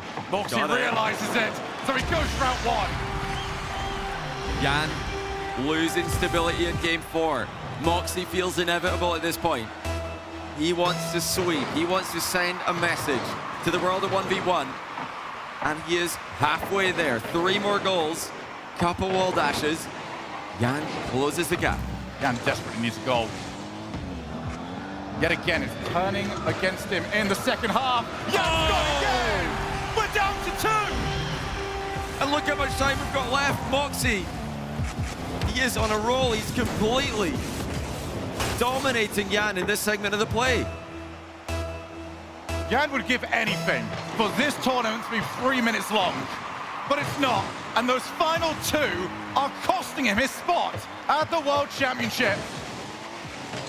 Moxie off to the wall. Jan trying to stay as close to it as he possibly can. Realizes he's got back away on the reset. What's he gonna bring out for us? Jan just gets to it in time. Moxie never pulled the trigger. Yeah, he wanted the mind game again. Oh, Jan's missed the mid boost. Moxie tries to shoot it on target. He does, but Jan's there for the save. Final minute. Moxie with a couple of misses. Now Jan has a chance to go up by 3 again. And he does in style. And Moxie had opportunities and he's been punished for not taking them. And I love the play here from Jan because he's positioned himself as if he's just going to accept a challenge on the goal line, try and push it over the goal. Ended up just using the flick, getting a little bit of extra momentum. And now from the kickoff, it's still not safe yet, though. 100 goes to Moxie. Jan's got to get rid of this as quickly as possible. Again, Moxie with a trip. Wants to cut infield and force the issue here, but I think he's going to need to play against 100 boost. Jan, there it is. Jan on the turn. Decides not to play the wall shot. It would have been risky. Back we go. That's so smart by Jan. If he shoots and misses there off the post, Moxie's in for the easiest goal of the day. Instead, he's just taking his time. Oh, look at the full pitch air dribble off his own back wall. Jan delays and then shoots low. Moxie needs a goal here, or this will be the first game to the Brazilian. And he's got the catch, so we go up again. Jan, can you do anything? It's automatic. Jan's so desperate to not get bumped, he didn't even go near the ball here. He just needs to keep his cool, though. 2-goal gap. Moxie needs kickoff possession. He's going to get it, but will it be fast enough? Hooks inward. Not again. He's got him squared up. This time Jan tried to jump. Backboard. Moxie at 2 seconds. There's just no way. Moxie is trying to do the impossible. The king of comebacks with 2 seconds to work with. Will it be the delayed kickoff for Moxie? He does not have time to let the ball bounce around here. He's got to get it up in the air. Well, here we go. Anything's going to happen. Delay, pop, but it's a whole distance to go. Jan drops it to the floor. Sweep denied. But my goodness, Jan would have preferred for that to be easier. Yeah, that was not the blowout he was hoping for. It was not the blowout that he was on track for about halfway through the game. Every single game this series, Moxie's finished so strong. And you can see the nerves starting to affect Moxie. Fail the wave dash, allowing Jan to go way ahead. But he was able to stabilize himself, despite initially falling back to a score a lot of players would have considered forfeiting from. And for the first time, we got the delayed kickoff. It's been a very, very vanilla kickoff game from both of these players. It has, yeah. But this is the thing right here. Jan, he has to find an answer. Every time he squares up, it's just a goal for Moxie. And Moxie's got other options, but he doesn't need them at the moment. Air dribble bump always works. Yeah, it does. And if you're wondering why doesn't Jan figure out how to stop them, well, he has tried. Go early, but it can only work so often. The issue against Moxie is that Jan knows he has to challenge early if he wants to avoid the air dribble bump. You have to just challenge in the midfield. But every time he challenges in the midfield, Moxie sees it and outplays him. So now he doesn't want to do that. He's forced to go back, and Jan is bumping him so accurately. It's really, really hard to avoid. Jan needs to try and use different defensive strategies around the goal line, maybe in and out saves. He can maybe just try and go and bump Moxie as Moxie's coming to bump him. Try and bump him back into his own shot. There are options, but they're not easy to pull off. Oh my goodness. Oh, the crossbar does not agree with him whatsoever. 3 boosts for Moxie here. So, that means the flick is the only option available. And first time shot, Moxie tries to pick up some 12s. It wasn't quite enough. What a shot by Jan as well, 1-0. I think this is the important game for Moxie. He has to win here for it to be controlled. If he lets Jan get one more, then that is where it starts to get really scary. That was a kickoff that Jan would have preferred to see. And the bounce isn't quite too nice to him. And Moxie's got him immediately. Jan just kind of never settled after that kickoff. Yeah, I'm not sure about that one from Jan. I would have preferred to see him fully go or not go at all. He kind of went in between there. It was a delayed challenge, and with Moxie on low boost, it did not work out at all. Great bump by Moxie, showing a different use of that wave dash. It's not always about getting back to the ball. This time, wave dashing to bump Jan, who can't use his flips. He doesn't have one to counter it. That's the best thing about that wave dash kickoff, is you get a moment where you get to put input in. You just go, I want to go left or right. Option was very, very simple to him that time. Well, the rest of us mortals, we just sort of bounce off and hope for the best. Jan looking to create an angle here, dribbling out wide. There's a lovely angle to work with. So many options with a hook shot. Decided to just put it right at Moxie's body, trying to deny a good clear. And now he's got Moxie on the back foot, but well played, Moxie. Tracking him across the box the entire way. Oh, Moxie knew that the battle was for the mid boost. The ball's safe in the back corner. Here, how does Jan deal with this? Trying to stay nearby. That was good enough, at least got in the way. Careful. He's on 0, but he's still maintaining supersonic. Gets that 100. Very different style of game from both these players. It is all about maintaining momentum. But Moxie, he just spots the angle, and it's just wide. And it's a nice position here for Jan to play from. This is a much better style of game for Jan. Avoided these awkward exchanges. I feel like Moxie's really had his number when it comes to slow positions. And here he comes again with the air dribble. Jan didn't need to worry about a bump on that one. Moxie tried to air dribble through him, and Jan, with the counter, ties the game 2-2. It's almost like he was expecting Jan just to jump early the moment he saw the ball going up. How old is Nerve? Off that kickoff, Jan will be very happy. Moxie has to just trek back, at least for now. But I do agree with you, this faster paced game suits Jan a lot better than what has become just turn-based Rocket League. Moxie's going to thrive in that position. Again, Moxie looking for the 50, didn't jump, wanted to see if the ball would pop over the top of him. That's a great recovery. Jan's just got the pace to ward Moxie off. Moxie got bumped on his attempted half flip there. Jan, there it is. I mean, that's how you stop an air dribble bump. You challenge it before the player could build up speed and have any threat to demo you with. Can he find those openings to challenge? As Moxie, again, just flexes his awareness, jumping blind over the demo. Saved by Jan at the other end, and now he's got to run away from the attempted bump. There's always one more bump at once to worry about. That'll be a save, but over to the corner with 100 boost. Jan goes very early, looking for the car. They're both trying so desperately to get these bumps, but the illusion has always been there, and recovery from Jan was impeccable. Moxie has to be quick here. Jan's coming for him in the back corner again. This time he doesn't go all in with it though. Actually, I say that, he's used all his boost and does well to turn and challenge. Moxie briefly losing momentum. Such a long period of time with no goals. Can Jan break the deadlock? No, he can't. Moxie's back to save the shot. Just relied on himself to get the power. Instant turn. Jan is not giving any time for this, but that bump is going to be enough. Jan's nowhere near it. What? And it's wide!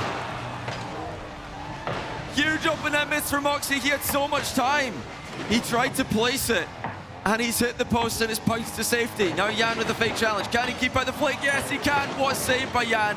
Moxie running away, trying to escape Jan's demo. Has to concede the boost to stay alive in the position. On the reset, Moxie, backboard. Can he do anything? Oh! He can watch, but that's as good as it's going to get. Well, Moxie missed the open net to go up 3-2. Jan scores against the defending net to really put the pressure on the Frenchman. Is Moxie losing this? Is he losing control? At the end of the series, he had it right there in front of him, and it's slipping away. Pops the ball up, Jan, moving differently. That's so much better there from Jan. A new answer. Can he get through the second phase? Jumps in. Is that 100 going to pop up for him? Not quite. Yep, came up a bit later. And Moxie, is he going to go back, or is he trying to stick around? On the turn, but he's very low boost. This has got to work for him. Oh, and wow. It certainly has. Moxie let out a huge sigh of relief because he went all in here. He had no boost. If Jan gets any piece of this ball, it's a goal for Jan. But Moxie managed to get it past him and tie the game with the boost deficit. Kick off. That 100 becomes the priority. Moxie with the turn in. He is so all in yet again. And Jan with the bump, actually, so he's ruined Moxie's momentum back. First touch isn't very good. Jan still trying to recover the play. Moxie's still very low. Jan turns it. Here's the reset. Moxie's moving in. And it's on the line. It's in the net. That was a horrendous bounce for Moxie. The ball goes into the air and he can't follow Jan there. Look at the strength of the 50. After reset, put the ball on target. Moxie trails again. 22 seconds left in game 5. Slipping away. Brilliant kickoff. Moxie's going to have to push that into his own corner. Instead, cut straight back around. He's got Jan in his sights. There's the flick, and Jan was equal. And not only that, but he's got a good recovery. Moxie instantly up, and he is punted to the opposite side of the field. Boost response for Jan. He's got this one in the bag. Dodges one more demo, and he has done it. Jan wins 2. Moxie was an open net away from having a late game advantage. Will that be the mistake that he looks back on whenever he's by himself for the rest of his life? What a game. We said that 1v1 is scripted. Does the script end at Champions Field? We're off to Neo Tokyo next. For the first time across this entire week. And look at Jan, he's just leaning back. Another day, another victim. If this is the problem for going up against Jan, he is so composed. He's got so much LAN experience. And now he's got a couple of game wins. Moxie had so much fight in game 4. You know, missing out in the first match point, no problem. But this one will sting. That open net miss was, I mean, it was wide open. He had all the time. He had the whole goal to aim at. And even from distance, you can't afford to make those mistakes against a player of Jan's caliber. I think the big win for me in this one as well is Jan found an answer at long last. It's taken a long time, but just keeping the pace of the game up, not giving any chance for it to slow down and just keep the ball on the hood, made all the difference. But Moxie's got ways, and he'll certainly say, okay, you've got rid of that one. Watch what else I can do. Yeah, will Moxie stick to the pop bump strats? Will he stick to the irritable bump strategies? Jan's been challenging him with great success. Oh, what a snipe. That's just in. Moxie was just hoping it would hit the post. Jan finds the angle. Great turn. What a finish. Are we looking at one of the most lethal low boost players on the planet? Yes. Just always makes the right decision. Crushing kickoff there from Jan. He's got plenty of boost to work with. So let's take a power shot. Save. Moxie, well, we haven't had a chance to see much of his goal line saves. That was incredible, and now he is on the breakaway. Look at how he's angling his camera to see where Jan is. And he knew he was there. Still couldn't get the ball around him, though. Moxie, is he pulling his punches here? Is he holding back? Is he afraid to pull the trigger? Oh, here we go for the outplay. Reset! Oh, no, he's not. He's confident still. That's so desperately needed for the Frenchman. Big outplay. Go to 1-1. Again, it's still there. He has had 4 championship points. And at any moment, Moxie can just go this, while this open net will not be the devil on his shoulder. Right down the middle. Yeah, he played that one so safely after bumping Jan into the corner. That must have been the most stressful open net after what happened last game. And for a blink of the eye, Moxie takes lead of the series. At least the game. Correct myself. Jan up early, not able to quite catch it. Look for the plan B. Wasn't far away, ended up just crushing into the floor. Yeah, he didn't get the contact he wanted. He's been stopped in the back corner, Moxie. And here comes Jan with a low boost dribble. Lined up very well to the top left corner. And he makes sure of it. It's just the moment that Moxie leaves that part of the goal. You can just shoot behind the goalkeeper. I say it like it's that easy. For these guys, it really is. 2 each. When we got to here last time, we took an awful long time to get the third. I don't think we're going to wait too long this time. Spiraling the ball into the net. Look at the control from Moxie. Ground into the air as Jan fakes a challenge underneath him. Moxie still, for now, looks to be the heavy favorite, but the pressure comes later. Jan will start to apply the squeeze later on. Can Moxie make it two? Delays the flick so late, actually pops it into the crossbar on purpose. Sets him a follow-up shot. Jan with a double save. Is he on the breakaway? Oh, he's just about slotted it, but it's off the post and out. Well, it helped him out last time. This time, not quite as friendly. First time shot. Yes, low boost. Gets the save. 100 moves from Moxie. He was getting so many goals from this position earlier on. Look for the backflip. Not working. Huge goal for Moxie. After both players come so close to conceding. He's a long way from Leon right now. He felt a lot closer early on. 3 minutes and 7 seconds will feel like a life age in this position. Oh, Moxie needs to avoid it. He hasn't been able to do so. So this should just be a walk in here for Jan. Down to one. And yeah, that comfortable 2-goal lead. Well, not very comfortable ever actually in this one. We are looking at a very high-scoring game. Yeah, well spotted there by Yanni. Notice Moxie looking awkward, saw him flip, and anytime you flip near your opponent, you're wide open for the demo. Moxie couldn't escape him. He's got options here. Decides to keep the ball on the sidewall. All about creating an angle of attack, Moxie. Jan. 30 boost just in case Moxie moves in for the steal, which he didn't. And now here comes the counter-attack. Jan. Catch. Blake gets shot down. Yeah, just showed a little bit too much of it to the Frenchman, who is just going to shoot, turn that in. 2-goal lead established yet again. And that was not the play there from Jan. I don't think it's the play he wanted to make. It's not a good enough play for this moment. Anytime he's got space to get into the air, he needs to be putting a quality shot on net. Yeah, just delaying here. The best touch, though. Still, plenty of players stuck in this corner, and usually this favours the defense. This time it doesn't. That is a massive play. Moxie just, well, he's out of here. It was just awkward again. Jan missed his flick. Moxie thought that was going to be a flick across the box. Maybe to fight for a boost at the far side. But Jan missing the flick actually outplayed Moxie.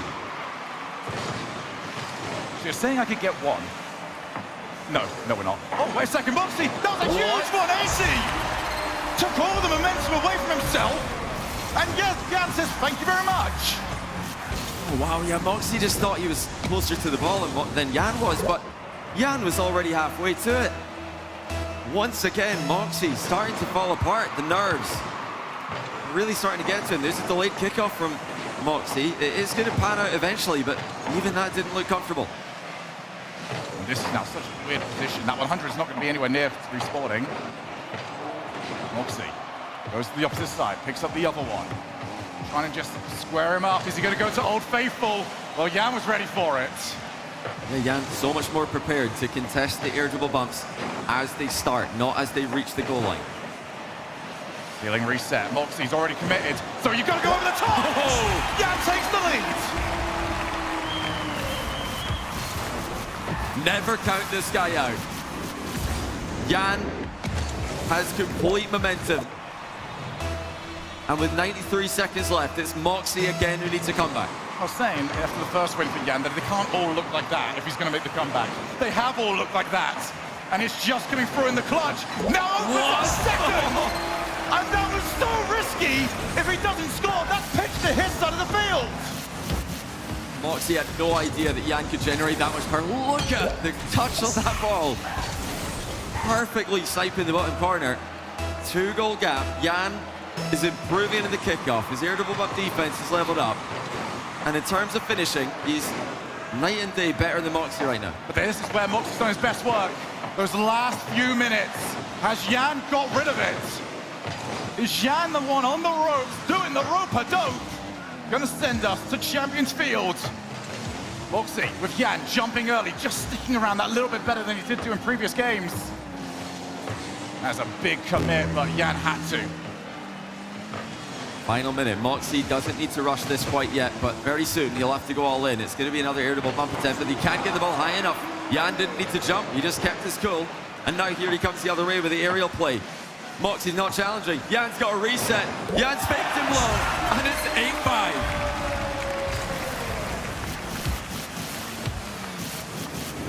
It's becoming a reality.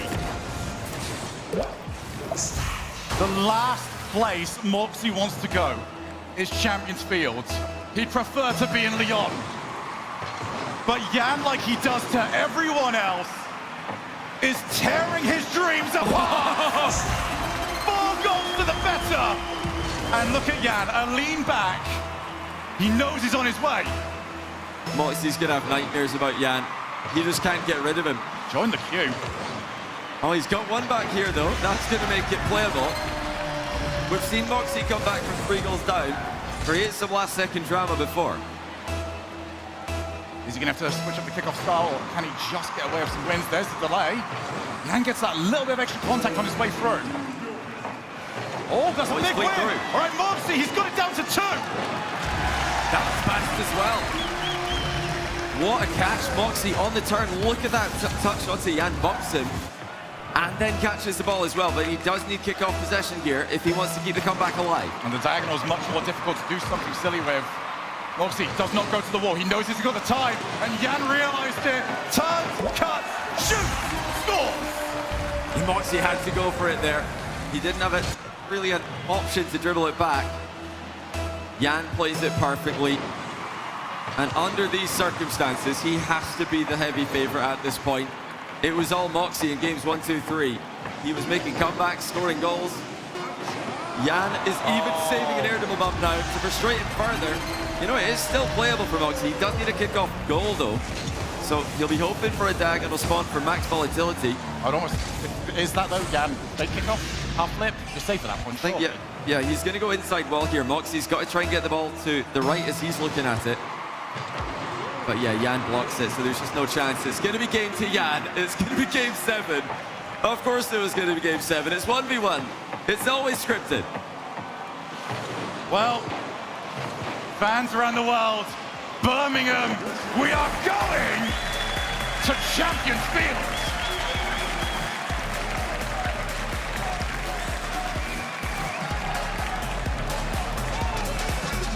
One game to decide who goes to the World Championship for 1v1. One game to decide who will be the first major champion for 1v1 in Rlcs history. And it's Jan who's won the last 3. And I feel like he should have won the first. Swings the momentum. Keep going the opposite way. I can confirm we do not have a timeout, which means we are seconds away from heading to Champions Field to decide who is going to Lyon. Johnny boy, when we got started with this, all the way back with a little tournament called the 12 Titans, that was best of 1. We go in now with a single game to decide whose dreams become a reality. Is it going to be the representative for Europe? Or will it be the decimator from South America? Let's go! 5 minutes, 1 winner. Let's go to work. And it's Moxie. He'll be able to hear a pin drop right now. The nerves have got to be at an all-time high for him. For Jan, this is just Saturday. He looks like he's woken up from a nap. But he's got evil intentions. Moxie with the first play. Goes high over Jan's head. So a quick heat check to see what Jan's going to be doing in response to that. And now here comes the first real attack. It's a mind game of Moxie at the near post. And Jan saw that one coming as well. Yeah, this is the sort of match where everything you learned previously goes away. Moxie's not got a chance of getting back. Here's the thing, Johnny. Every storyline we have built up throughout this series, this map is different. The nerves come into play. You are against your opponent. You are also against yourself.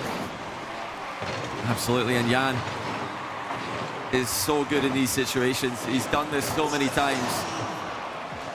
So many success stories on Champions Field. Moxie looking to get his first one, and it's still the old faithful. If it ain't broke, don't fix it. If it keeps working, keep doing it. So the Jack says, find one thing and get as good at it as you possibly can. And that is why. You need something that you can always rely upon. Off the kickoff, Moxie, back corner. I'll sell the nerves, get that opening goal. Jan just loitering. Realizes, okay, yeah, that's still on play. I'm not going to get caught by that again. Look at that. Jan actually flying, just wasting a little bit more boost, just fly a little bit longer, because he knew Moxie's trying to demo him in the landing. Oh, that's dirty. And let's waste a little bit more time. Jan scampers back, knowing it's just to watch the ball go in. I'm pretty sure that outplay jump scared Moxie. I don't think he thought he was getting a goal there, but he'll take it. Off the kickoff, Moxie will claim boost and ball on the hood. He's got Jan in his sight. Goes low challenge, but it's good enough to at least buy some time. But some time is all he's going to get. And again, Jan recovers in time. He's got plenty of boost to work with. It's exceptional boost management by Jan. Does Moxie respect that? You'll know as soon as this play finishes that Jan's now the player with the boost advantage. He's denying everything down that side of the field. Moxie, so smart, takes it back.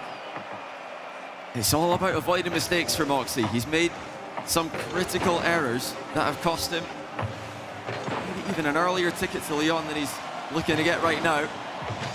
Jan, the more consistent of the two players. Moxie sets himself up, bounce dribble. Here we go to the air, looks for the card. That's not quite worked though. That second touch was so heavy. Now Jan, first time shot, and Moxie's going to see it trickle in. Moxie got his goal with it earlier on, thought maybe he could get another one, but he's got to switch it up, I think. Jan saw that one coming a mile away. He was way off Moxie's screen. Moxie didn't even know where he was to try and get a bump on him. And now Jan with the kickoff goal. Moxie can't get back. And just like that, your lead turns to a deficit. 3 minutes left to play. Jan has had the better of the exchanges in the openings of these games. Can he maintain it? Immediate challenge. He's on nothing. But the last thing he wants to see is Moxie in this position. Up we go. And Jan realizes, now I can go for it. Moxie, is he starting to get a little bit more gun shy? Well, he's not trusting himself with his flick. That's a lineup where he'd often be flicking from. He's not doing it. Is he going to do it here? He's looking for the angle. He's got the angle. And he delays it. Jan's backflip. Well, that was a complete panic. Jan has bottled the challenge, but I think he would have had it if he flipped the other way. He would. That's just a misinput. Well, misinput, whatever input, outplay, no play, misplay, it's 3 each. And we go from the kickoff. The lead is yo-yoing. Well, we wondered, would it be Moxie? He's feeling the nerves of Champions Field. I guess we know it's both players now. How much this means to them. Moxie, this is his entire RLCS season. For Jan, he's trying to be the first double major winner. He can win 2 majors on 2 consecutive days, starting with this game. And this time, Moxie last year into the box. What a relief that is. And you can see him just a little bit of a word of encouragement to himself. 2 goals up, it's not enough. You're gonna need more. It's so far away, and yet it's so close. Off the kickoff, Jan can't get the 100. Moxie, that was so all in. He stole it, wave dash, then flipped again, just to overtake Jan on the way to the boost there. Jan still has control though, advantage to the South American. He's looking to catch Moxie out. So hard to do, as we've spoken about so many times today, but now the boost is really getting away from him. That pull shot from Jan actually helped Moxie out. 3-goal lead would be so nice for Moxie at the moment. Jan already up. Moxie's going to try and at least find him on the way down, and instead we're going to go all the way back corner. Jan trying to keep around, stick with him, get the boost, get the ball, get the demo, just get anything at this point. Go towards the wall, or pinch, not quite.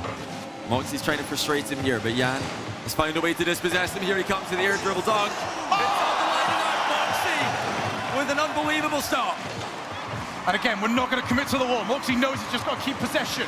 Huge challenge. Moxie again on the recovery. There's no need to go all in. Another miss there from Jan, but he does recover just in time. Final minute approaching. It's extended play. That favors Moxie. 2-goal lead will feel a bit bigger with the ball rolling around the pitch like that, but Jan just needs one. If he can get one and back to the kickoff, another one could follow immediately. Bounces up. Moxie goes. Oh, he's missed it's it. a misplay. The shot. Oh, dearie me. You've given him the chance, and he doesn't need more than it. Yeah, Moxie just flipped by mistake, and that killed his vertical momentum. He had no chance to get back to the ball. Off the kickoff. Jan, lose the boost and the ball. This is exactly what Moxie needs. Is he going to dribble it back? That was really tempting. Oh!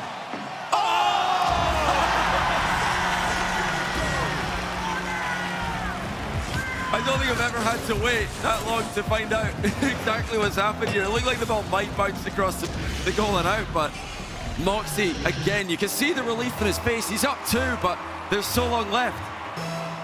Again, we go back to the kickoff. Jan crushes it. Moxie's always had the better of the play. That 100 boost in the mid has always been his. He's taking it back. And yeah, let's go back corner Barry. Jan, you're going to have to commit to this at some point, but when does he pull the trigger? So he's got Moxie moving the ball, pops the ball up, now looking for Jan's car. And he can't quite get it, but it's enough to put him on. Oh, he got him! Moxie doesn't need to rush this. He could dribble it back again if he wanted to, just to confirm the win. He's going to try and keep the pressure on Jan and look to win by scoring again.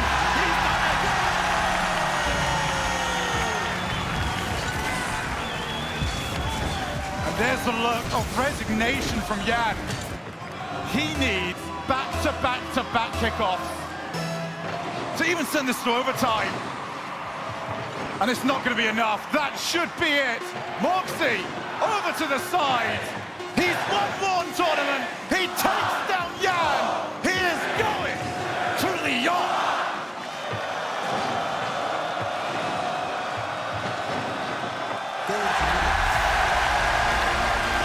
Major champion. World qualifier Moxie stops the reverse sweep. What a win for the 1v1 mate.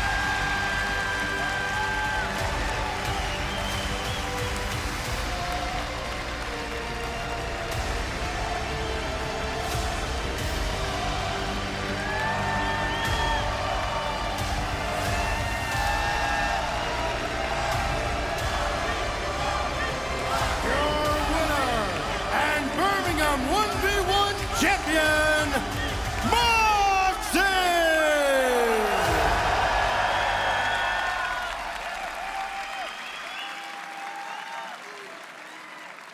Presenting the championship medal, please welcome to the stage former Rocket League World Champion, the legendary Garrett G.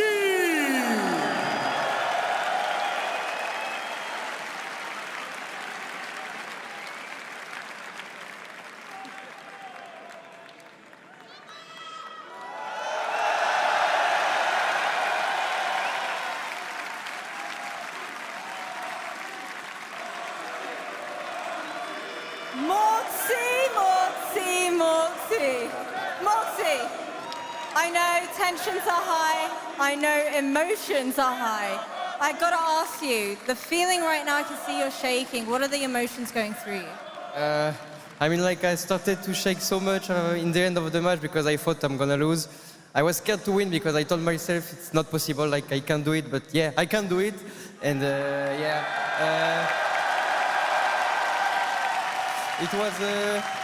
it was my first match on LAN, so I was discovering everything while I was playing, so it was really hard to, to adapt myself on the new setup, but like, I'm so happy.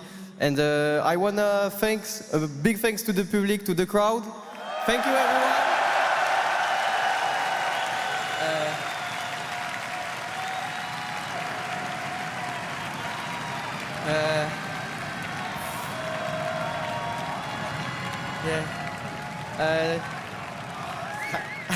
I can't. I mean, like, I can't even talk.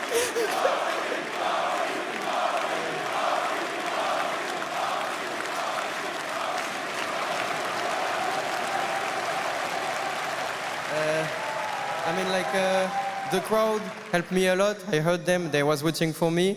and it helped me a lot, honestly, because I was, as I said, just discovering everything. So yeah, again, thanks everyone, and I'm so proud I made it for the friends and for my community. I'm so proud, so happy, and now there is one more step at Lyon at France. I'm so proud to represent France. And yeah, thank you so much. Thank you for everything, and see you at Lyon. All right, Birmingham, what do we think? Moxie and Lyon, yes? Moxie, your journey has been nothing short of absolutely astounding. I'm so happy for you. Birmingham is so happy for you. Everybody watching at home is so unbelievably happy for you. So what do you want to say to everybody that is watching from home? Can I talk French? Absolutely. Ah, ok. Ben, merci beaucoup les gars. Je voulais remercier en particulier mon père, ma mère, ma copine, tous ceux qui me regardent, ceux qui sont sur le live aussi, merci infiniment. Que vous supportez n'importe qui, que ce soit Vitality, Kakor. Vous êtes dans mon cœur, merci beaucoup pour l'aide. Vraiment, je vous oublierai jamais et j'ai hâte de représenter la France à Lyon. Et encore une fois, merci pour tout, vraiment.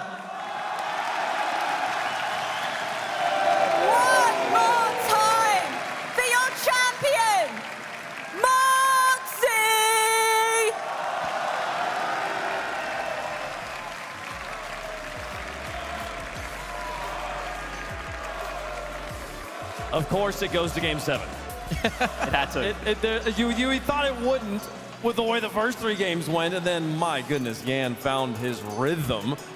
And it sounded like, just hearing from that interview, CJ, that being on the stage was a genuine hurdle for Moxie to overcome. I mean, you just saw LAN experience versus 1v1 experience, and it was a clash. We saw Moxie really take a stranglehold early, but you saw the pressure. Yan just gets one game, and he started to crumble Moxie, but he found something in that final game. And we know that momentum in threes is a big deal. It's way bigger in ones, as we just saw in that match. Again, Game 4 goes to Yan. Yan is slowly figuring out this match. Yan was just insta-challenging those last 3 games. And even in Game 6, I believe, Yan was starting to win a lot more kickoffs.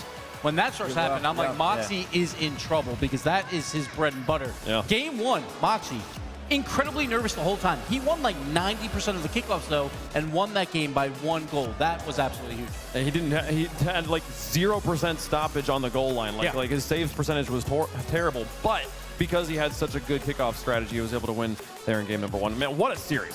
What a back for them. What a way to introduce the world to 1v1s, eh?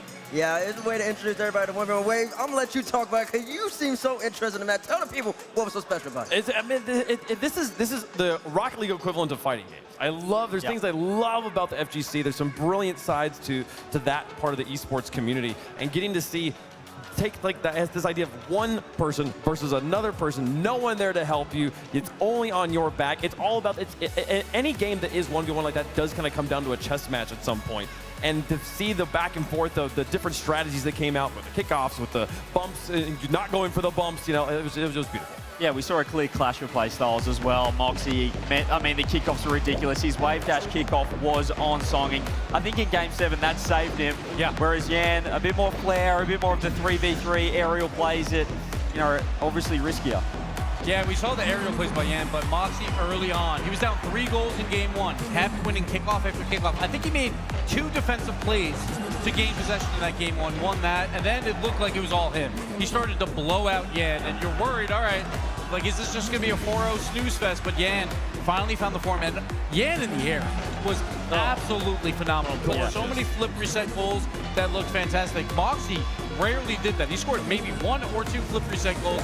Yan, though, anytime he had that opportunity, he made those high-risk plays count. He made all the high-risk plays count. And listen, once we got to Game 5, Game 6, Moxie, if you're watching this camera, he started huffing and puffing. It was deep breath, because he knew he didn't want to lose these matchups. And you know what he started doing? He started going for his patent. They're not showing highlight for some reason. How we got to this whole highlight package? But I was showing one of the man's many goals they went for every single time. Where's the air dribble bump play? Well, I mean, when the pressure's on, you have to go back to, you know, what can you rely on? And for Moxie, the wave dash kickoff saved him with the mechanics. That and the air dribble bump. There we go. The air dribble bumps were crazy. That saved him. And Yeah, it's a smart play. Yeah, just being a better ones player. He's just more technically, if you want to talk about 1v1, how to show somebody how to play 1v1 effectively, you're going to want to show a box of replay. But it was funny because every goal he scored, like in that final game, like he just was like, thank God that went in. Because it was like every single time he's like, I cannot lose this, but I'm so nervous. I can't go for my consistent plays. So he went for a lot of fakes, and it did bite Yan a couple of times there. Think of how good Moxie is.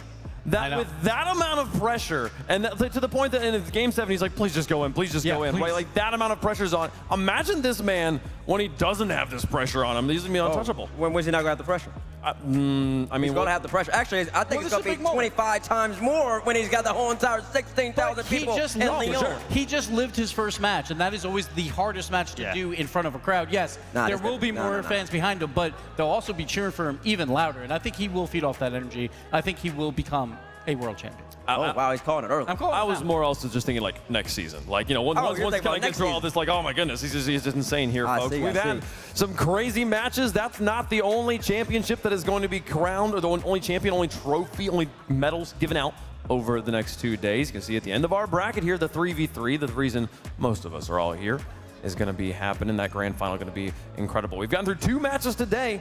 2 more to go. These are upper bracket matches, so these teams, if you lose, you're still in the tournament. You will drop to a lower matchup here, and we have 2 more to go. These ones, CJ, these are the big ones. The big boys. We got EU taking on NA back-to-back, and that's right. Ultimates in form, Vitality in form.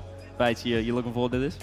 Listen, everybody's informed. We got 2 great North American rosters. We got 2 great European rosters. It's feeling like a good old RLCS X, what could have been back in Dallas before COVID hit.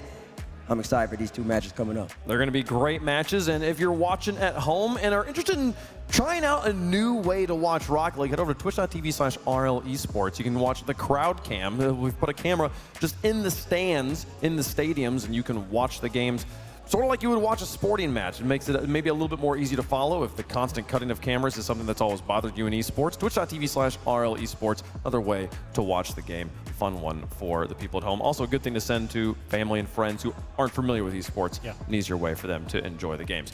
Folks, it's been a great day so far, and we've got 2 more incredible matches coming down the pipe. When we come back, folks, the world champs taking to the stage, taking on the number 2 team from North America, the Ultimates. Stick around. You're watching the Rocket League Championship Series.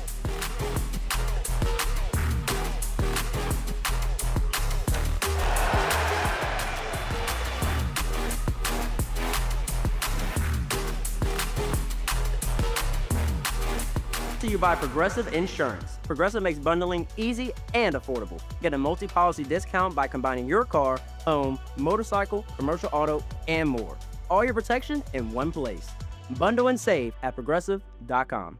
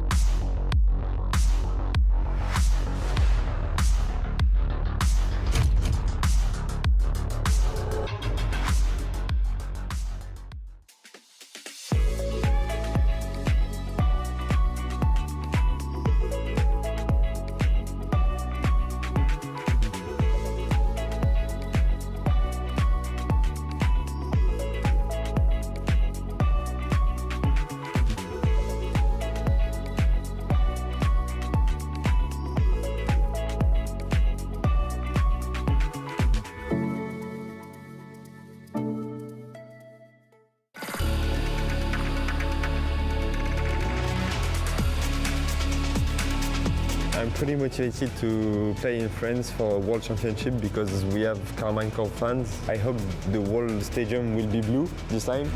We will give our best, we will be so motivated to win, and we'll try our best to make the fans really proud of us. We've been asking for this for a very long time, and I'm hoping to prove that I am one of the greatest players in the game by winning my second Worlds in a row. We just want to win, and hopefully like the fans will support us, like even if we lose, but we'll give everything to win. I think it's due. Like the French community is the biggest in Rocket League for years now. We have the best player in the world. We are winning practically every event, so it was logical to see Rocket League in France, and it's even better because it's for World Championship. So I'm really excited.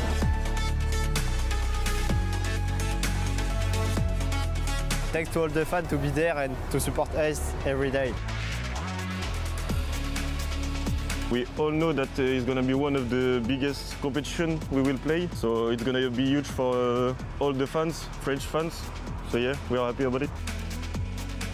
It's the biggest event. We want to win because we're representing our country, so we are going to fight for winning this trophy. We have the best player in Rocket League, and we have the biggest fan base. It feels amazing to have a lot of support fans and messaging. The road to Lions starts now.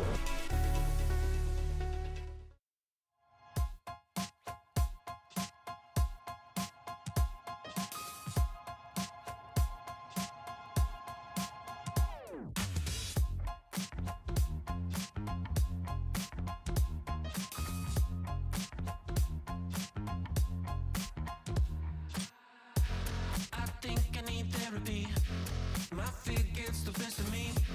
I can't seem to understand how you do this to me. You've been running in circles inside my head. Wasn't looking for love, but baby, I found you instead.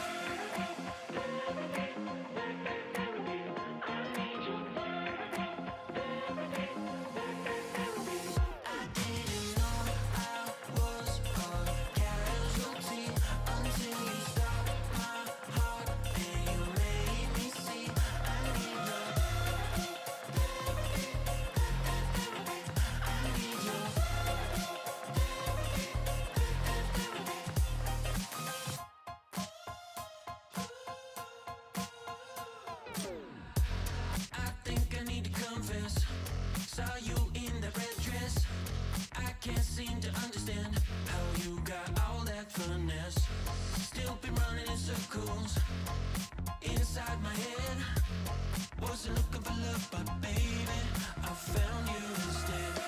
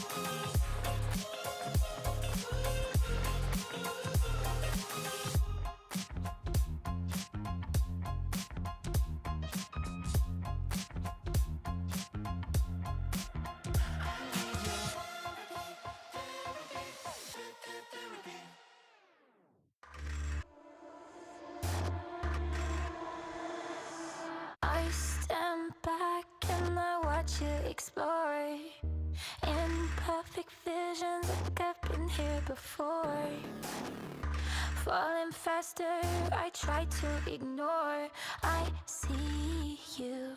I see you.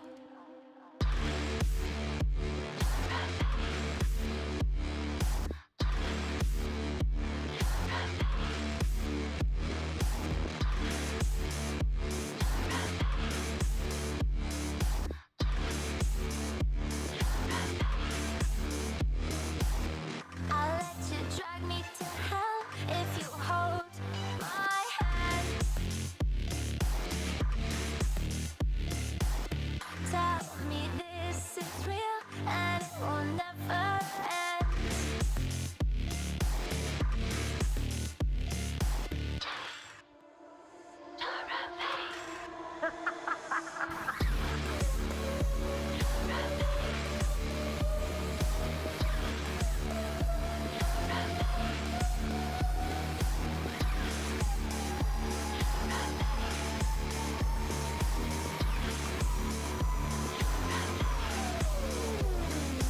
This is not what I came here to find.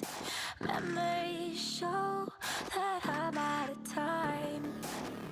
See a shadow, don't know if it's mine, but I see you. I see you. I see you. I see you.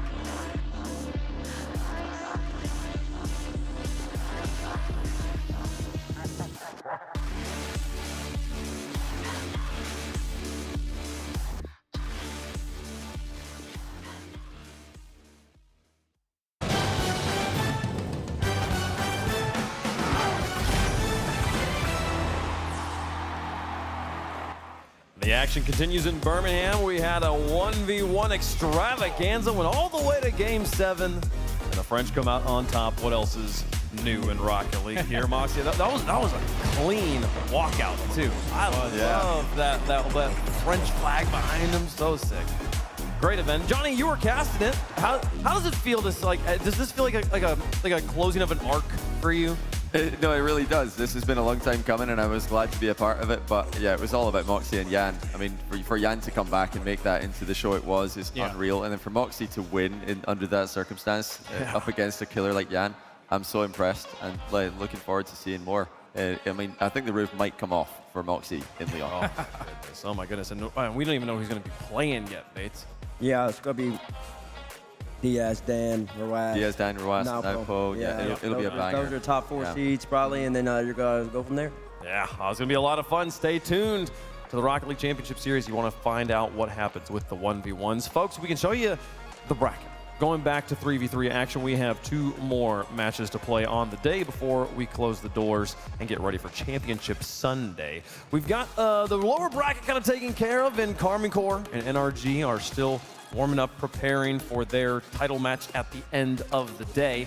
So it's time for us to talk about the next one here. The one in between. Vitality, de facto world champions, taking on the Ultimates here, another challenger from North America. I mean to ask you, why do you call them the de facto world champions, but Carmine's also got Drolley? Carly does have Drolley, I just they have 2 of them. Oh, okay, so just 66%. It's always weird. It's always weird when you want to try and build a story about world champions, and then the world championship team wins, and then immediately splits up, and then the org doesn't exist anymore. And it's like, okay. And this is the first time it's ever happened too, though. Like, in a long time, I guess. It was season 3 with Northern Gaming back then, so they split up, and then Turbo did Turbo things. So we'll see if Drolley will do Drolley things. We'll see. We'll see what happens here, folks. It's time for the next match of the day. Introducing first, on the blue side, representing Europe, 2/3 of the reigning Rocket League champions of the world, Team Vitality!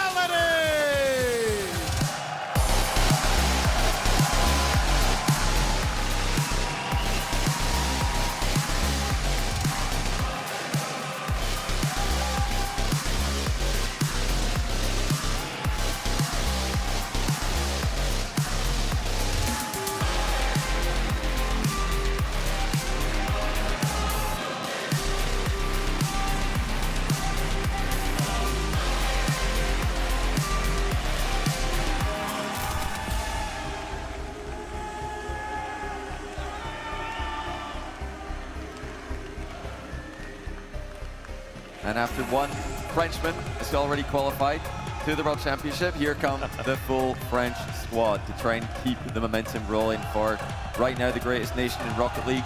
Monkey Moon, two-time world champion. Zen, former world champion. Exotic, defending world championship MVP. I mean, they've got all the accolades, and right now they've got all the form as well. There's only 5 world champion titles here, and this team has 4 of them. That is how good they are. You cannot count them out. Their online split, maybe not perfect, but exotic. Huge goals throughout the Swiss. The hardest road through Swiss to earn the #1 seed through this playoff bracket. Float like a butterfly, sting like a bee. That's exactly what this team has been doing so far in this tournament. They've had the strongest strength of schedule, and they've been dominating it in every sense of the word. And honestly, watching them walk out, I know Carmine Corp was the #1 seed and all, but Vitality just felt like they had a little bit more sauce. Then paired up with 2 more world champions. They already had 2 more world champions anyways when he won, but he got the most recent version, most recent iteration, Monkey Moon 2-time and Exotic World Championship MVP. They're looking great, and they're looking scary. He's always wanted to play with Exotic as well. It's not, I don't think he waited for Exotic to win Worlds and said, okay, fine, I'll team with you. He's been friends with him for so long, they finally get to play their first LAN match in front of a crowd together. They have the 2 stars on their jersey representing the 2 world championships they've won in Rocket League, the only organization to have won 2 Rocket League world championships here. But on the other side, a team hungry for their first win. And their opponents on the orange side, representing North America, looking to plant their own red, white, and blue flag here in Birmingham, the Ultimate!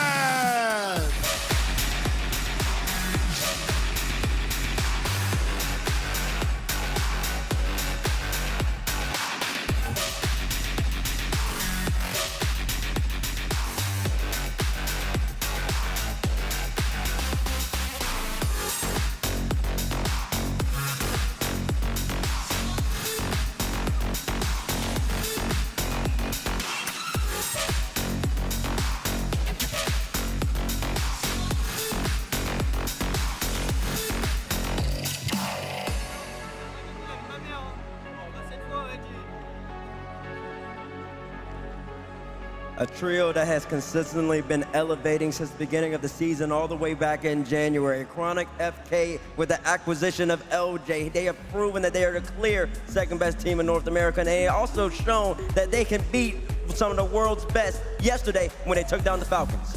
Chronic's looking jittery right now. Chronic, he's getting settled in quickly here for the match. I don't think that's going to be a problem once they hit the pitch, because these guys have been, like T-Bit said, they've been making steady improvements, which is what their opponents across the stage have been doing. Both these teams coming into form at the right time, and now, if you look at the schedule, Ultimates have had, they've not lost to another region yet, only lost to NRG. And that has always been their issue, right? They build teams, First Killer builds teams to try and take down Energy. They have not done it, but they are top 4 here, and they can take down international competition. LJ, one of the best players to ever do it, has not won an RLCS event before, including regionals. First Killer, probably the best player to not win a LAN. So these guys are so talented, but they just can't get over that last hump. This is that first hurdle here versus the world champ. Well, Gibbs, I'll tell you this, that's why they went and joined forces. Exactly. They went and joined forces for moments like this. FK couldn't do it without, maybe it's LJ, maybe LJ's just Jordan, or maybe he's Pippen, maybe FK's Jordan. You just gotta get that one more teammate to get you right underneath the hump, and maybe that's exactly what it takes. These 2 players have both at times been considered the best in the world. Zen still, in most people's books, holding that title, Johnny. Yeah, definitely a lot of people, and there's going to be an even stronger argument for him with what's been happening this weekend. Zen is, he's putting up some crazy numbers. But First Killer, 80% the goal participation. That is what he has always done for the past 4 years, been at the top of NA for numbers. But numbers don't matter, wins matter, and First Killer is still looking for that first title. I mean, this is the thing, like, it's always that final match that gets them. It's the semifinals, and if they successfully somehow win the semifinals, it's the finals that always bites First Killer's rosters here. This isn't the match. This isn't the match I'm worried about the Ultimates in, which does make me genuinely concerned for the Vitality fans. It's possible because both these teams, obviously upper bracket, there's no nerves. The problem is Vitality. They're just a different beast when they play on LAN, and now playing in front of a crowd, Zen is unmatched in that. Monkey Moon, obviously the GOAT. So like Exotic with the MVP. So it is very difficult to pick against Vitality, but there shouldn't be too much pressure on the Ultimates here, and they would love to shock the world. Johnny, I mean, there was an event a few months ago, and Europe #2. Monkey Moon had one of the worst events of his career, and in responding to some flack on Twitter, he said, quote, "I've been destroying everyone for 4 seasons. I'll be back stronger. I don't care what anyone else's opinion is. No one scares me. You'll see why." Have you seen why yet? I have. I mean, Monkey Moon's been locked in. We talk a lot about Zen because he is the star player for the team, but he's a star player for a team full of stars, and Monkey Moon knows how to time his arrival to lands and how to time his peaks. He's been the greatest open era player by a mile. He's right there with K-Dop in terms of greatest of all time for a reason. He knows how to win. And that's something, like T-Bit said, Ultimates are trying to come together to do for the first time. Monkey Moon's been doing it. He's been in that convo since the open era started. Yeah, since the open era started. I will say, though, that of the few people who have actually beaten Monkey Moon, I do believe First Killer was one of them, all the way back in LA. Early on, Original BDS roster.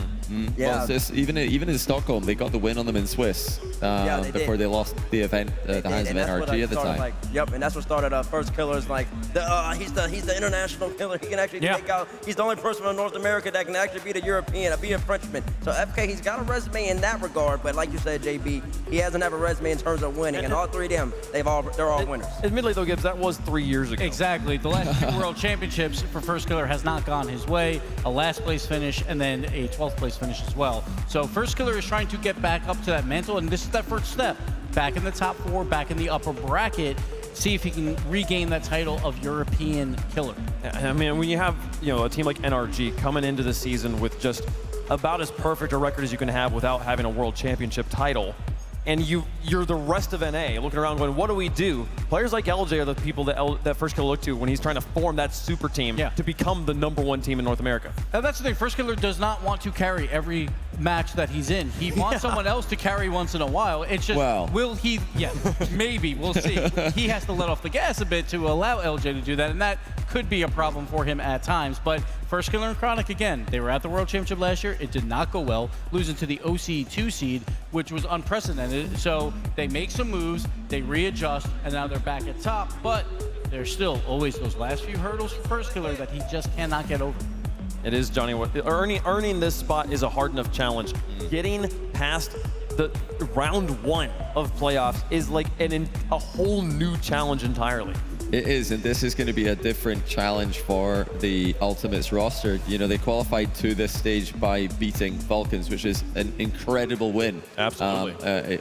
Even, if you watch the match, if you look at it on paper, 3-0, I mean, what a result. That's huge. But the difference here is that Vitality have not been really making unforced errors like Falcons are known to, and like Falcons have been making even a higher rate than they usually do. Vitality have cleaned up their unforced errors that we saw from them online. Ultimates are going to need to force some mistakes if they want to win this series. Will the counterattacks work against Vitality, folks? Let us know if you think they will in chat. In the progressive fan vote, we'll make our picks up here on the desk as well. Johnny, what you got?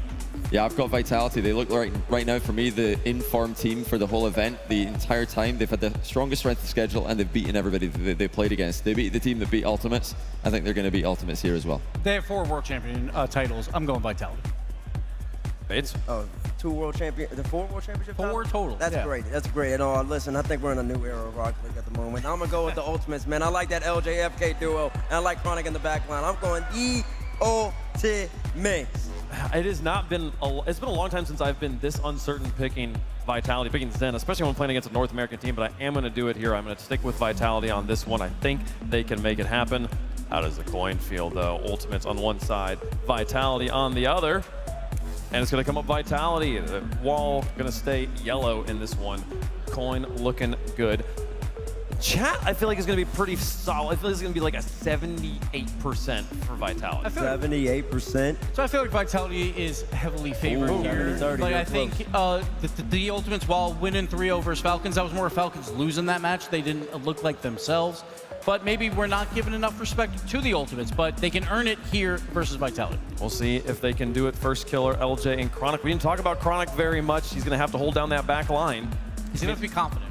That is his main issue at times. But through his online opens, it's been rough at times, so he needs to be confident. This is a big one, folks, and a free one, too, as we are in the upper bracket. It's time to play with the Titans up here, folks. The adopted world champions joined with the player of the age versus the gatekeepers of North America. Names forged in flames. A brawl that will be won in the ages between the milliseconds.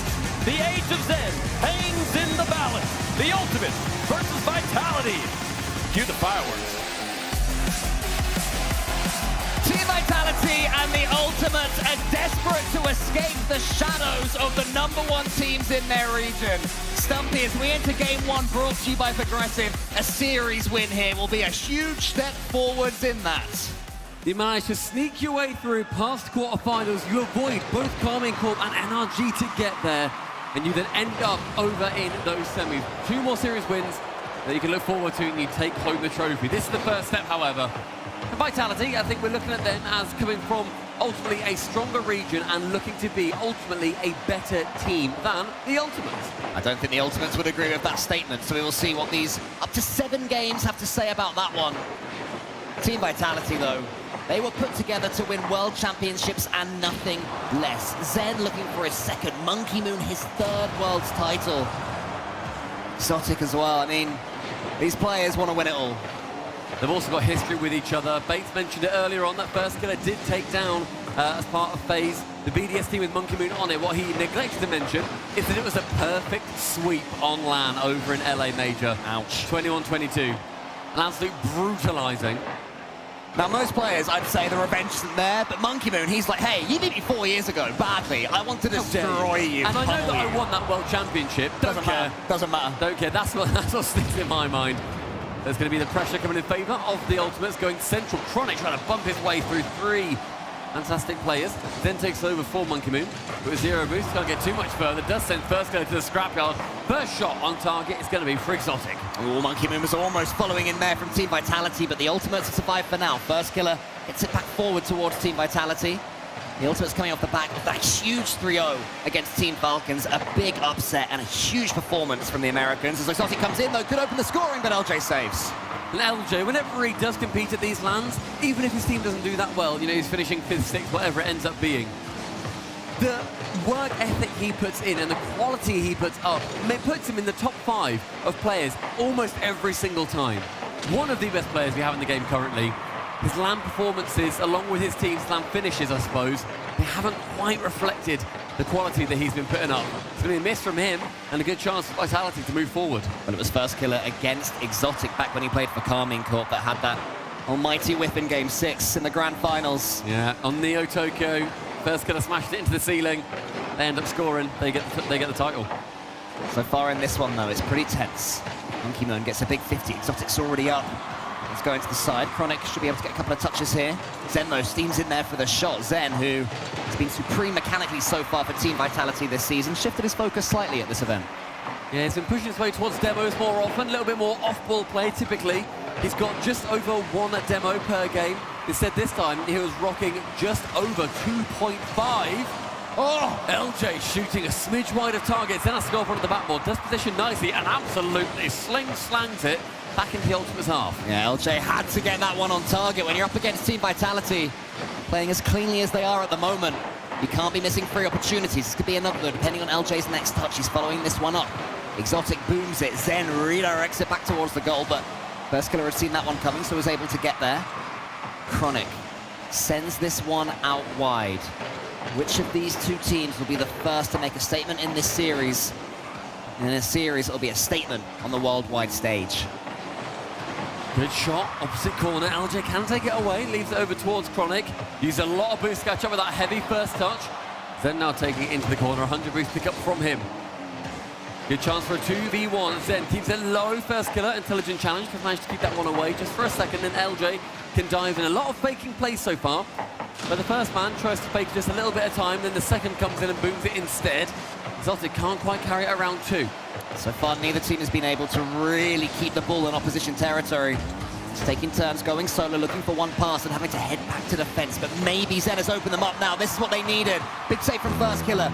It's up towards LJ, so now the ultimates can send it back to blue half until Monkey Moon is up and surely scores. And there it is. Just under a minute left. And finally, a goal is scored. A very even game so far. Monkey Moon, air roll who?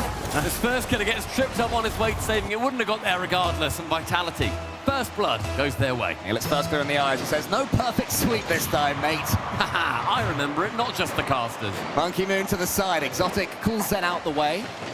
Exotic there, a major winner and a World Championship winner himself. Player who's done it all. Started this season fairly slowly for Team Vitality, but in this event, he's been looking back to his best self. Here is Chronic, though, for the Ultimates. 35 seconds left. The Ultimates have to get the ball rolling soon, but it's Exotic who has the ball. Chronic goes up early. This is a tough read for Chronic, and he's left reversing on his own backboard. Exotic tries to steamroll it in, but it's saved. Final 30 as Exotic's now going to track right. Monkey Moon flicks high. Nobody's there for Vitality. So Chronic in the back line can send it long, straight to First Killer. Zen sees that play come from a mile away, does keep it down. LJ himself manages to beat two. Now Central Exotic can pinch it away. Final 10. First Killer in that corner. Nice 50s. Ultimates need something. Who's up first? It will be Exotic. Takes it round himself, whips it round another. Taps it onto the ceiling, straight back down. Vitality take game number 1 against North America's second. And at the end there, it was Exotic who just pulled the ball away from the Ultimates at the last second when it seemed like they were set to set one more trap. Exotic, such an intelligent player, one of those players who makes things look fairly effortless on the pitch.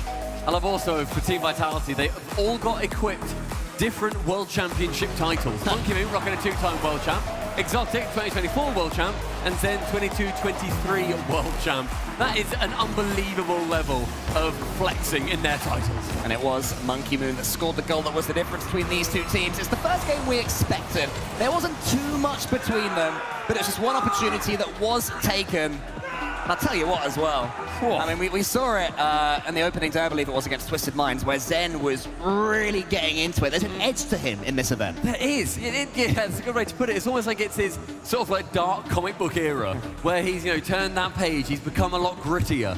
And if you look at the way that he plays this game, he is so laser focused. Monkey Moon, I said it in the green room, he looks like he's playing like on a beach in the Bahamas. He's laid back, controller on desk, just like, I guess I'll win another World Championship, whatever. Zen is so locked in, like a German shepherd with his eyes on a bad guy.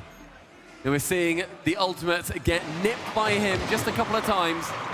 But it's Vitality wanting to keep fighting through and Ultimates to recover. There was only one goal in it. That is not bad at all. Yeah, the Ultimates will feel that they would have had opportunities in that game. The passes didn't quite go their way. Defensively, they've been pretty solid, though. They've not been overawed by Team Vitality in any way. As LJ goes up against Exotic. First Killer, they have to get him on the ball. LJ, mechanically their star man. He's the one, to me, that they need to get some possession. And they get it to him. For now, Chronic just looks completely isolated. I was talking about LJ, but he was still stuck on the Vitality end. He was pretty alone there. Chronic has to rotate back to net as First Killer takes the ball from him. Zen can then take control. Monkey Moon, Zen and Exotic all existing within the same half postcode, it felt like. And they managed to get goal number 1 a lot quicker than their first one in game 1. Yeah, not a good sign for the Ultimates, that goal, just because it was so simple for Team Vitality. They suddenly found themselves in that 3v1. Monkey Moon tries to make it happen again. He gets a couple of touches as far as Zen. Exotic can keep the attack up. We didn't see too much sustained pressure in the first, but already in game 2, we're seeing plenty of it from the team in blue. Monkey Moon, he's up in the air. Zen's down there. That one's almost going to be good enough from Monkey Moon, but Exotic can keep that one going. Monkey Moon maybe goes for a doink. No, instead backflips it towards the net. Zen's there as well. Monkey Moon calls of Exotic. Look at the face of the monkey on their back. Sent high from the initial shot as well. It's a lovely touch there, and the reflexes from Zen to immediately keep that one central. Monkey Moon, as you say, calling up Exotic. I mean, you look at these two teams, how they got to this point as well. The strength of schedule, I think, very similar. Vitality, they had to go through Twisted Minds, Furia, then NRG, beating all three of them, going 3-0, utterly unbeaten in the Swiss. A lovely reset from First Killer. This kind of plays did let them beat the Falcons to get through in 4, nearly a couple of chances. But both of them did ultimately earn their way through here. Nothing Mickey about it. Yeah, but it's just not quite fallen there for the Ultimates. LJ, he got the musty flick onto the post. LJ, who was already at his best ever performance at a Major or Worlds. Guaranteed top 6. beats the top 8 that he's got before. Monkey Moon, though, steams in for Team Vitality. There's his teammate, and look at that pace. It is utterly ridiculous.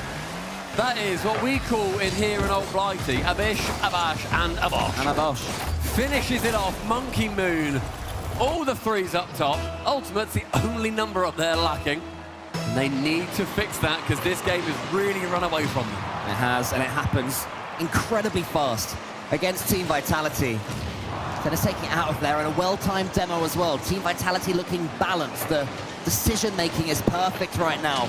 A Monkey Moon team, they can overdo the pace, they can overdo how close they are to each other, but when they get it right, they're almost impossible to defend because everywhere you look, everywhere you turn, there's another player coming back in. You don't get a split second on the ball. Chronic thought he had time here too. Exotic tries to fly across, makes it awkward. Chronic jumps, then flies, gets the touch, but as he lands, Zen is already there. Full tank of boost he had to use. Just a whisper of it. And Ultimate, they're yet to score after about 7 minutes of gameplay. They also just haven't dealt with this ball over the top of their heads. Every time it goes high above their goal, they are stranded on their goal line. 2 minutes elapsed.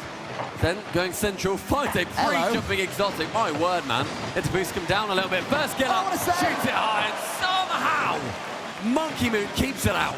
Monkey Moon having his cleanest game of this tournament so far. Not just the finishing, but the saves as well. Doing everything right for his team. Ultimates have to take heart at the opportunity. And there is still time for a comeback. 4 goals can happen with still more than half the game to go. They need this one from Chronic, though, to go in first, because they're waiting for him, and now he's no longer there waiting for him. He was waiting too long, and he was removed. Huge demo, keeping this still to that 4 goals. Escaletta 50 ends up coming low with it. Exotic called in to have that side momentum instead of Monkey Moon in the net. Would have potentially been forced his way through. Monkey Moon now taking it low. Exotic faking. This is a lot of pressure in favour of Ultimates. No one able to get the ball quite central for that finishing blow. Zen gets that one, the double tap on the floor. Oh, nearly there from the pinch. LJ, he just lofts it high. The Ultimates happy to get the ball out of in front of their goal, but that's awkward. Exotic will get the next touch. Would assume that Zen meant that one, with Exotic right behind him, but I think it bounced a little bit further than he perhaps anticipated. Exotic this time keep control of it. The fake. Time is disappearing, and Team Vitality, the game management is excellent right now. Great fake too from Exotic. They're just keeping the Ultimates guessing. Nobody knows what the next move is going to be. Another pinch, then sends a little bit too much on that. 10 of beans was a little bit too much. Then a half boost, or rather picks up the midway boost. Exotic straight towards that backboard, a heavy touch, but no one from Ultimate's taking advantage. Yeah, the Ultimates just aren't anticipating Team Vitality making any mistakes right now. It seems in this game at least, the sense of giving up is there from them. LJ knocks it as far as he can, Zen to the ceiling, follows it up himself, misses. That's allowing Chronic. What can he do? The former major winner. Zen booms it long, not so much so far for the Ultimates. LJ's almost there. Exotic, though, he comes away with this one cleanly, and it's, again, another aerial opportunity for a Team Vitality player. The Ultimate's not quick enough, not decisive enough. Well, Zen trying to go for a sidewall redirect. They've definitely been in vogue in this season. Oh, yeah. Seen a good few. If there's a top plays at the end of any of our broadcasts, it will normally have a sidewall redirect. They're still very impressive. Then a reset. Not getting near the ball, so LJ's going to pick it up. Final 30. Ultimates almost at 10 minutes of game time and 0 goals. Yeah, often we say at this point in the game, 4-0 down with 25 seconds left, you start to think about the next one, but the Ultimates need a goal. They are still sans scoring, and you do not want to go back into game 3 off the back of conceding 6 in a row across 2 games. Exotic sees that top postage stamp ready to go. Gives it express delivery, as does Zen on first killer in the middle of the net. 20 seconds, Vitality.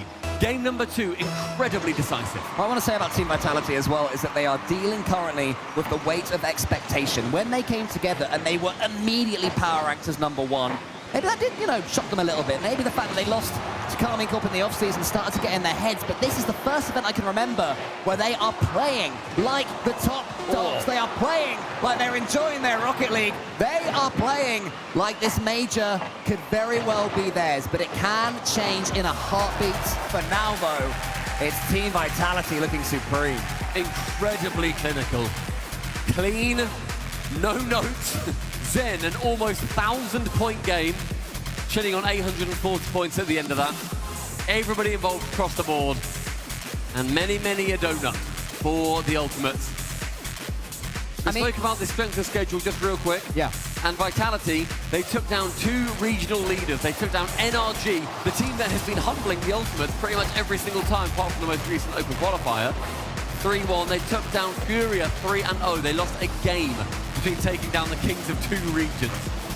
And now they're looking at, they've got their sights set on the number 2 as the number 2 themselves. The Ultimates have taken an early timeout. 2 games down. Team Vitality are now going to have to wait for that extra 60 seconds as the Ultimates turn and talk things through. For me, it's tough to say mainly defensively because they haven't scored, but I think their defenses look so awkward. I mean, something that doesn't look awkward as any of the players. They're smiling and laughing. I think someone told a joke, on Vitality. Cassio was smiling. They got the double thumbs up from Exotic chilling in the middle. No, they're playing with the no pressure. I imagine the face cams of Ultimate's going to look a little bit more tense. Yeah, just a little bit.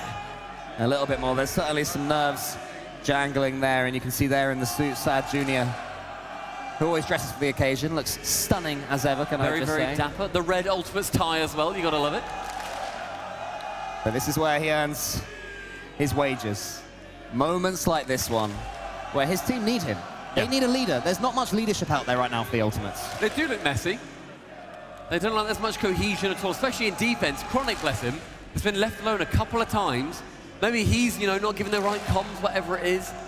There's a good few times where you think that he's going to be able to get a save away, that he shouldn't be the only one left back, and all of a sudden he's got a Monkey Moon as in, already jumping on top of him. Lots and lots of things to talk about for the Ultimates, but ultimately everything is said on the pitch. And Vitality, they have been screaming their mantra. I've not seen Team Vitality looking this comfortable, even online. Even when they're at their team arena or whatever it might be, or even playing at home, at no point have they looked this natural on the pitch. And to do that now, at LAN, takes a special team, takes a very special trio. They might already have 1 goal. It's a double tap from Zed! See you later, tactical timeout, Bob! 6 seconds in, immediately a misplay from LJ. Zed, the speed of which he responds to that. A pass that he didn't even know was coming, and he still gets to it, doubles it down. The first nail meets the coffin. Oh man, Vitality steamrolling them right now. Exotic wants to get involved in the action. Chronic closes him down well. The Ultimates need to just shake that goal off. Yet another goal goes against them, the 7th in a row. Send a Monkey Moon in front of him. Could make it 8. He gets the pass to the side and said it's over the top. LJ in his own backboard. The Ultimates, they need an ugly goal. They need a nothing goal. They need to break free for a start, though. There's almost an ugly goal in favour of Vitality, just pinching awkwardly. A lovely redirect. That well done. Is going to be one. And Chronic, a beautiful skimmer. Yeah, well done, Chronic. Lovely first touch. Solid second as well. Exotic and Monkey Moon were attempting the pincer attack, but it went straight through them to attack the hearts. It is what's needed. Yeah, a little bit of individual quality. Now the Ultimates have to follow it up. Almost 11 minutes it took. But they get one. It will not be perfect. Monkey Moon says, will not get you back today, first killer. Here is Chronic. He's got Monkey Moon in front of him. Monkey Moon has to be careful. Chronic got more power on that one than I think he anticipated. And there is the demo. The Ultimates, the temptation for them now would be to rush at everything, try and get a second goal. They have to remain patient, still 4 minutes in this third game. They have to remain patient, but they also do need to put pressure on Vitality, because so far they've absorbed a lot of pressure. Issue is in game 2, they then let 5 goals in off the back of that pressure. Doesn't help. Really does not help. A good shot from Chronic. Goes top corner again. LJ squeaks it past. And they've given Vitality something to think about. This is the team that stopped NRG's grand final streak over in North America. A team that, when it's up against them, find something. It was Chronic that started it. And now LJ gets involved in the act. And if he can come online, the Ultimates have every chance of coming back into this one. His first killer, though. LJ's in the center next to him. First killer tries to go himself past Exotic. LJ's turn goes for that skimmer. Monkey comes back down the other end. It's all Chronic, all alone yet again. The Ultimates have to be careful of that, but Chronic did well enough that time. Despite having 3 Vitality players coming up against him. That's an interesting shot there from Monkey Moon. Team Vitality trying to get back this initiative straight away. Exotic kind of floating a little bit awkwardly, but does draw a couple of defenders in. Monkey Moon now following up on that challenge. Now finally, Vitality, they're the ones chasing. They have not felt this at all, not even the amount of pressure the Ultimates putting on have they felt in this series, let alone the goals they've converted. And a lovely 1-2 over the top. Zen has no boost to challenge FK on the backboard. First killer, Monkey Moon's beneath him. LJ takes out Monkey Moon, it's probably going all the way in, it is! Via LJ, he gets another tap in, it's 3! You don't need to always attack the ball, and LJ sees Monkey Moon looking so open, ready to be demoed. He takes him out on LJ, gets the demo, gets the goal, and the third for Ultimate. So you know what, Cole? After being scored on in 6 seconds, they brought back 3. I think the timeout buff may well be back. I was going to say, if anyone questions their mentality, this is proof that it's still up there. Zen almost gets it over the top of the Ultimate's defense. Exotic, he tries to get Vitality back in it. Not quite good enough there. The 3 Ultimates defenders managed to smuggle the ball away. Exotic, though, is watching his teammate Monkey Moon taking out first clear on the goal line, knows that that clears a lot of space, then tries to flick it over the top, no, instead go underneath Chronic. Attacking play from Team Vitality, but well defended from the Ultimates. Now it's Chronic down the other end, Exotic. All-important touch, that was not an easy read. It's a lovely idea from Chronic there. Just go for the backboard with as much speed as he can. Monkey Moon leaves that playing somewhat passive, differently to how they were playing in games 1 and 2. Game 2 especially, this is a very different looking Vitality, because they're up a completely identical, completely unique looking Ultimates. Zen wants to get past Chronic and does. Monkey Moon, oh, he's got the left side of LJ. Should have gone the right side. First killer might not have been able to get back in time. Tried to send it right behind him, but in front would have been potentially a better idea. Under 2 minutes now, Monkey Moon shot on. First killer helps out LJ, who did miss the initial save. Chronic bumped away from it. Zen does not get bumped away from this. Up in the air, Exotic now harassing LJ, and again, called into action. The Ultimates have got the backs of all of their teammates so far, and it's so impressive to see. Yeah, big block from Chronic again. He's definitely stepped up in this game. LJ has to get this save cleanly. He does. Good power on it. Monkey Moon tracking LJ's touch. He and Exotic get in each other's way. It's a disaster for Team Vitality defensively. But Chronic does the same. He gets sidestepped by the demo explosion. Zen's turn now. No angle for it. First killer smashes it forwards. LJ helps him out. LJ on a hat-trick right now. All from good positional play. Team Vitality need 2 just to force overtime. Great clear from FK. Gives Exotic control of the ball. That bounce is not what he wanted whatsoever. Anybody up to meet Chronic? No, on the backboard. Monkey Moon has to wait. Boost low across the board for Vitality. And Ultimate's completely full. Aren't able to convert off that play. Now this is a lot of time for Vitality to pick up a couple of boosts. Monkey Moon does do so. And Zen is also called into action. With 40 seconds left, 2 goals are not impossible, but Ultimates are making it exceptionally hard. Yeah, I like what I've seen from the Ultimates as well. They got their goals, they got their rewards, and since then they've slowed things down, stepped back just that tiny percent. Made sure they're not giving Team Vitality anything. Showing some solid game management here. With 20 seconds left, it does seem like that's Team Vitality's fight done in this game. It's a hat-trick from LJ, and it's smart play for all. It's a great pass through as well from Chronic. Sends it just sensibly in the center, because everybody on Vitality is headed off to the wings. 3 cleared, 20 seconds. Easily calling this game. The Ultimates, the turnaround after their timeout. Stunning idea from their coach. Yeah, I must say, it can't just have been me that when Zen scored 6 seconds into this one after they'd taken their timeout, I was fearing the worst. I was fearing a collapse. I was fearing Team Vitality just running away with it, continuing to, enjoy themselves a lot more than they normally would. A top 6 major matchup. But the Ultimates did not let that happen. They take a deserved Game 3. And Team Vitality now have a little bit of thinking to do. The arena lights up red for them, and Vitality, we're not hearing any whisper of a timeout. Normally you wait until there's been 2 losses or so. But a different Ultimates goal emerged onto the pitch this game. Yeah, Team Vitality will be telling themselves that one just got away from them.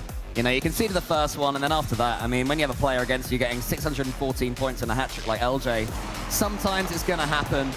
The 50-50 game went against them. The challenges weren't quite right, and Ultimates quality in each of those categories. And this is where it started. The inspirational double tap there from Chronic. So good. Lovely. Then continued by first killer, pushing down on that play, and LJ, the man on the ground, boots on the ground, demoing Monkey Moon. They've got a lot of composure as well when they score. They're not going crazy. They're like, nice. This is what we should be doing. That's the word for Ultimates. Should. Are they doing what they should be doing? They have got First Killer, a player who, as you mentioned earlier, has been knocking on the door of major and world championships for seasons now. He's won countless events in North America. He's reached late stages in these sorts of events on so many occasions. He should have won one by now. But he has to just keep on trying and think eventually he will. LJ, North America is, in my opinion, one of their best players last season. Yeah. He should be reaching these stages and events. And Chronic, he's won majors himself. All three of these players have serious talent and they should be pushing Vitality all the way. Can they keep doing it? Vitality, that European wonder team, there's no should about them. They're world champions, they're major champions. They are 2 times of themselves. And the Ultimates absolutely had the better of them last game. Chance for them to turn around here in the Coliseum. Drop down from Chronic, no one there. Exotic takes it high and looping above Eljas. A lot of boost used though. The First Killer thing could be as the next man. Monkey Moon a little bit optimistic there. Exotic had no boost left and Monkey Moon was playing as if he had the edgeable bump guaranteed. That was really risky. Now down the other end, Chronic can get the pancake. Eljas trying to finish it off, but the flip isn't quite there. It's the first sort of dodgy pancake that no one wants. Ah, yeah, you don't want that one. Give it to the dog, that's what I normally do. LJ in the corner. Going again to the ceiling with him. First Killer's in the center. This could be brilliant. He shoots. Oh, it's just wide. First Killer turns it into a double tap. Is anybody on the same wavelength? Not quite, but the Ultimates continue to be here to play. What a sign of confidence as well. Trying to musty just to get the assist against Vitality. First Killer shying away to try and lure one defender in, but that defender never came. Then now to the ceiling. No boost, so he's going to have to fall wherever he can. Exotic for the double. And tell you what, Cole, the difference maker is that backboard is now so much better covered. How many goals did Vitality get from that backboard in the first couple of games? It was at least 3, I feel like. And they are game changers. And Ultimates, they've got round to it. They think, all right, fine, we'll defend the backboard. You're still going to be hitting it there. Vitality, I trust them to now mix up their play. There you go. Monkey Moon can't get to it before Chronic. But yeah, the backboard, a lot less of an easy target than before. Yeah, you were right, though. Playing in that area in front of the goal now, Team Vitality looking for infield passes. If you defend the backboard, you leave that space open. Vitality will identify that themselves. Zen locks it to the backboard this time, tries to keep them on their toes. Monkey Moon attempts to steal that boost from LJ. I think LJ got it. Exotic does have Zen in the center. Zen goes for the quick-fire shot, but Chronic, again, another big save. Ooh. There's aggressive, but Exotic is able to get back off Monkey Moon's initial challenge.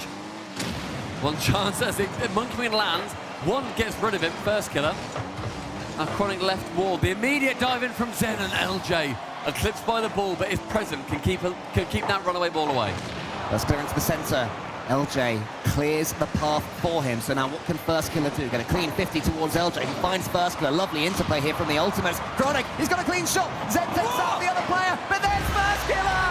Ultimates keep it running. Get a lead halfway through game 4. Chronic, fella, you literally have to score that first time. What's the pass? So thankful that First Killer's there. Zen got a demo, that slows him down, but my word. It's not an effect, they get the goal, whatever. But if you hit the crossbar again on an open net, you may well live to regret it. Ultimates, they still lead regardless. They'll be very grateful First Killer turned that one into a pass. Exotic up against Zen. Vitality finding themselves behind yet again. And I'll tell you what, if they lose this one, they will call a tactical timeout pretty darn speedily.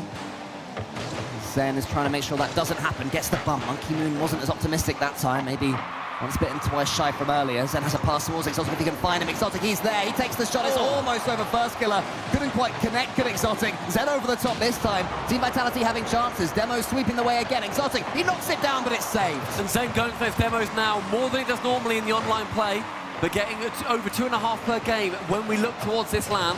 That's in what's got them the 3-0 so far. That may well be the new plan going forward. Exotic is going to wait for this one. No, Monkey Moon gets it towards him instead. Zen's to his right. Can he find him? Not this time. The Ultimates continue to defend deep and continue to defend well. The communication has been flawless so far in this game, and that's a great 50-50. First Killer has the flip reset. Needs to keep it down. Does he? No, he does, because LJ's coming in. But that clearance sends it all the way back over Chronic's head. Monkey Moon knocks it down. Exotic and Zen combine! Almost in. Trying to not actually attempt that pinch, but nearly getting it. Just a double commit. Now Chronic's to the ceiling, a reset, a chance, finds LJ on the side instead. Zen wants to dive in first. First Killer, no one to take that ball to, and an exceptionally heavy touch. So they give control over to Vitality. The Ultimates 1 minute away from turning around their fortunes. Nice pop though from Monkey Moon. Chronic read it. First killer is waiting. All these mini seconds that the ultimates are stealing can combine to add up to some time taken off the clock. First killer back down past Exotic. Great play from First killer. Gets past one. LJ again trying to go for the bump, making sure he's there for the pass. But suddenly LJ finds himself all the way back.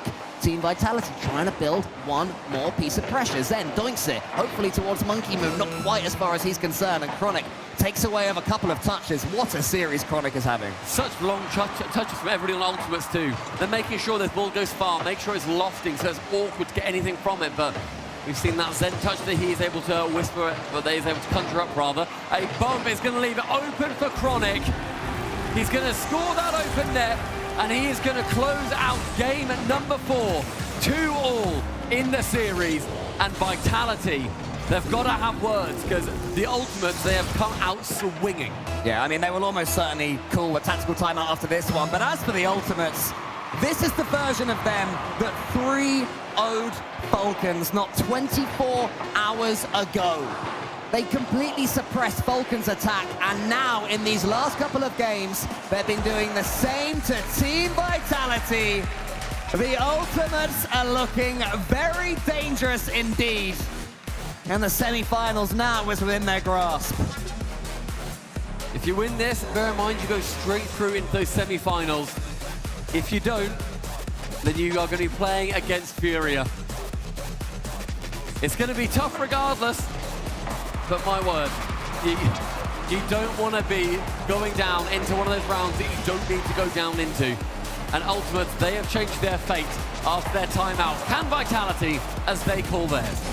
A minute to figure out what on earth has changed as far as Team Vitality are concerned. To me, it's rushing things a little bit more. As we said earlier, Team Vitality, when this series started, they were so balanced. They weren't overcommitting, they weren't rushing, they weren't forcing the issue. Since then, in my opinion, they've got a little bit chasey.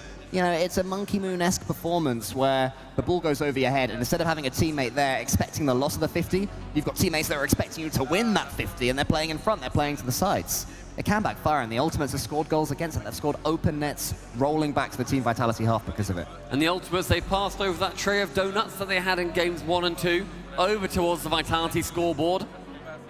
Only Zen getting over 300 points, the other two on 148 and 122. Oh. They were completely shut down, and Vitality, that's not where they excel. They can't, you can't get game wins if you are playing that messy style. They need to play with a lot more cohesion, and they need to make sure that they aren't letting the Ultimates just run ragged around them. That's happened so far. You know, even on defense, the Ultimates, they look so messy in games 1 and 2, and it has changed, but nothing on Vitality's side has.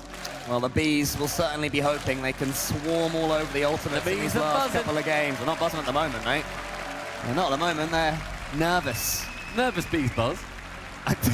They go, oh. Yeah, okay, fair enough. You've got me there, you've got me there.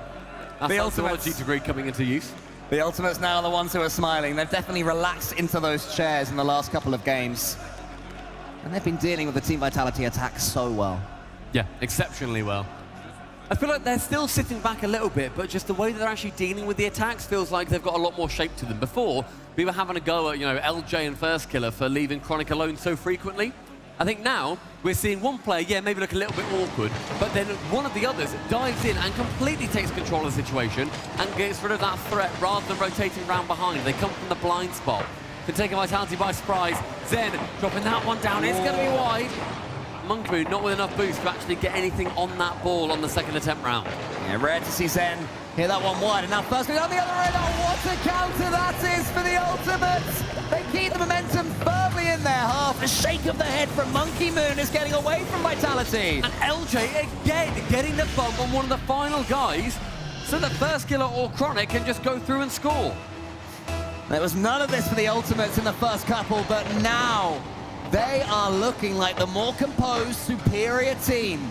The ones who have a sense of how to win this series. A reminder, Team Vitality have just taken their tactical timeout.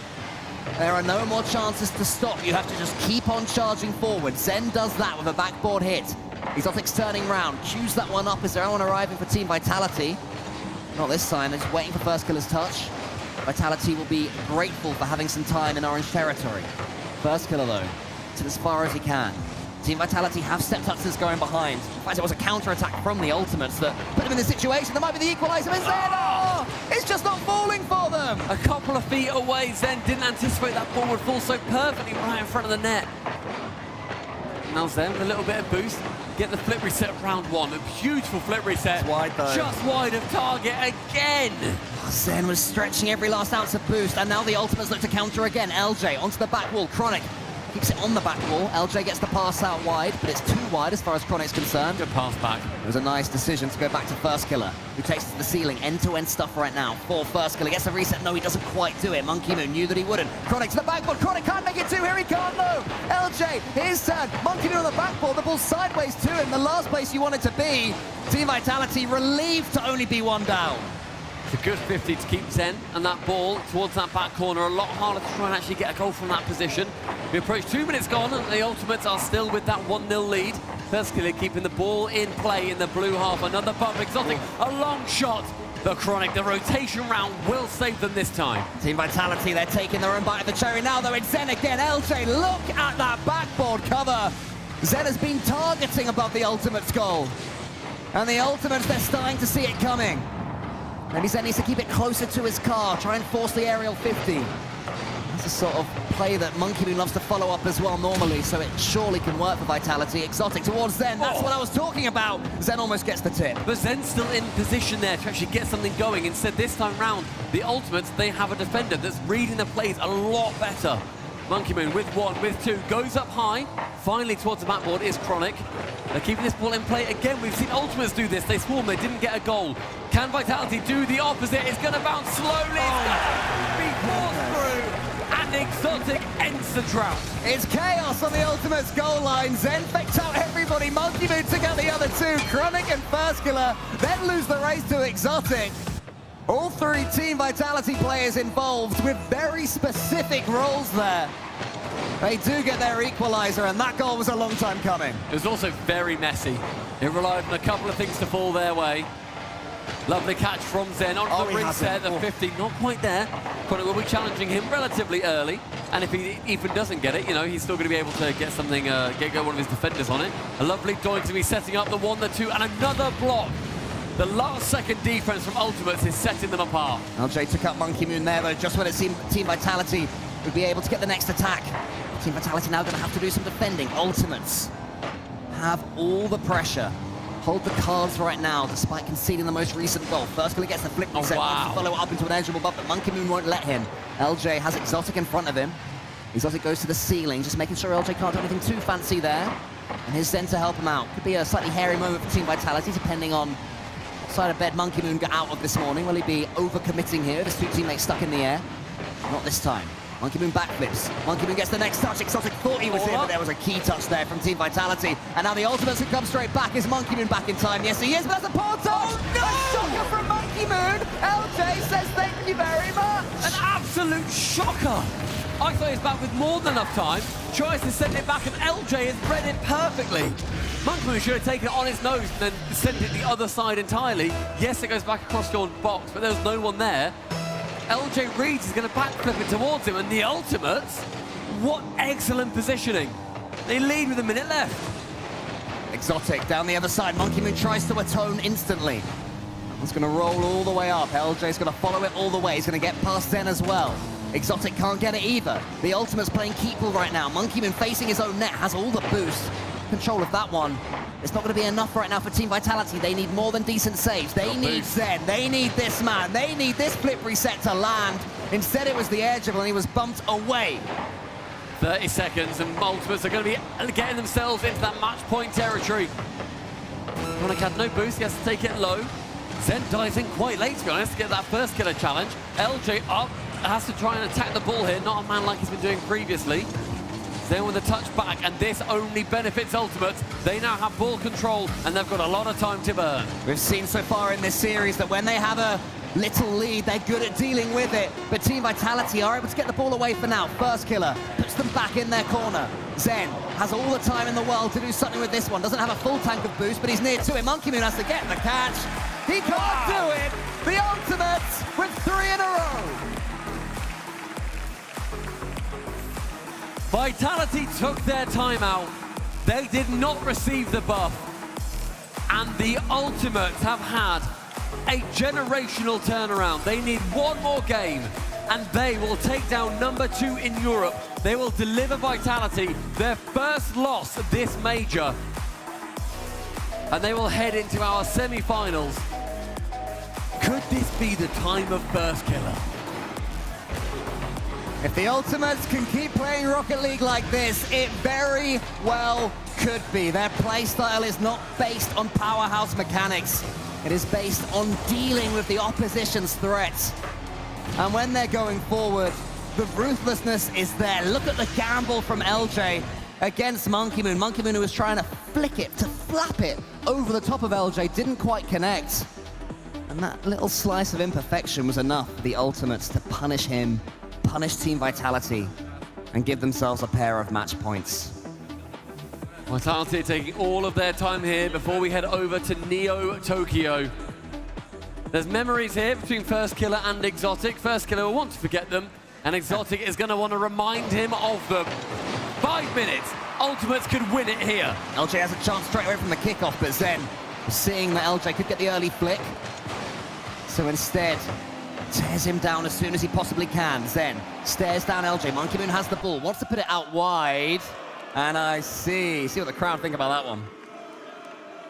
Just a little, all right, everyone. All right, this happens. We're playing a video game. Chill out. Referee's just doing his job, guys. Chill out, guys. Come on. Give us a break. This is going to make things tougher, I think, for... I'm trying to think who would be more frustrated by this. Team Vitality, who are thinking, let's get on with it. Or Ultimates, who are thinking, we've got the momentum. I think Ultimates, because now they get to stew. They get to stew in this a little bit and think, all right, we're doing well. We need one more against Vitality. We just need to make sure that we can get another one here. And Vitality are thinking, oh my gosh, we have a little bit more time. I did see that First Killer was waiting on the goal line. He wasn't moving, so I believe it was an error over on the Ultimate side. Can confirm we're going to be restarting from the full 5 minutes. So everybody, just quickly pretend as if that first 14 seconds didn't happen. That all good? Cheers, guys. Appreciate it. So we'll go again.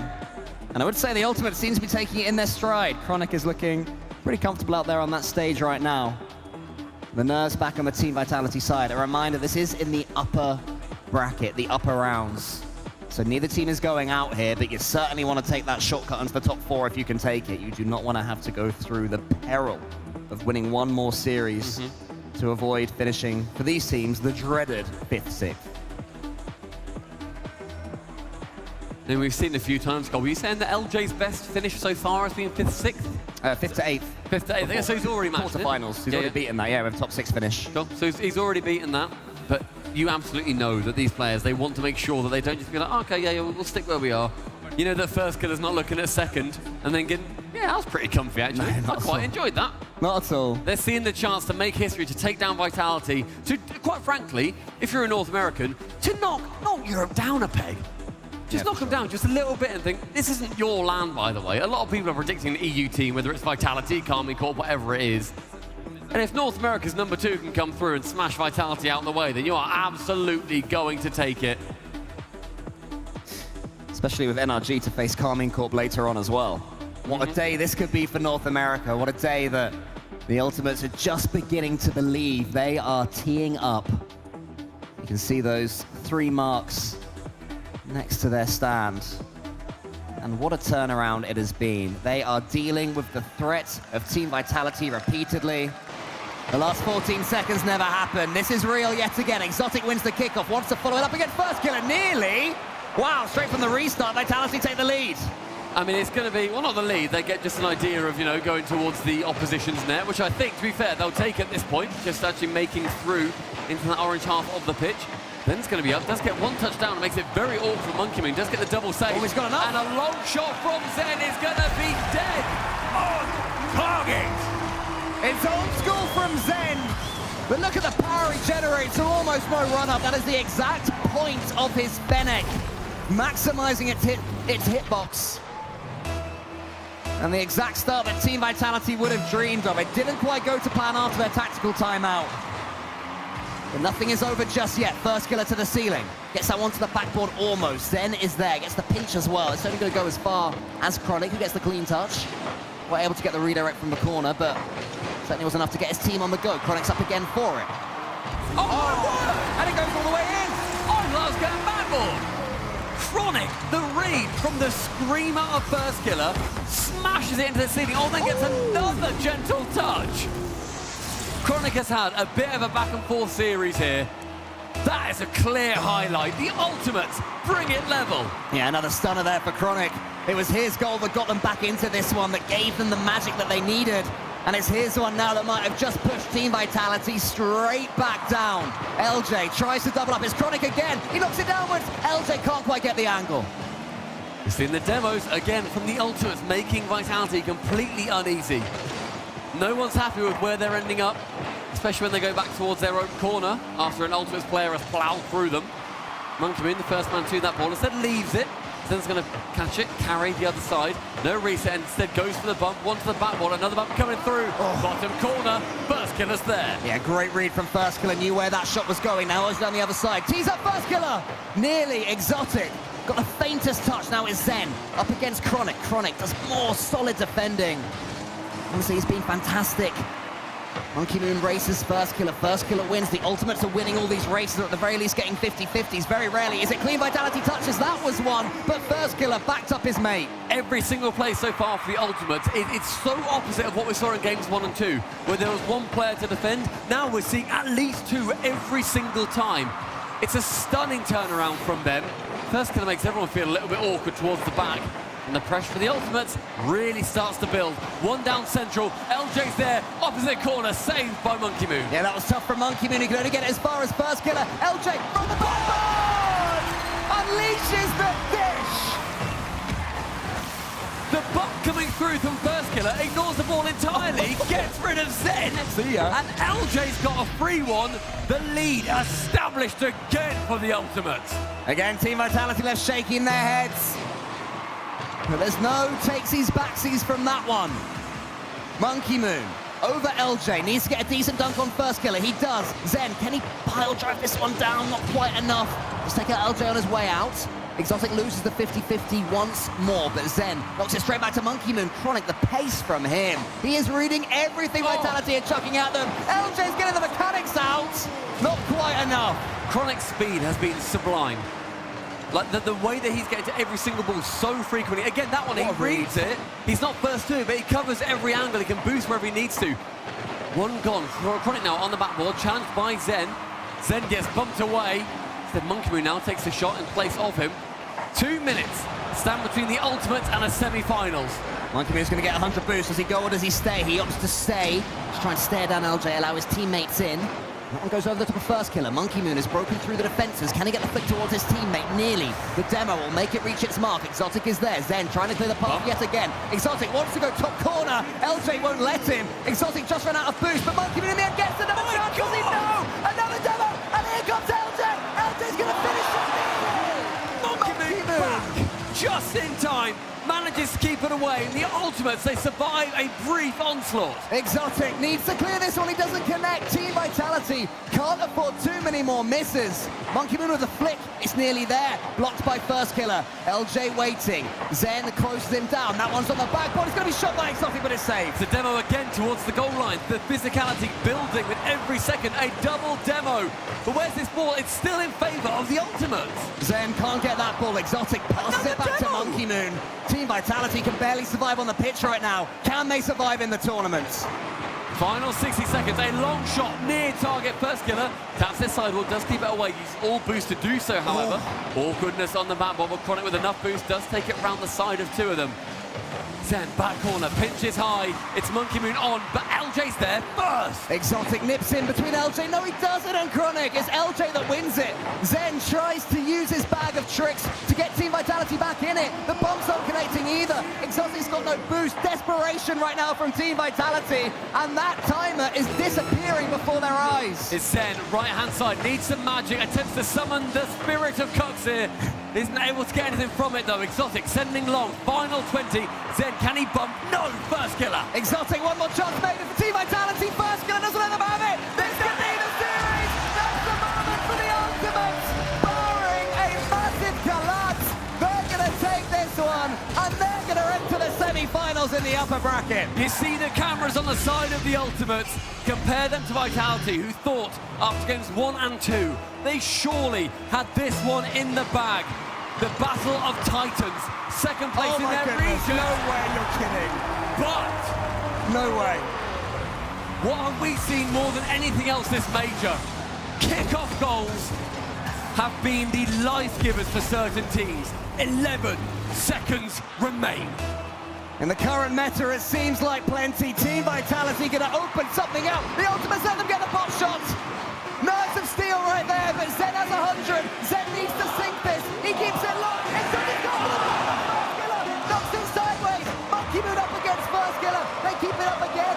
Exotic sets it high. Zen goes for the back.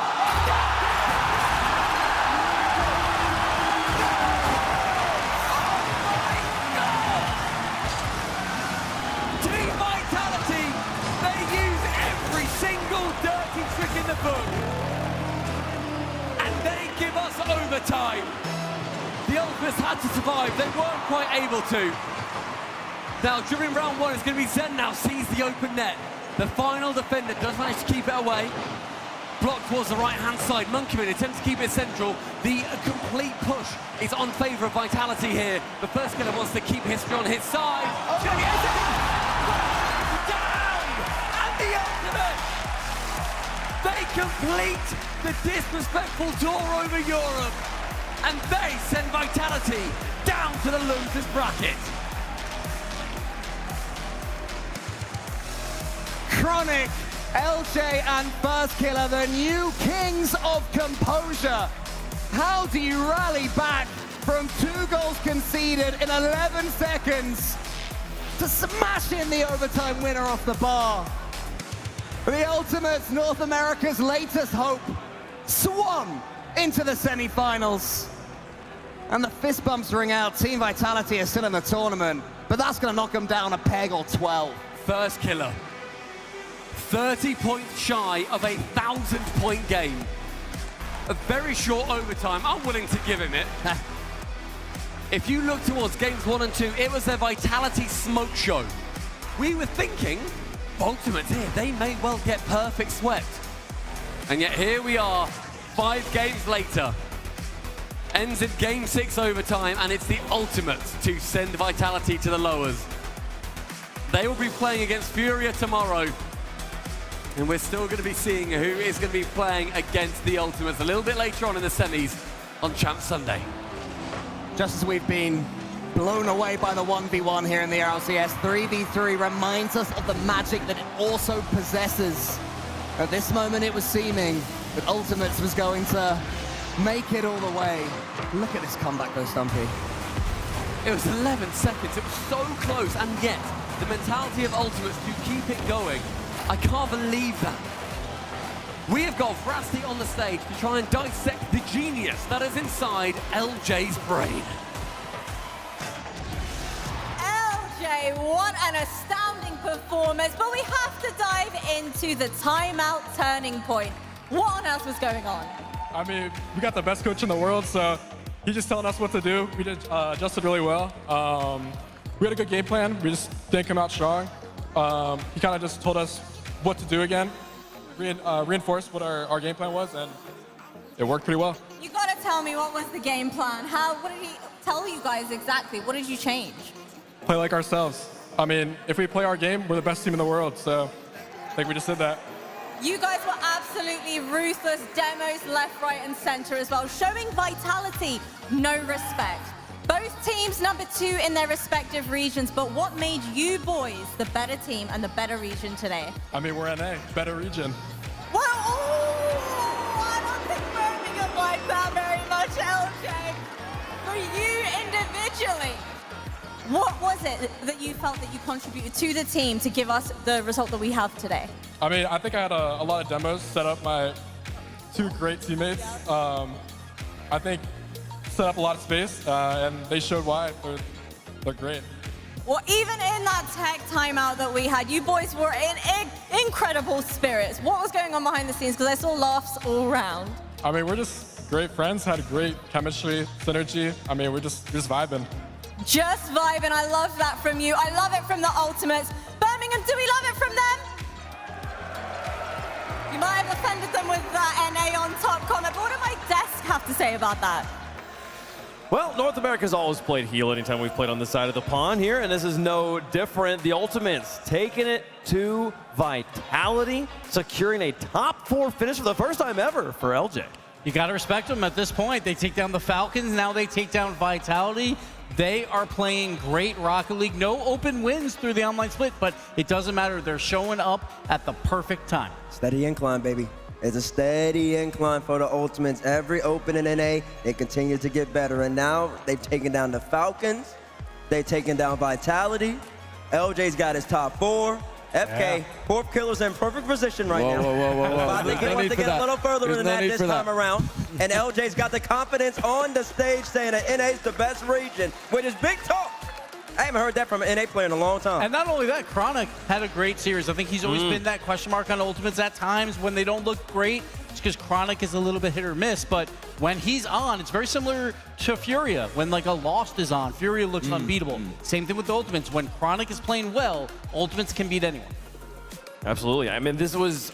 Okay, here's the thing, though. This was the match. This was the match I was like, oh, sure, yeah, Ultimates, they can win this one. It's the next one that my brain goes, it's just going to be so hard for them to get past, right? I'm not surprised to see the Ultimates come back in this situation. What were you seeing from them? What changed in between games 1 and 2 and games 3, 4, 5, and 6? Oh, I can tell you exactly what changed. They started chasing the heck out of them. Every single play was a bump. They were going for some crazy aggressive and just trusting in one another. Whoever was first for Ultimates was trying to take somebody from Team Vitality out to play, constantly hounding them, constantly harassing them, making them uncomfortable. Because the first 2 games, Vitality, they controlled the pace. Ultimates after that said, listen, if you're going to beat us, you're going to have to beat the best version of us, and we're going to make you earn every single touch. And you got to credit that timeout, Buff. 0 goals in games 1 and 2. We thought, oh, is this a perfect sweep opportunity for Vitality? But they do battle back. Ultimates 4 in a row. I think the clear difference for me is the defense as well, because we already know that Ultimates are incredible players individually. They've all got the accolades. They've all got the mechanics.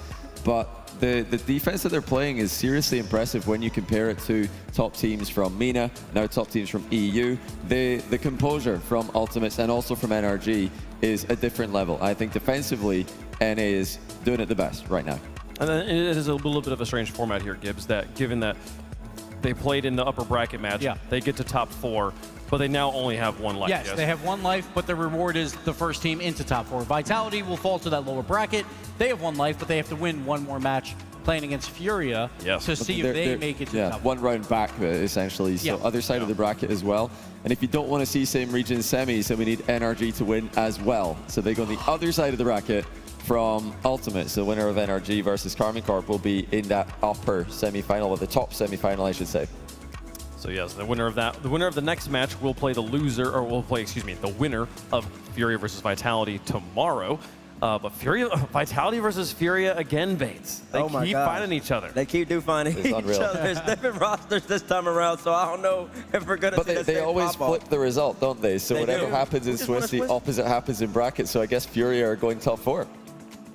Okay. Oh, and I do want to say that if NRG beats Karmine Corp, there's a chance you could see no EU teams in the top 4. It's possible. I mean, Karmine Corp need to lose to NRG and then Falcons. That's a tough one for I think Karmine Corp like that matchup, but it is possible, especially with Vitality putting all the pressure on Karmine Corp now. But then on the flip side, if K-Corp beats NRG, the Falcons can take out all of NA. They sure could. Like in that lower bracket run. And Falcons, when they get clicking, watch out, Bates.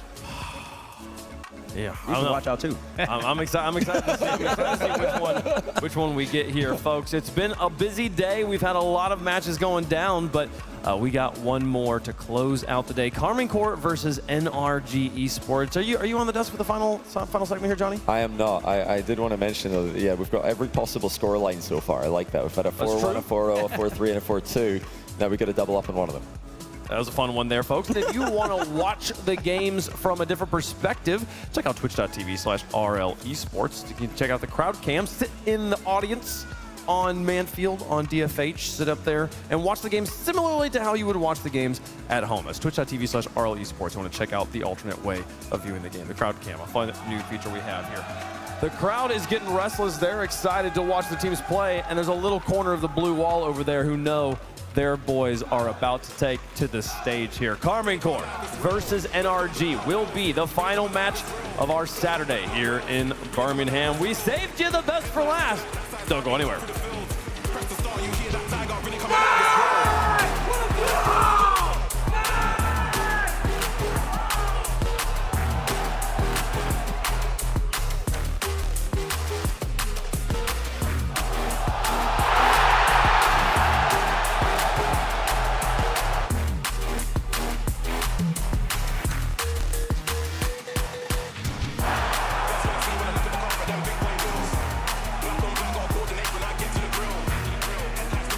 Brought to you by Progressive Insurance. Progressive makes bundling easy and affordable. Get a multi-policy discount by combining your car, home, motorcycle, commercial auto, and more. All your protection in one place. Bundle and save at progressive.com.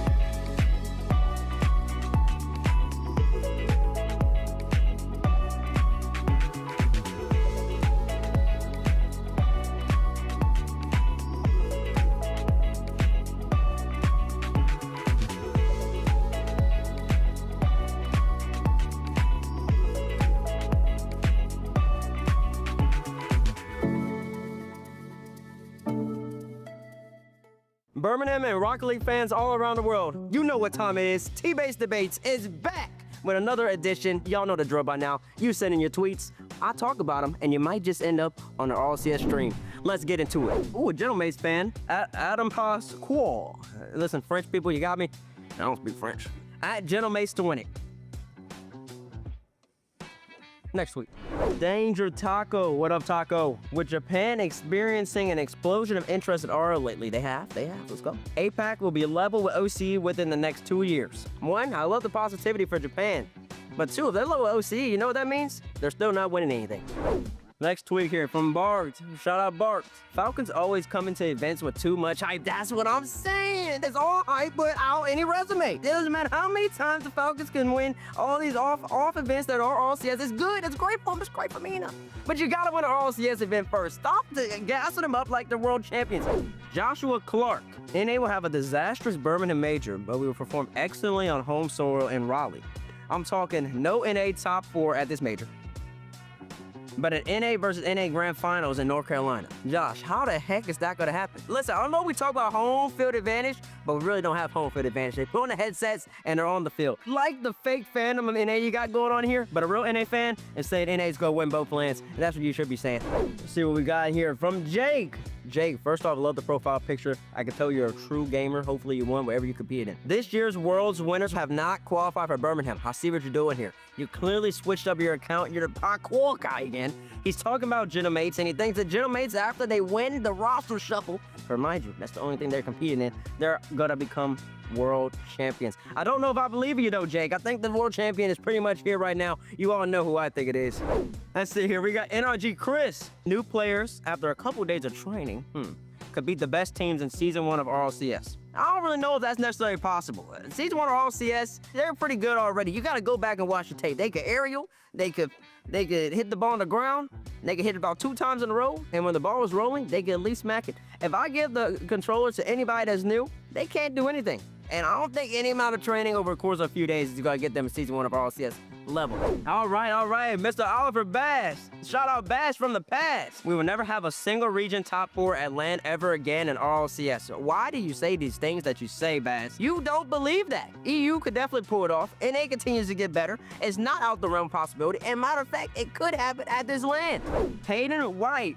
Tweet from Hayden. Shout out Hayden. Rlcs is the current best player in the world. Listen, y'all gotta stop just handing out the best player in the world title to everybody. You gotta earn that title. You gotta get the job done. Is he currently playing really great Rocket League? Yes, but he's gotta show me even more consistency. He's getting closer. He's elevated, but you simply don't just become the best player in the world just off a whim. And listen, if he gets the job done this time around, plays the best on his team, better than Vatira, better than Atto, and Zen doesn't have the usual performance, then I think maybe you can start having that conversation. But for now, stop passing around the current best player in the world like hotcakes. There's only one best. His name is ZN, and that's exactly what we're gonna go with. See, my burner account has popped up. I love it. Novo the devil. Whoever T-Bates picks will win the major. Hashtag Bates never wrong. I like that. Who am I picking? Let's find out. Not right now, and not in this video. On desk. Tank07Z Dot. T-Bates will get the most predictions wrong. NA bias will be the problem.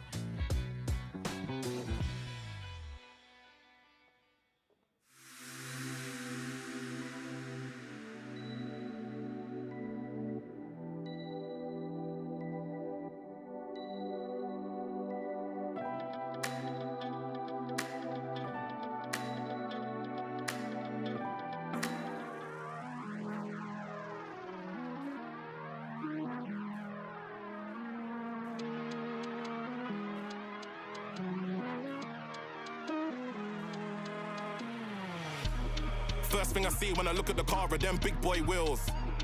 Black on black, gotta coordinate when I get to the grill. Headlights looking like cat's eyes, high being cut through the fields. Press the start when you hear that tiger really come alive, it's real. Open sesame, keyless sky. Jump in, fling on my belt, then drive. Body kit with a wide arch on the side. Nothing but W's, this thing's wide. Takes off like a G6, then glides. Reds in the red, even when the light's red. Nobody ain't got a track with this vibe. Rear wheel drive just so I can slide. Stay focused, slow mo. Got these moves out of Tokyo drift. All on cam so there ain't no miss. We'll be riding low so the car don't flip. I take corners better than stick. I don't work, but who said I don't shift? Paddles in the back, or we can do stick. Even in the moon, my car would stick. First thing I see when I look at the car are them big boy wheels. Black on black, gotta coordinate when I get to the grill. Headlights looking like cat's eyes, high being cut through the fields. Press the start when you hear that tiger really come alive, it's real. 99 octane, I got the juice. I got goals to reach, let me loose. I got horns I can lock with a moose. Every time I turn, I just get a boost. Wheel spinning, rubber spilling, where your head, boy, I'm proper chilling. If I tried, I'd pop a piston. You don't know what you're doing, you should probably listen. I'm really that guy, spinning that wide. Give me targets, I'll hit him with the backside. Whoa, better move when the backslides. Go wheel to wheel, 2 cars, that's high. And we can keep going all night. We can go 2 wheels, we can even do bikes. Stop for the feds, like left and right, car swings like mine. First thing I see when I look at the car are them big boy wheels. Black on black, gotta coordinate when I get to the grill. Headlights looking like cat's eyes, high being cut through the fields. Press the start when you hear that tiger really come alive, it's real. First thing I see when I look at the car are them big boy wheels. Black on black, gotta coordinate when I get to the grill. Headlights looking like cat's eyes, high being cut through fields. Press the start, you hear it really come alive, it's real. Black on black, my wheels really come alive, it's real. Black on black, my wheels really come alive, it's real. Headlights looking like cat's eyes, high being cut through the fields. Press the start, you hear that tiger really come alive, it's real.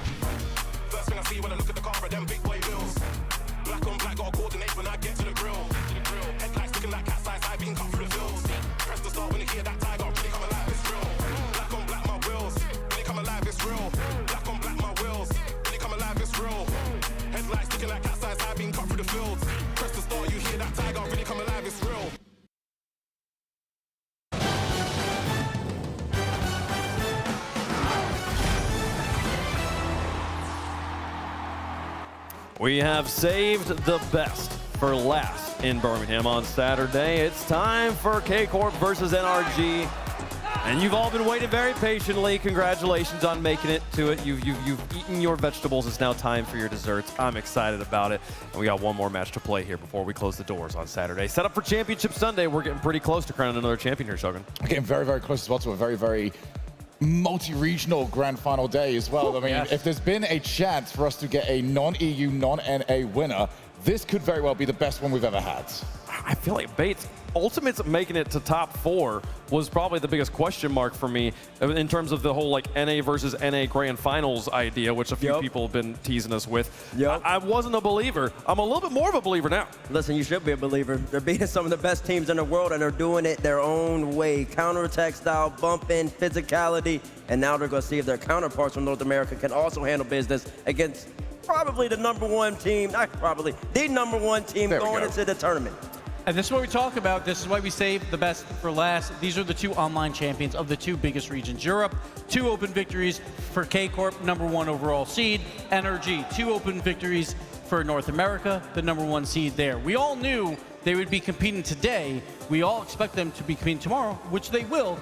Could be a grand finals rematch or a preview. So we'll see how this plays out. I think NRG, I need to see a little bit more out of them, but we could see it here. I wonder what that does for teams' mentals when they think about, like, okay, they're expecting to run into each other in the grand finals, but then they have to play each other the day before with the understanding of neither of them are being eliminated, that the grand final matchup could definitely still happen.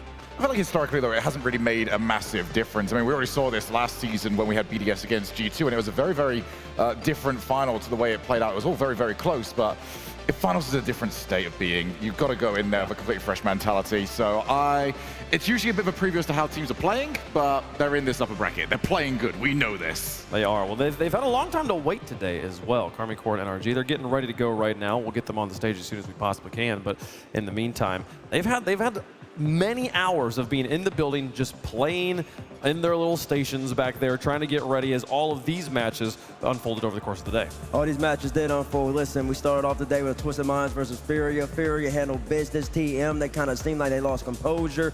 2 land stage rookies in front of the crowd kind of messed with them a little bit. Furia came out on top, lost birthday. That was a great story. Oh, absolutely. And we're down to top 6, and it feels like it's always like this, right? There's 2 NA, there's 2 Europe, there's always the MENA champion in Falcons and the SAM champion for Furia. So it's going to be a very exciting final day, but we got to see who has already clinched one of those top 4 spots. Absolutely. Most of the best teams have made it so far. We're excited to watch them play. We've got 2 of the best here. We've saved them for last. Introducing first on the blue side, representing Europe, the #1 seed, Le Bleu Wall. This is Karmine Corp.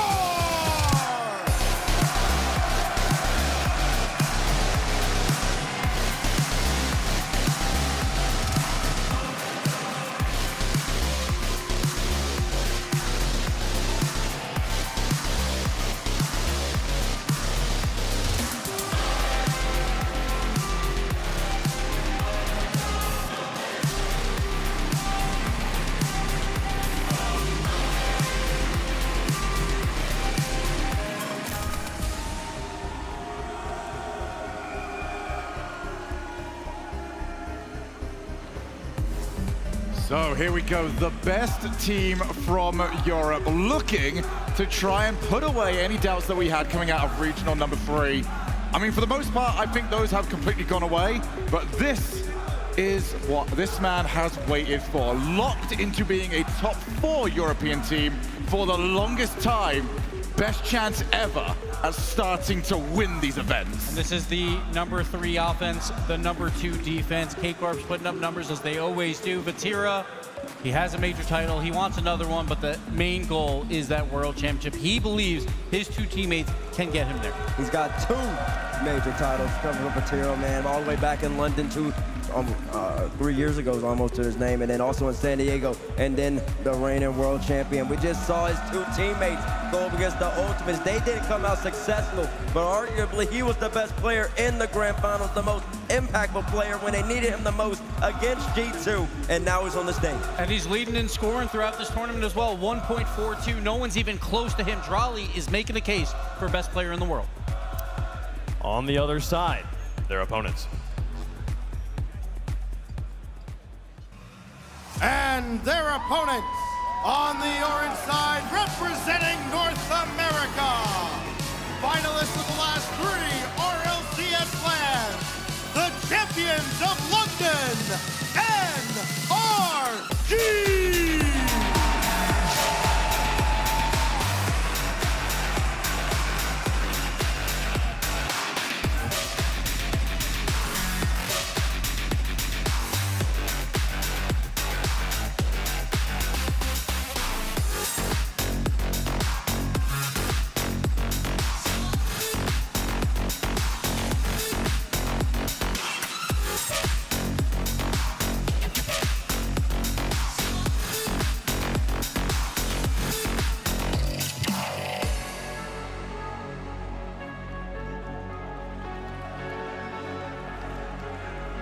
And we are back, NRG, back where they are accustomed to being, playing in front of a crowd. Daniel, Beast Mode, and Atomic. The last time, like I said, they went up against Raleigh with the crowd in the background. They didn't come out successful. This time in a new season, they're looking to start anew, want to continue their land grand finals streak. And if they are going to pull that off, they need to be Carmine. And let's not forget that last year, everyone was saying Beast Mode could be the best player in the world. He's going up against Raleigh. He wants to be back in that conversation. A win here will put him right back in there. And Atomic, he wants to make up for that World Championship miss last year versus Raleigh. And he's been playing lights out for Energy this whole season long. Critical Massimo, definitely the most undersung hero on the stage, but one of the most legendary players on the stage as well. We were showing those stats for Rise yesterday during the Swiss, showing how high he was ranked in most games played on land, most shots on land as well.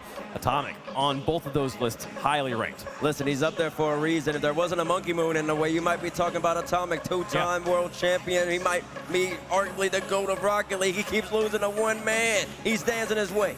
And this is a team that is trying to do what no other Rocket League team in history has done, and is to hit that wall, to have that devastating loss and stick together and come back and win after the fact. We've seen some teams attempt it, they fell apart. We've seen teams win a world championship and still decide we're going to go opposite directions.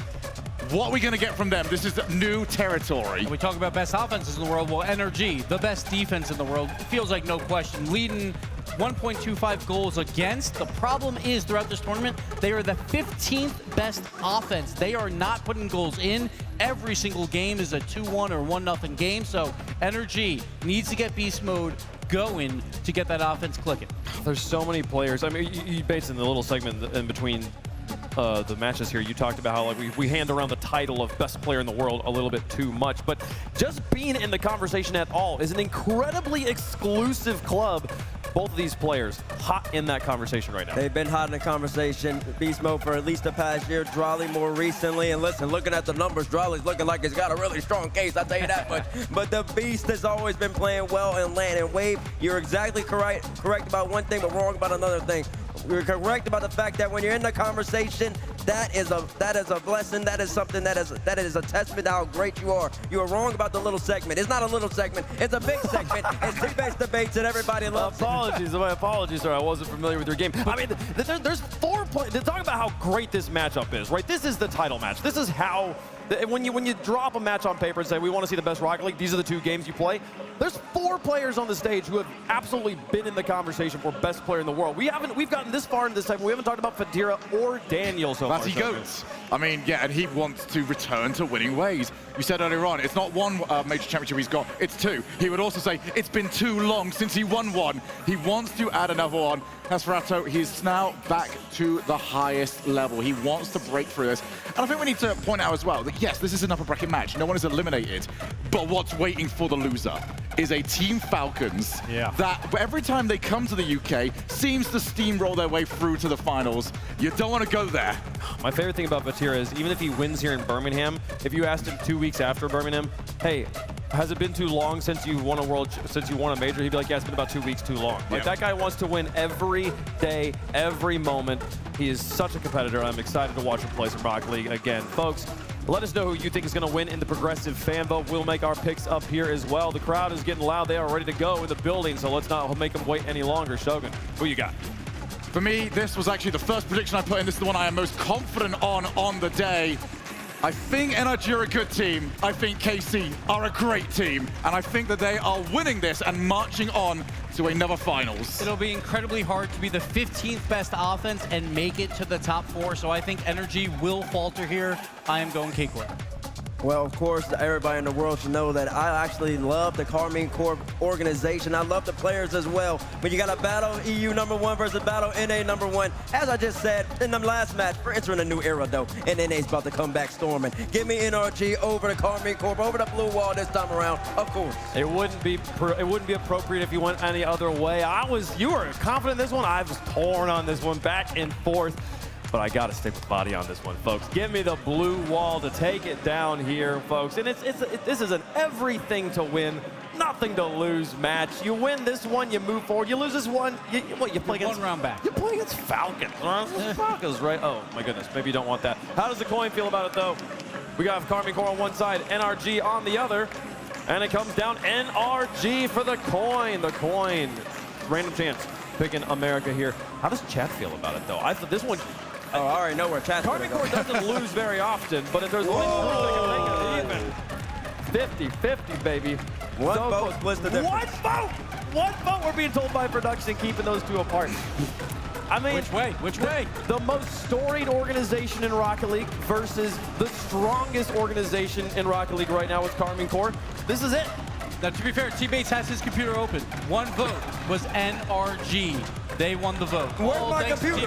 Where's my computer? There's no computer back here. This is a lie. There's not a single thing back here. It's just me. Oh, folks. I hope you're ready. This is the big one. We hype up each match, but it truly doesn't get better than this. The blue wall looms impenetrable against the most consistent squadron the game has ever witnessed. The French versus the American with everything to gain and nothing to lose. NA1 versus EU1. Rocket League fans around the world, you ain't ready for this one. Oh, this is why we watch. This is why we come together. The two heavyweights going toe-to-toe in Birmingham, Stacks. This is game 1 by Progressive. I am pumped for this series. When you get the two best from a region, you hope it's in the finals. We may still get that, but who knows which regions it'll be. Certainly the one that comes out on top here, a significant leg up over the other. 6 months in the making since we last saw the likes of these two play each other in front of a crowd. Best of 7, top 4 on the line. Could it be first blood for NRG? Remember what we saw earlier today with Team Falcons that had played so uncharacteristic through the Swiss, flipped the switch, and they were dramatically different. NRG has had an almost non-existent offense, surviving to this point off of their defense, and how they score in the very first minute, threatening for more against the mighty K-Corp. We just saw the NA compatriots take down Vitality in the previous series. The confidence that will give them coming into this. Great start for NRG. Atomic with the clear. Ato's right there to pounce. Backboard double, doesn't get that one to go. Blocked out again. NRG defending well. Great start for them. Confidence will be huge. It's a hostile environment. They need to step up. Critically important not to panic on the defensive end as well. Cover all the angles. Cover as many options as you can. Rowley got through one. Last line of defense too strong. Now Otto, very patient, trying to wiggle his way through the entire NRG defense. Batira will keep possession. Needs someone to pass to. It's Raleigh who's up. Shots on, and not very convincingly saved, but well enough. And it threw off K-Corp, I think, with how weak that clearance was. Otto's shot is also set away. NRG, they're pinned in their net at the moment. The clear comes through, but Drally straight on the scene. Dan, 0 boost. Atto wants to pounce. Flick on. Beast mode, 0 boost. NRG, since his first goal, have just been stuck in net. Drally throws it on net. Atomic's low. Reaching across. Still scoreless. Oh, Atto, he was faking, not sure they knew he had no boost. And what a sequence of saves from NRG. We talked about their lack of offense. Great. Problem is, now that they have the lead, they have had a stifling defense. It's why they're here. And it's not just within their region. They've done it to everybody.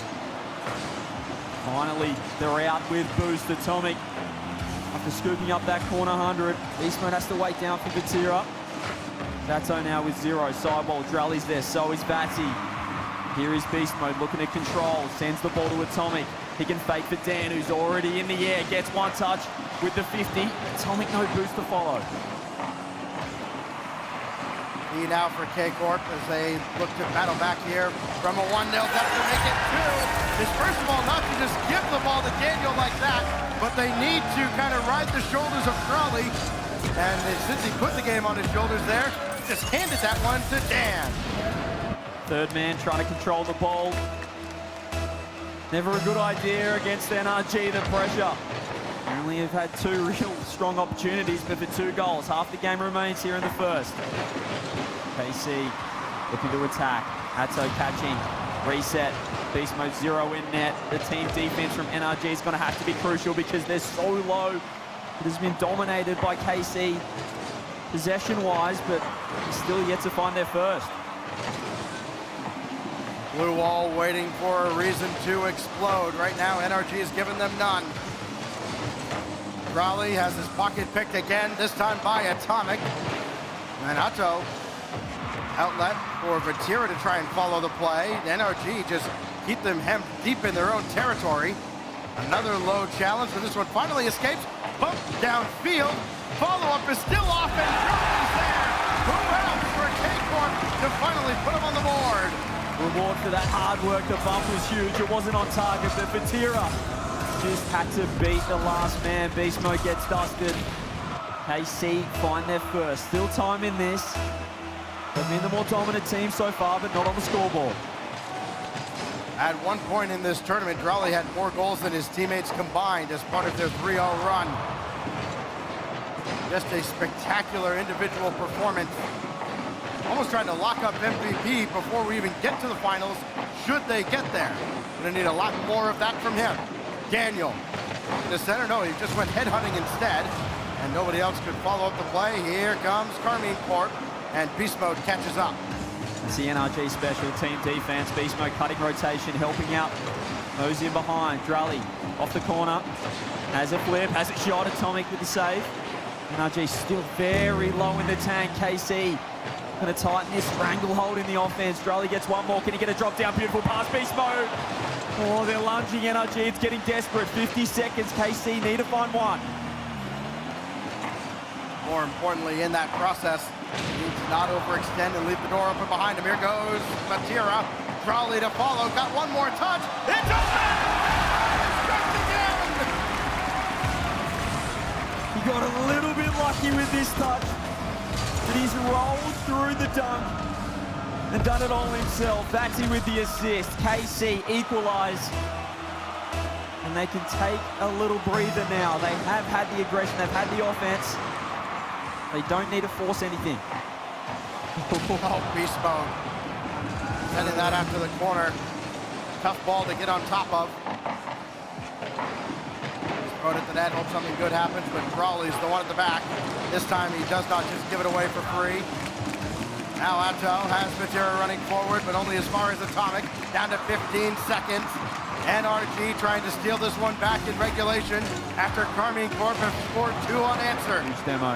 Now that demo will cut things off at midfield. Oh, what a slot! Going nuclear at the end!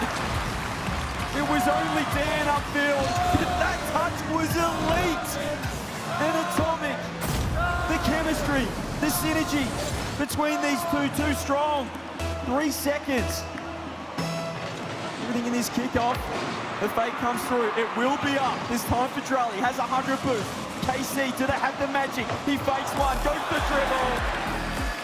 Cannot keep it up. NRG strike first. Well, they would have felt like they deserved it no matter what. After the 2 goals to start game 1. Then all of a sudden, Raleigh happened to him, and he happened fast. And look back at how game one unfolded. Some opportunities for the blue wall, turned aside. And then that one from Rlcs. I mean, at that point you think, CJ, surely it's K-Corp's game. They're just gonna have all the breaks. But then Daniel, pop it up for Atomic. Beautifully done. And NRG prevail in the end. They persevere through all the momentum that Karmine Corp tried to build near the end of that first game. It was quantity versus quality there. KC with 13 shots. NRG with just 6, but they found 3 goals, 50% finding the back of the net. The pressure that KC were putting on was staved off by that NRG defense. They were low boost so often in that game, but they found a way as a team. And they clawed their first victory on the board here, Stacks. Now we go to the familiar backdrop of Forbidden Temple for game 2, and for NRG, of course, a chance also to reset. Like, okay, we stole the momentum back at the end. Try to pick it back up again. Karmine Corp needs to avoid the first 3 minutes of what happened in game 1. Atomic, nice 50. Atto, free shot. Atto, first goal. No! Huge save by Daniel out of nowhere. Bottom left looks wide open. Drally dropping down. Atto in again, this time with a reset. One more, beast mode has been huge with 0 boost. Finding save after save, here he is again. Vatira wants more. Atto, back to Vati. Beautiful pass play. Dan puts himself just in the road. Beast mode on the counter attack. 1 more, 2 more. Pop over the top, no. So important again to cover all those passes. Up high, beast mode, 1 more, and he tried to leave it, but Atto is all over the play, and here they go. You know what's also critically important for NRG here, CJ, is rebound control. You know Karmine Corp are going to take shot after shot. They're not picky about the opportunities they throw at the opposing net. So you have to make sure you're not giving away just a juicy rebound way out in front, and everybody's on the same page. It's so difficult to do at this level. NRG have been masters at it. On the other side, KC just doing the little things, stealing the corner boost can be huge. You can see Dan with 0 at the moment. Here is Atto. Atomic, all he can do is find Vatira. He launches it forward, had no boost to control it. Daniel's found himself with a little bit of space. That's a huge 50 on the corner. Vatira has to pre-jump. This time NRG just waits for the clear to come through. They're going to play the patient game. Dan turning straight away. Just Vatira at the moment. 50 on the backboard. Atomic fires. Not a good enough shot in the end. Boost has not been a concern for either side. Doing an excellent job managing their boost totals, not getting starved out, making sure at least 2 have plenty to work with. Also making sure not to overextend and overuse any. Vatira got this one along the goal line. Crowley was cheating in, but this should be cleared away by Atomic, and it is. Really nice start here from NRG, looking more comfortable. Even though last game went their way. That's off the sidewall. Vatira back to Drali. Got a little bit in the tank, trying to fake Atomic. Doesn't bite that time. Then keeping it as close as possible. NRG working it in unison down the line, not for long. Vatira can here cook with a reset. Can't quite get the flip to work. So after both teams have no shortage of high quality opportunities, not so much here in the first half of game 2. Atomic, nothing much in the tank, but he can stay with this play. Go to the backboard, and Raleigh with a great catch, and even better, sticking with the play. And Vatira will just send this across. Hit it where they ain't, because his teammates needed time to get reboosted. It's lovely. Beast mode finds Daniel off the ceiling. Yes, space. 1 more on the top. Dan, good by Dan. Beast mode, surely. Can't get it on net. Vatira just had to land on it with 0. NRG looking strong this game. Clean sheet still. Australia finds 1 more. That one will just be far enough away for Atto to not get a hand on it. Vatira looking to keep the ball in, but for the most part of this game, Stacks, NRG have had the aggression and the offense. Well, you thought after Moxie punched his ticket to the World Championship, it would be a great day to be a French fan. And all of a sudden, Ultimates come back against Vitality, and NRG 1-0 to the better against Karmine. Oh. He spoke quickly across, but Daniel was already in retreat mode. Oh, Atto up to the heavens. That's still netward, and Vatira creeping in. He's got support in the middle. He's got options, and instead just finds the ball sent away by Atomic and Beast Mode. Beast Mode, he's just looking comfortable in uncomfortable positions. That's the quality of player he is. Here's Atomic. Hands on this. Ball in a safe spot for KC for now. Atto going to keep it close. Trying to buy time for Vatira to scoop up some boost. Rally now with a fake challenge. Straight to Daniel. Throws it up, free backboard. Here is Beast Mode, 20 boost to work with. He find it. This feels like an NRG game. A cheeky little 1-0 win. Or could Rally have other ideas? Oh, Atomic just got a fingernail on it. Oh, Beast Mode's done well to dance around Atto. Lip reset, swatted away, but the follow-up shot is saved. And the rebound as well, cleared out by Drolly. Garmin Corp escape unharmed again with only 13 seconds in regulation. Will there be more last-second heroics out of NRG? Vatira with the clearance, down to 4 seconds. It is K-Corp to get the last shot before we go to overtime, and we will go to sudden death. What a series so far. Cannot separate these two. OT calls.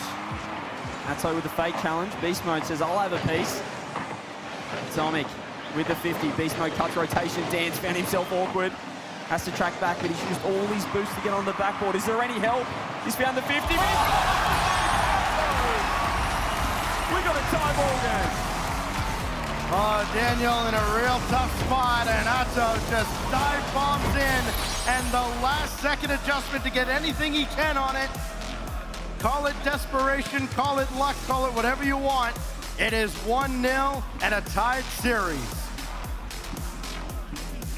It was a similar story shots-wise to game one. KC able to pepper more at the back of NRG's net, and they found the difference. They found that all-important overtime goal. Look at that NRG, so close down the other end. So tough to separate these two stacks.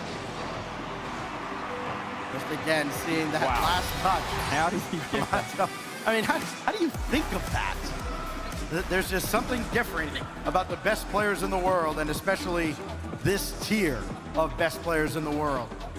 You're seeing the best of the best up there on that stage, and they're meeting on the first crowd day here in Birmingham. Probably whetting our appetites for a rematch potentially down the road. The best of the best with the best coaches in the business as well. You can see Farah rallying the troops at the moment, reiterating all of the hard work that they've put in the preseason, in the off-season, and in the first split here. They've got to do it against NRG, the big dogs, the heavyweight titans in North America, an entire region on their shoulders. Let's see what Game 3 has in store for us. Would not have expected to hear an NRG chant across the pond, but we had heard one, and maybe that's why they decided to pause the game. Like, hold on. We can't have any of that. You forget which continent we're on. None of that silly business in Birmingham, said the referee. The fun police have arrived. Little momentary timeout for both sides. You see Farah, Sathu keeping the boys locked in. I'd say NRG would be reasonably happy with their start, 1-1. They look like they had the better chances in that game too as well. Stacks could certainly be 2-0 at the moment. I get a feel like they were kind of raw, I think, in that second game though, and that's the tough thing to overcome. I guess maybe for mortals, the tough thing to overcome. For them, I mean, they've been there, they've done that, they've seen it all. You kind of keep a short memory. And even through stuff like this, where you have a pause, you have to remake the lobby, and you have to go through the testing process again, and you kind of go through everything you would do at the start of a series, even in the middle of a series. Nobody up on that stage is going to get paid. Got a great admin team as well, getting things done quickly, efficiently, and making sure everybody is ready to go by the time we start for realsies here on Game 3. Yeah, just making sure everything's all good. Going to be restarting this one from 5 minutes. As we said, just a little timeout. I think Farrell will appreciate this, Sathu as well. it's a chance to reassess. Now it's obviously a best of 5. No damage done on either side. Yep. And as all heavyweights would, a chance to feel each other out in the first couple of games. If we want to have some fun with numbers, I mean, NRG has as many shots in the series as Carmine Corp had in game 1. So if you're a K-Corp fan, you look at escaping that second game with the dub, 1-0, you're really happy with that. You're not seeing anything from NRG that suggests sustained offensive pressure. Problem is, the efficiency that NRG uses to strike with could be very, very deadly. But also think about what's waiting for the loser. They alluded to it over on the desk, CJ. You get Team Falcons, where on a normal year, again, you're looking at that as, against either of these two teams, a grand final matchup. It's an elimination matchup tomorrow. By the way, they also dropped 18 goals in 4 games today on poor old GK. So, again, they're a Falcons team that's in form, waiting to knock out the loser here. Stacks, we were wondering where those NRG chants were coming from. It's Papa Reddles in the crowd. Of course. Reddles' dad getting all the North Americans, all perhaps the Europeans chanting NRG. Shout out to Papa Reddles, an absolute goat of the scene. We will be getting underway very shortly. I know everyone's eagerly awaiting. This is the matchup, as Wavepunk said, Stacks, the one we've all been waiting for when the schedule was released. We knew that this was going to be a big one. I'm pretty sure Papa Reddles could sell a Vitality jersey to a Carmine fan. What a man. He's one of the best fans in the business.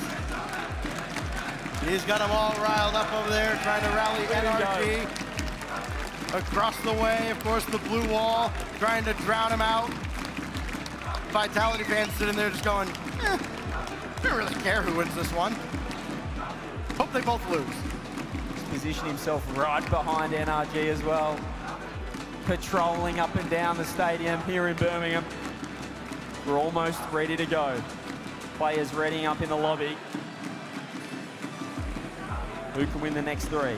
Who can send themselves into Champ Sunday straight through to the semi-final, straight into the top 4? The best possible chance of taking out this first major of 2025. Atomic with a pair of goals. Daniel's got 1 and a helper. Beast Mode, 2 assists for the North American #1 seed, NRG. Otto's got that game-winning overtime goal. Funky as it looked.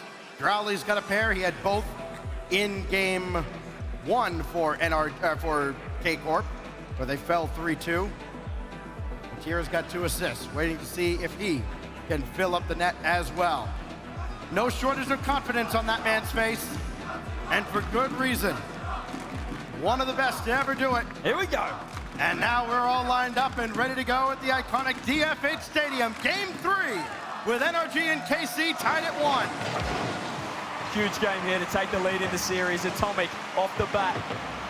Net by Vatira. Beast Mode's missed the ball. He does have Dan in behind. Wasn't, I think, expecting the back pass, but makes it work. NRG looking at touch awkward at the start. They've overcommitted. Beast Mode having to pick up the scraps, but it has cost a lot of resources. You can see Beast Mode now with 0. Dan just having to buy time. Oh, look out, Vatira feathers the touch, and the last line of defense right on the goal line. Barely making the save was Atomic. Now back the other way. Oh, he couldn't catch up to it. Think it was Crawley on the way back. It was just out of his reach. And everything Atomic touches has turned to gold. Wow. Raleigh with a huge mistake, third man. He had 100 boosts through. There was no excuses. He just got caught out. Perhaps the best player in the world coming into this. The world champ. You want that one back. First blood, NRG. KC going to press. Vatira won't be able to get a hand on it. Here he is, looking to catch. Oh, he's really awkward. That's a lot of boost used. Can NRG pounce on this? No, Atto too quick.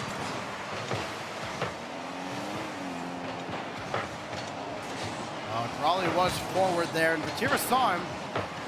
Didn't have any boost though. Had to retreat all the way back. Wonder if the timing will be there for Carmine Corp to keep up with NRG's offense here in this series.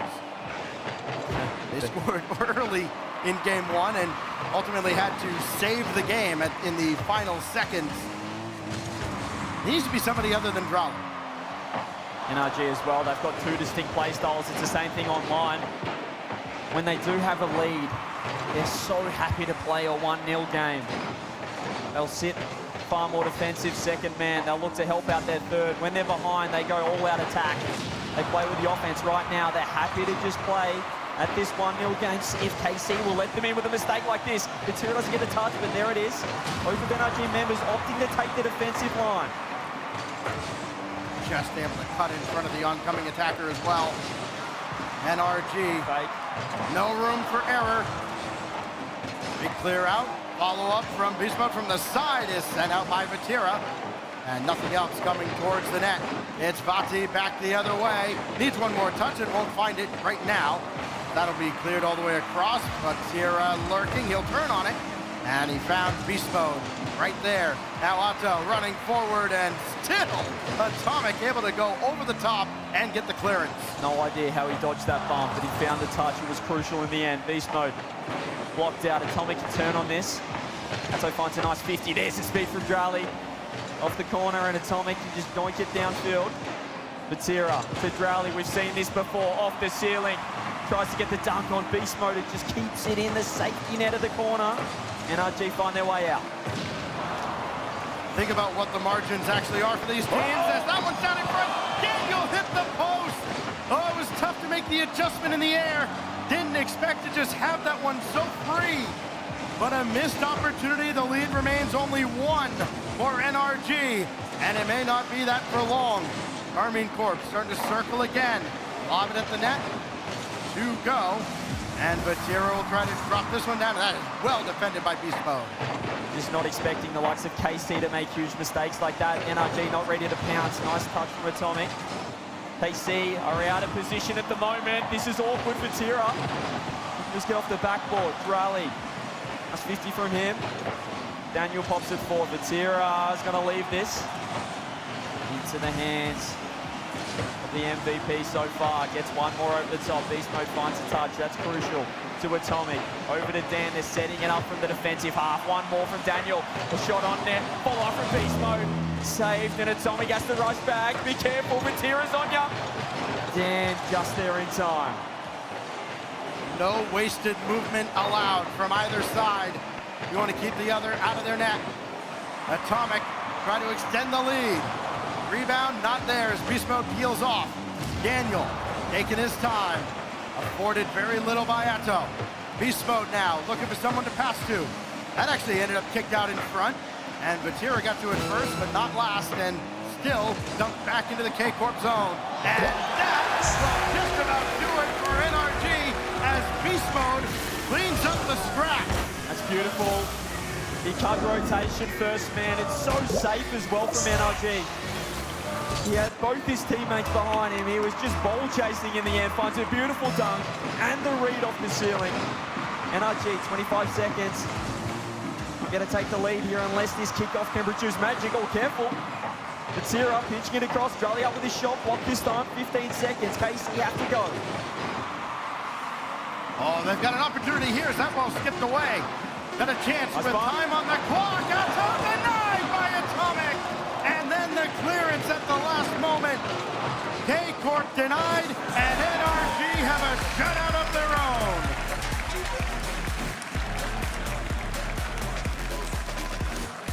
Looking a whole lot like an NRG type of series. Clean sheet. They find the first goal. And they batten down the hatches. Defense, superb. Beast Mode, time and time again with zero boost. Just getting the touch. Just finding a deflection, a block. Right on the goal line. KC have their work cut out for them now. NRG completely uninterested in calls of, but their offense. Their defense has been superb. Limiting not just the opportunities for K-Corp overall, but completely eliminating second and third chance opportunities where K-Corp can break a team down. Again, that works against almost everybody else. it doesn't work against the team that's sitting right across from them. And they were able to reduce KC to just 5 shots in that game. NRG putting on 9 of their own. So not only able to tighten up the defense, but creating an attack off the back of KC. Just over-aggressing a touch. No timeout though. Farah, happy enough. Game 4, here we go. And I'd be happy if NRG strike first, for sure. Beast mode. Just going to take that himself. He might have been looking at the pass to Atomic. That's still going to get to the backboard. And Vatira is up, but somebody's got to scrape across. It is Drolly just narrowly keeping NRG off the board, but they have thrown the house at the blue wall. This drops down, still saved out, and now NRG's got to scramble back as K-Corp weather the storm. No idea how KC got out, but they found a way. Off the ceiling, Drolly low boost. He's nearly faking everyone. Atto sideball, corner read. Dan's so ready for it. And Beast Mode is pre-jumping. They're looking confident, NRG. Will it come back to bite them? Drolly with space. Reset. Tries to find that top left corner. NRG don't get a touch on it, but it does find its way into this left-hand side. Vatira, reset. Blocking Beast Mode. Atto just caught too close. Would have been a chance at a shot. Evan wisely not trying to do too much of that play. If he actually goes and tries to make contact, he just kind of rolls that ball out, and NRG's got an easy counterattack. Just let it go all the way back. You know you got a teammate behind you. Be unselfish. Vatira is going to have that drop back to Atto, and Atomic is right there to meet him in the air. And now here goes Daniel. NRG trying to break out, get that early goal, and Atto's just going to send that right back once it came. Smart from Atto with the fake challenge. See Vatira gets a hand on it. Atomic press. That second man from NRG sitting higher and higher. You can see the way they're looking to defend from that midfield line. They want to pin KC in their half at the moment. This is the offensive, this is the aggressive style of NRG. They can flip it. They can flick the switch at any moment. Atto no boost. Daniel able to find that 100 in the midfield. Oh, back post was free for a moment, but you can see KC just trying to work out when they want to strike. When do they commit? When do they play the safe game? Atto looking for bumps. Beastman has to wait backboard. Atomic's in net. NRG defending, but they've got a healthy amount of boost. Gizmo's done well to single-handedly get out of the zone. Had a little help from his teammates in a sense with the threat of a pass. Crowley's second touch, not on target. And nobody else was there to crash, looking for the rebound. Now Daniel has that taken out by Crowley, and who else is back there? It's Beast Mode.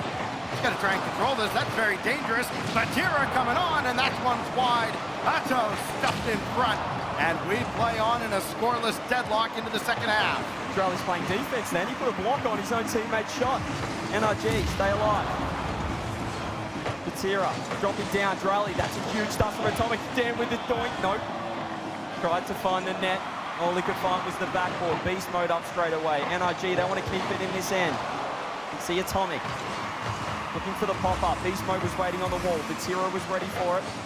It's a nice 50 from Atto. That's a bold challenge from Daniel, too. Realizing exactly how that play was developing. If he didn't go, that's just about a free shot for Carmine Corp. Even from distance, you back them to get on the scoreboard first.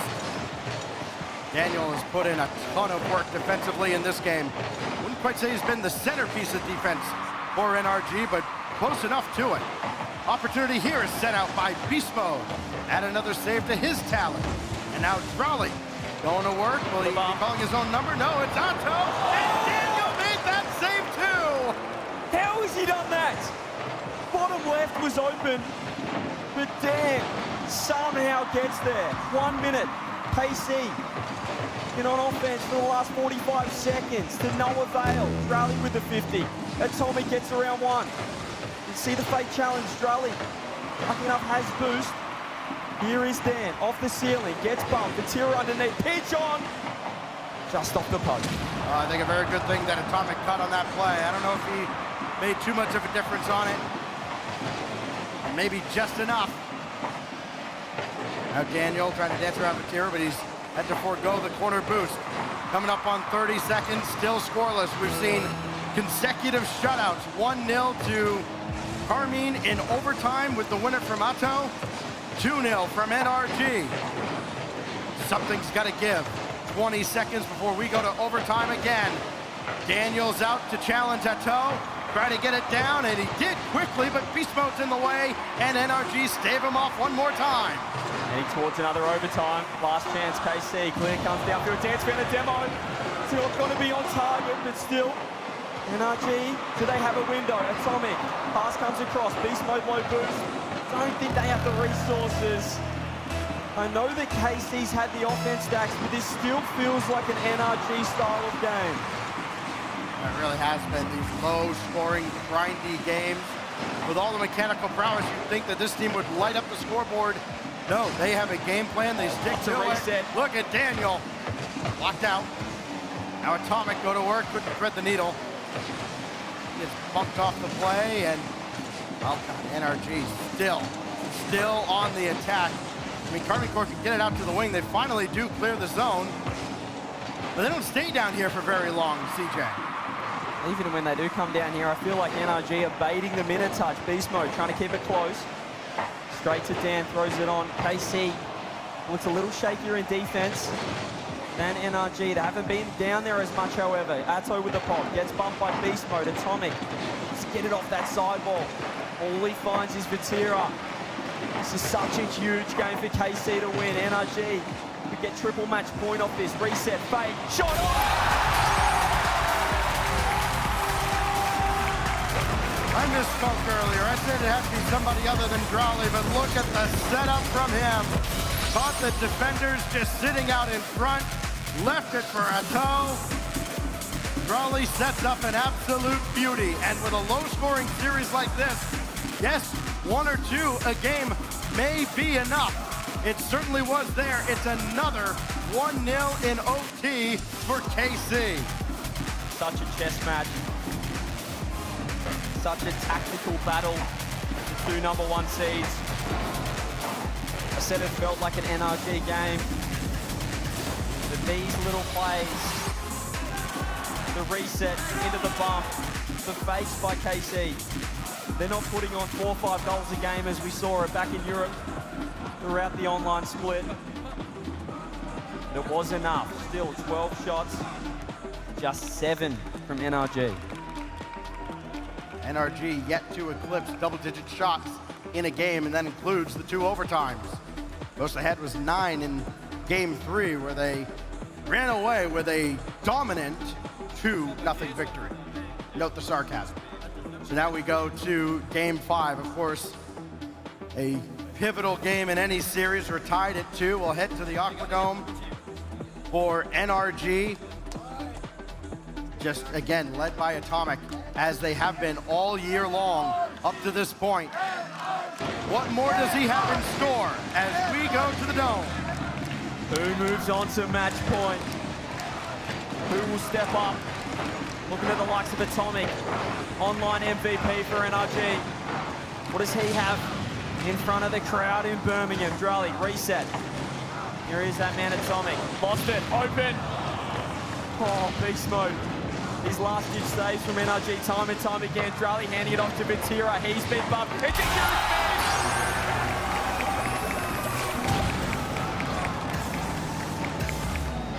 Atto again off the feed, this time from Vatira, and that usual staunch NRG defense just a little too slow and off the mark.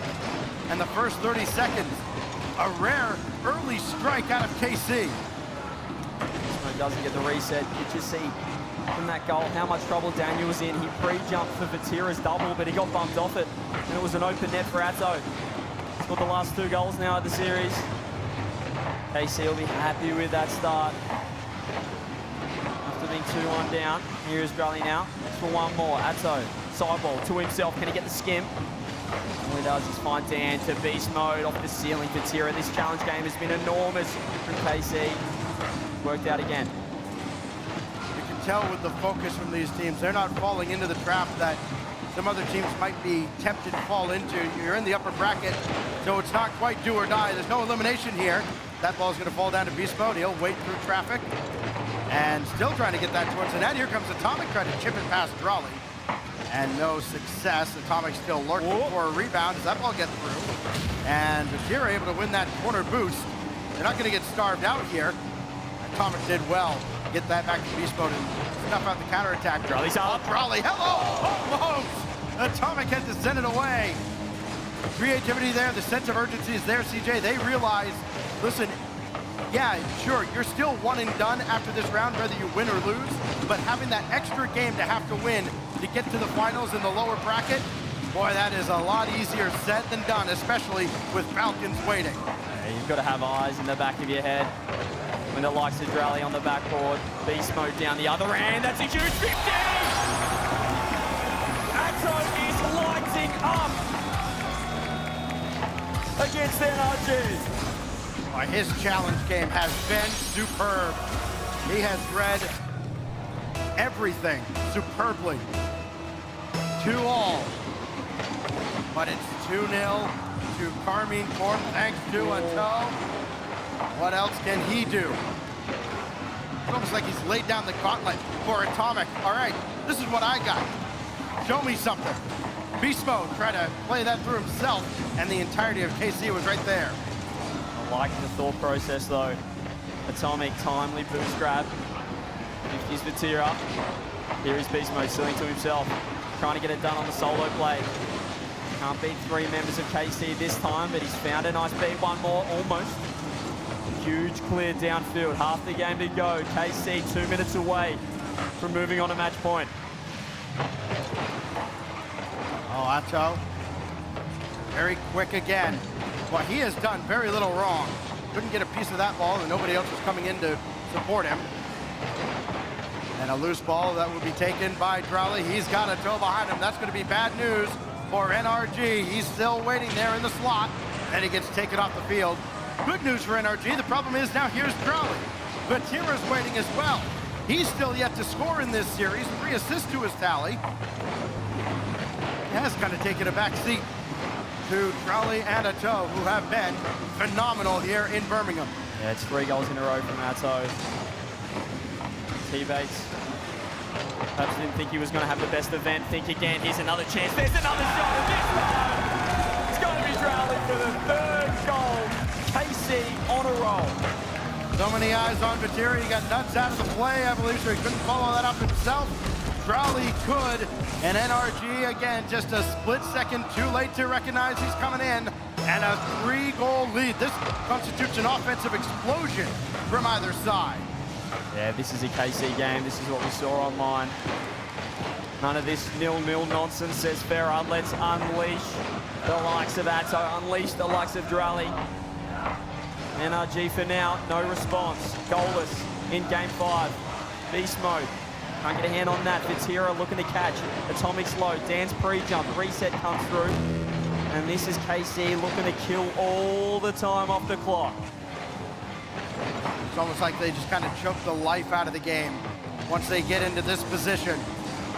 Down to 50 seconds left. And NRG, again, a team that here in Birmingham has not gone off for a truckload of goals, needs to find their way into the K-Corp net multiple times in the final minute, else KC will have 2 shots at match point and a trip directly to the semis. Look at Raleigh, all that control too. And just a play like that, CJ, enough to just kind of salt the game away. You don't need to put it in the net. You just need to make sure NRG doesn't get anywhere near possession, and that's exactly what they've done here in the final minute. Yeah, you can see the thought process from KC. Their solos into 50-50s. They've done so well here in game 5. 3 on the board. They've won the last 2 games to move on to match point. And now the ball is in NRG's court. Satyu, what do you have for your troops? Surely a timeout. That's the easy part. Hard part is, what do you talk about? Everything had worked up to this point. Defense was the answer, but they had nothing in return. And they had no answer for Atto going off. 2 goals from 5 shots. MVP-worthy performance Gramato leading KC to within 1 win of advancing along the upper bracket. Timeout, NRG. Safu says, give me a couple of minutes, boys. We need to reset, refocus. 2 games on the bounce required for NRG to move into the top 4. They've got to get game 6 done first. They need that champ field. But I think KC have stepped up a level here, Stacks. Well, certainly the blue wall has stepped up. They're deep in the corner here in Birmingham. Not the biggest blue wall section we've had at one of these events. Times more resembling like a blue panel or two, but they have been plenty loud in support of their squad. As we get ready to go to Neo Tokyo, and the arena starting to come to life again. This is where chemistry, synergy, trust in one another is paramount. Just like LJ said after the Ultimates took down Vitality, you have to believe you're the best team in the world. Doesn't matter who's on the other side of the pitch. NRG have to play their style. Game 5 looked like a Carmine Corp type of offense, type of structure. We need to see NRG get to work. They've got it in them. About 85% of the lower level, oddly enough, behind NRG going into game 6. They, of course, want to see Champions Field. We saw it earlier in the 1v1, an instant classic between Moxie and Yan. Will we get one more on the way out of Saturday at the Major? I feel like we deserve a game 7 to round out Saturday here in Birmingham. Let's see if NRG can deliver. Daniel launches it downfield. Here is Vatira. Looking to control it, gets it around 1, pop over 2. Atto, he's going up a couple of gears since this series started, and really been the MVP so far for Carmine Corp. Daniel no boost, Atomic popping it up. You can see the 3-headed beast of NRG pushing forward, and it's Beastmode who strikes first. Well, somebody had to. They have not scored since getting the insurance goal at the end of game 3. NRG back on the board. We've seen so many early goals, CJ, this first minute. And of course, those early goals have all led to dubs. You can see the difference as well, just in how they approach that attack. As I said, all 3 looking to be in that offensive third. You can see the difference in aggression. They're trying to take it to KC. Trying to play their style. So far, so good. Atto no boost, just throws it on net. Beast mode ready. Daniel leaves the corner for Beast mode, goes the solo himself off the ceiling around 1. An easy scoop up for Drally. There have been no lead changes in this series. The team that scored first has never lost that lead. Outside of game 1, the team that scored first hasn't bothered to concede a goal the rest of the game. With the speed from Beast mode, cutting the midfield rotation. Drally trying to slow it down. Oh, Atto scoops, ceiling. 1 more, doesn't get a hand on it, but it's enough. Shot up, yeah! Drally! He finds a window, finds the equalizer. Overwhelm them. Rebound, rebound, rebound. NRG's rebound control failing them here over the last couple of games. And now we do have finally another game since game 1 where both teams do get on the board. So we'll need at least 1 more from one of these squads. And if it comes from K-Corp, it may be enough to propel them past NRG. Then reset. It's got a heavy first touch. Parried over the top by the KC defense. They're low though. Vatira's actually been bumped into the ball. He's got 0, not sure NRG know that. Forced 2 to come and defend the touch. And it's a skim. Batty still with 0. Eventually finds that 100. Ceiling. Extra touch he perhaps didn't want. Still worrying Daniel off this side wall. 3 minutes for NRG to try and find something to get us the distance here, Stacks. Oh, that's going to fall right to Atto. That's worst case scenario for NRG. He's been on fire. Snuffed out this time. Tira will give chase here. And Beast Mode just dances right around him. Well done. Gutierrez actually knocked that back towards the net, and Rowley is right there. Did enough to disrupt the NRG attack. Scary moment there for KC. They get out. Oh, that's scary too. Still in trouble. You can see the zero boost. Grelly and Vatira, they're just backing it up into the corner. And NRG find a gap in this defense. Not for now, but then with a touch of space, you can see Atto has to back off. He's got zero. Off the ceiling goes Atomic. He's looking to challenge. Grelly more than ready. KC have found a way through. Raleigh through traffic. The demo snuffed out the immediate pass option. And Beast Mode not giving it to any time whatsoever. Raleigh's going to have a go at this. And Daniel snuffed him out as well. Again, Daniel continues to be impressive. Raleigh's whipped on that one high up in the air, going for an a-lot-esque goal. Nothing happens. We reset back in KC territory. Yeah, that's the second time Growley's tried. Get in behind the defensive NRG. Didn't find a touch that time, but still you can see the confidence in this Carmine Court lineup. Atomic with the reset. Blocked out shot on Vatira has to be big. Is Atomic keeping the ball in. No boost. Carmine Court 20 or less across the board. Beast Mode reset off the ceiling to himself. Looking for the dunk. Finds the dunk. Cannot find the goal. Now that Atto's got plenty to work with, he goes right by Daniel. Bang, bang! And he stands up, stares across at the NRG boys and says, how do you like that? Atto has been enormous in this best of 7. 1 minute for KC to send NRG to the lower bracket. NRG has 6 goals in this series collectively. Atto's got 5 on his own. Vatira tracking here. Gonna be Atto that takes over. He's got Raleigh underneath in support. That goes all the way back. Vatira just lobs it forward again. Still yet to score in this series, but his 5 assists look really nice right now. And right now it's enough to down NRG. Vatira's a fake here. Atto tried to bully his way through what would have been 2 defenders. Beast Mode hopping. Now he has to stay on the back, but he can! And Vatira might have just called game! This is ridiculous from KC. Dan with the unfortunate pinch. Vati with the perfect placement. They have flexed their muscles in Game 6. They've gone up a level and they're 32 seconds away from top 4. Vati goat with what may be the dagger. 25 seconds remaining. Beast Mode's got to get up quickly. He does. Needs help. It's Daniel. Try to force it through. Atomic's rebound is sent out by Trolley. Down to 15 seconds. NRG not particularly close to the ball. It's a toe.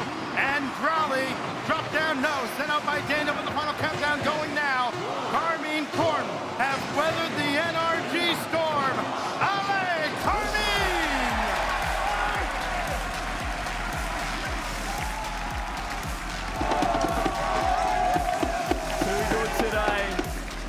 Perhaps a little teaser, a little taste of Championship Sunday right there. Sign me up. And I'm all for it. You see that? A little shrug to the camera, like, yeah, light work. Another day at the office. That was an enormous series from Atto. It felt like KC, they needed to find something. They were close, 1 goal, 0-0 overtimes. Then one man stepped up. He said, T-Bates, I ain't number 14, baby. I'm top 2, not 2. KC in 6, top 4. And they avoid the likes of the Team Falcons waiting. The elimination game down the bottom. Just doing quick aftermath. It's never reliable. Remember what's waiting for the loser now. NRG drops down and will have to take on a Team Falcons team that scored 18 goals in just 4 games against GK earlier today. These 2 teams combined for 16 goals in 6. Something's got to give. The offensive Falcons meeting the defensive NRG. That's what they get to sleep on tonight, and I bet it could be a restless sleep. I think if you're an NRG fan, an NRG supporter, you're not too upset There were glimpses. It was close. But KC just too strong today. They move into the top 4. They take down the NA1 seed. And they give themselves the best possible chance at a major victory. We'll take you down to the floor. Veracity has an interview. Arto, what a performance that was from you individually in those overtimes. Talk to me about the emotions you were going through. I mean, we kind of talked the first game, and like every game was so tight, and we just clutched every game, and I mean, we played insane, to be fair. You did play absolutely insane. That much is for certain. NRG's defense, though, incredibly strong. Why was it that you guys kind of waited until those overtimes before deciding to pop off? I mean, I think our main issues was like we didn't take our time in offense, and they could just defend. So, like when we just took our time, we were scoring, and I think that's why we won, basically. I saw you boys stand up at one point during that final game, trash talking as well. At what point was it that you were like, you know what, we've won this series, there's no doubt? I mean, to be fair, I didn't mean to trash talk, but like the opponent just quick shot us, so I was like, yeah, just shut up and we're gonna win. Shut up and we're gonna win, I like that. You have some incredible KC fans that have been cheering you on all the way.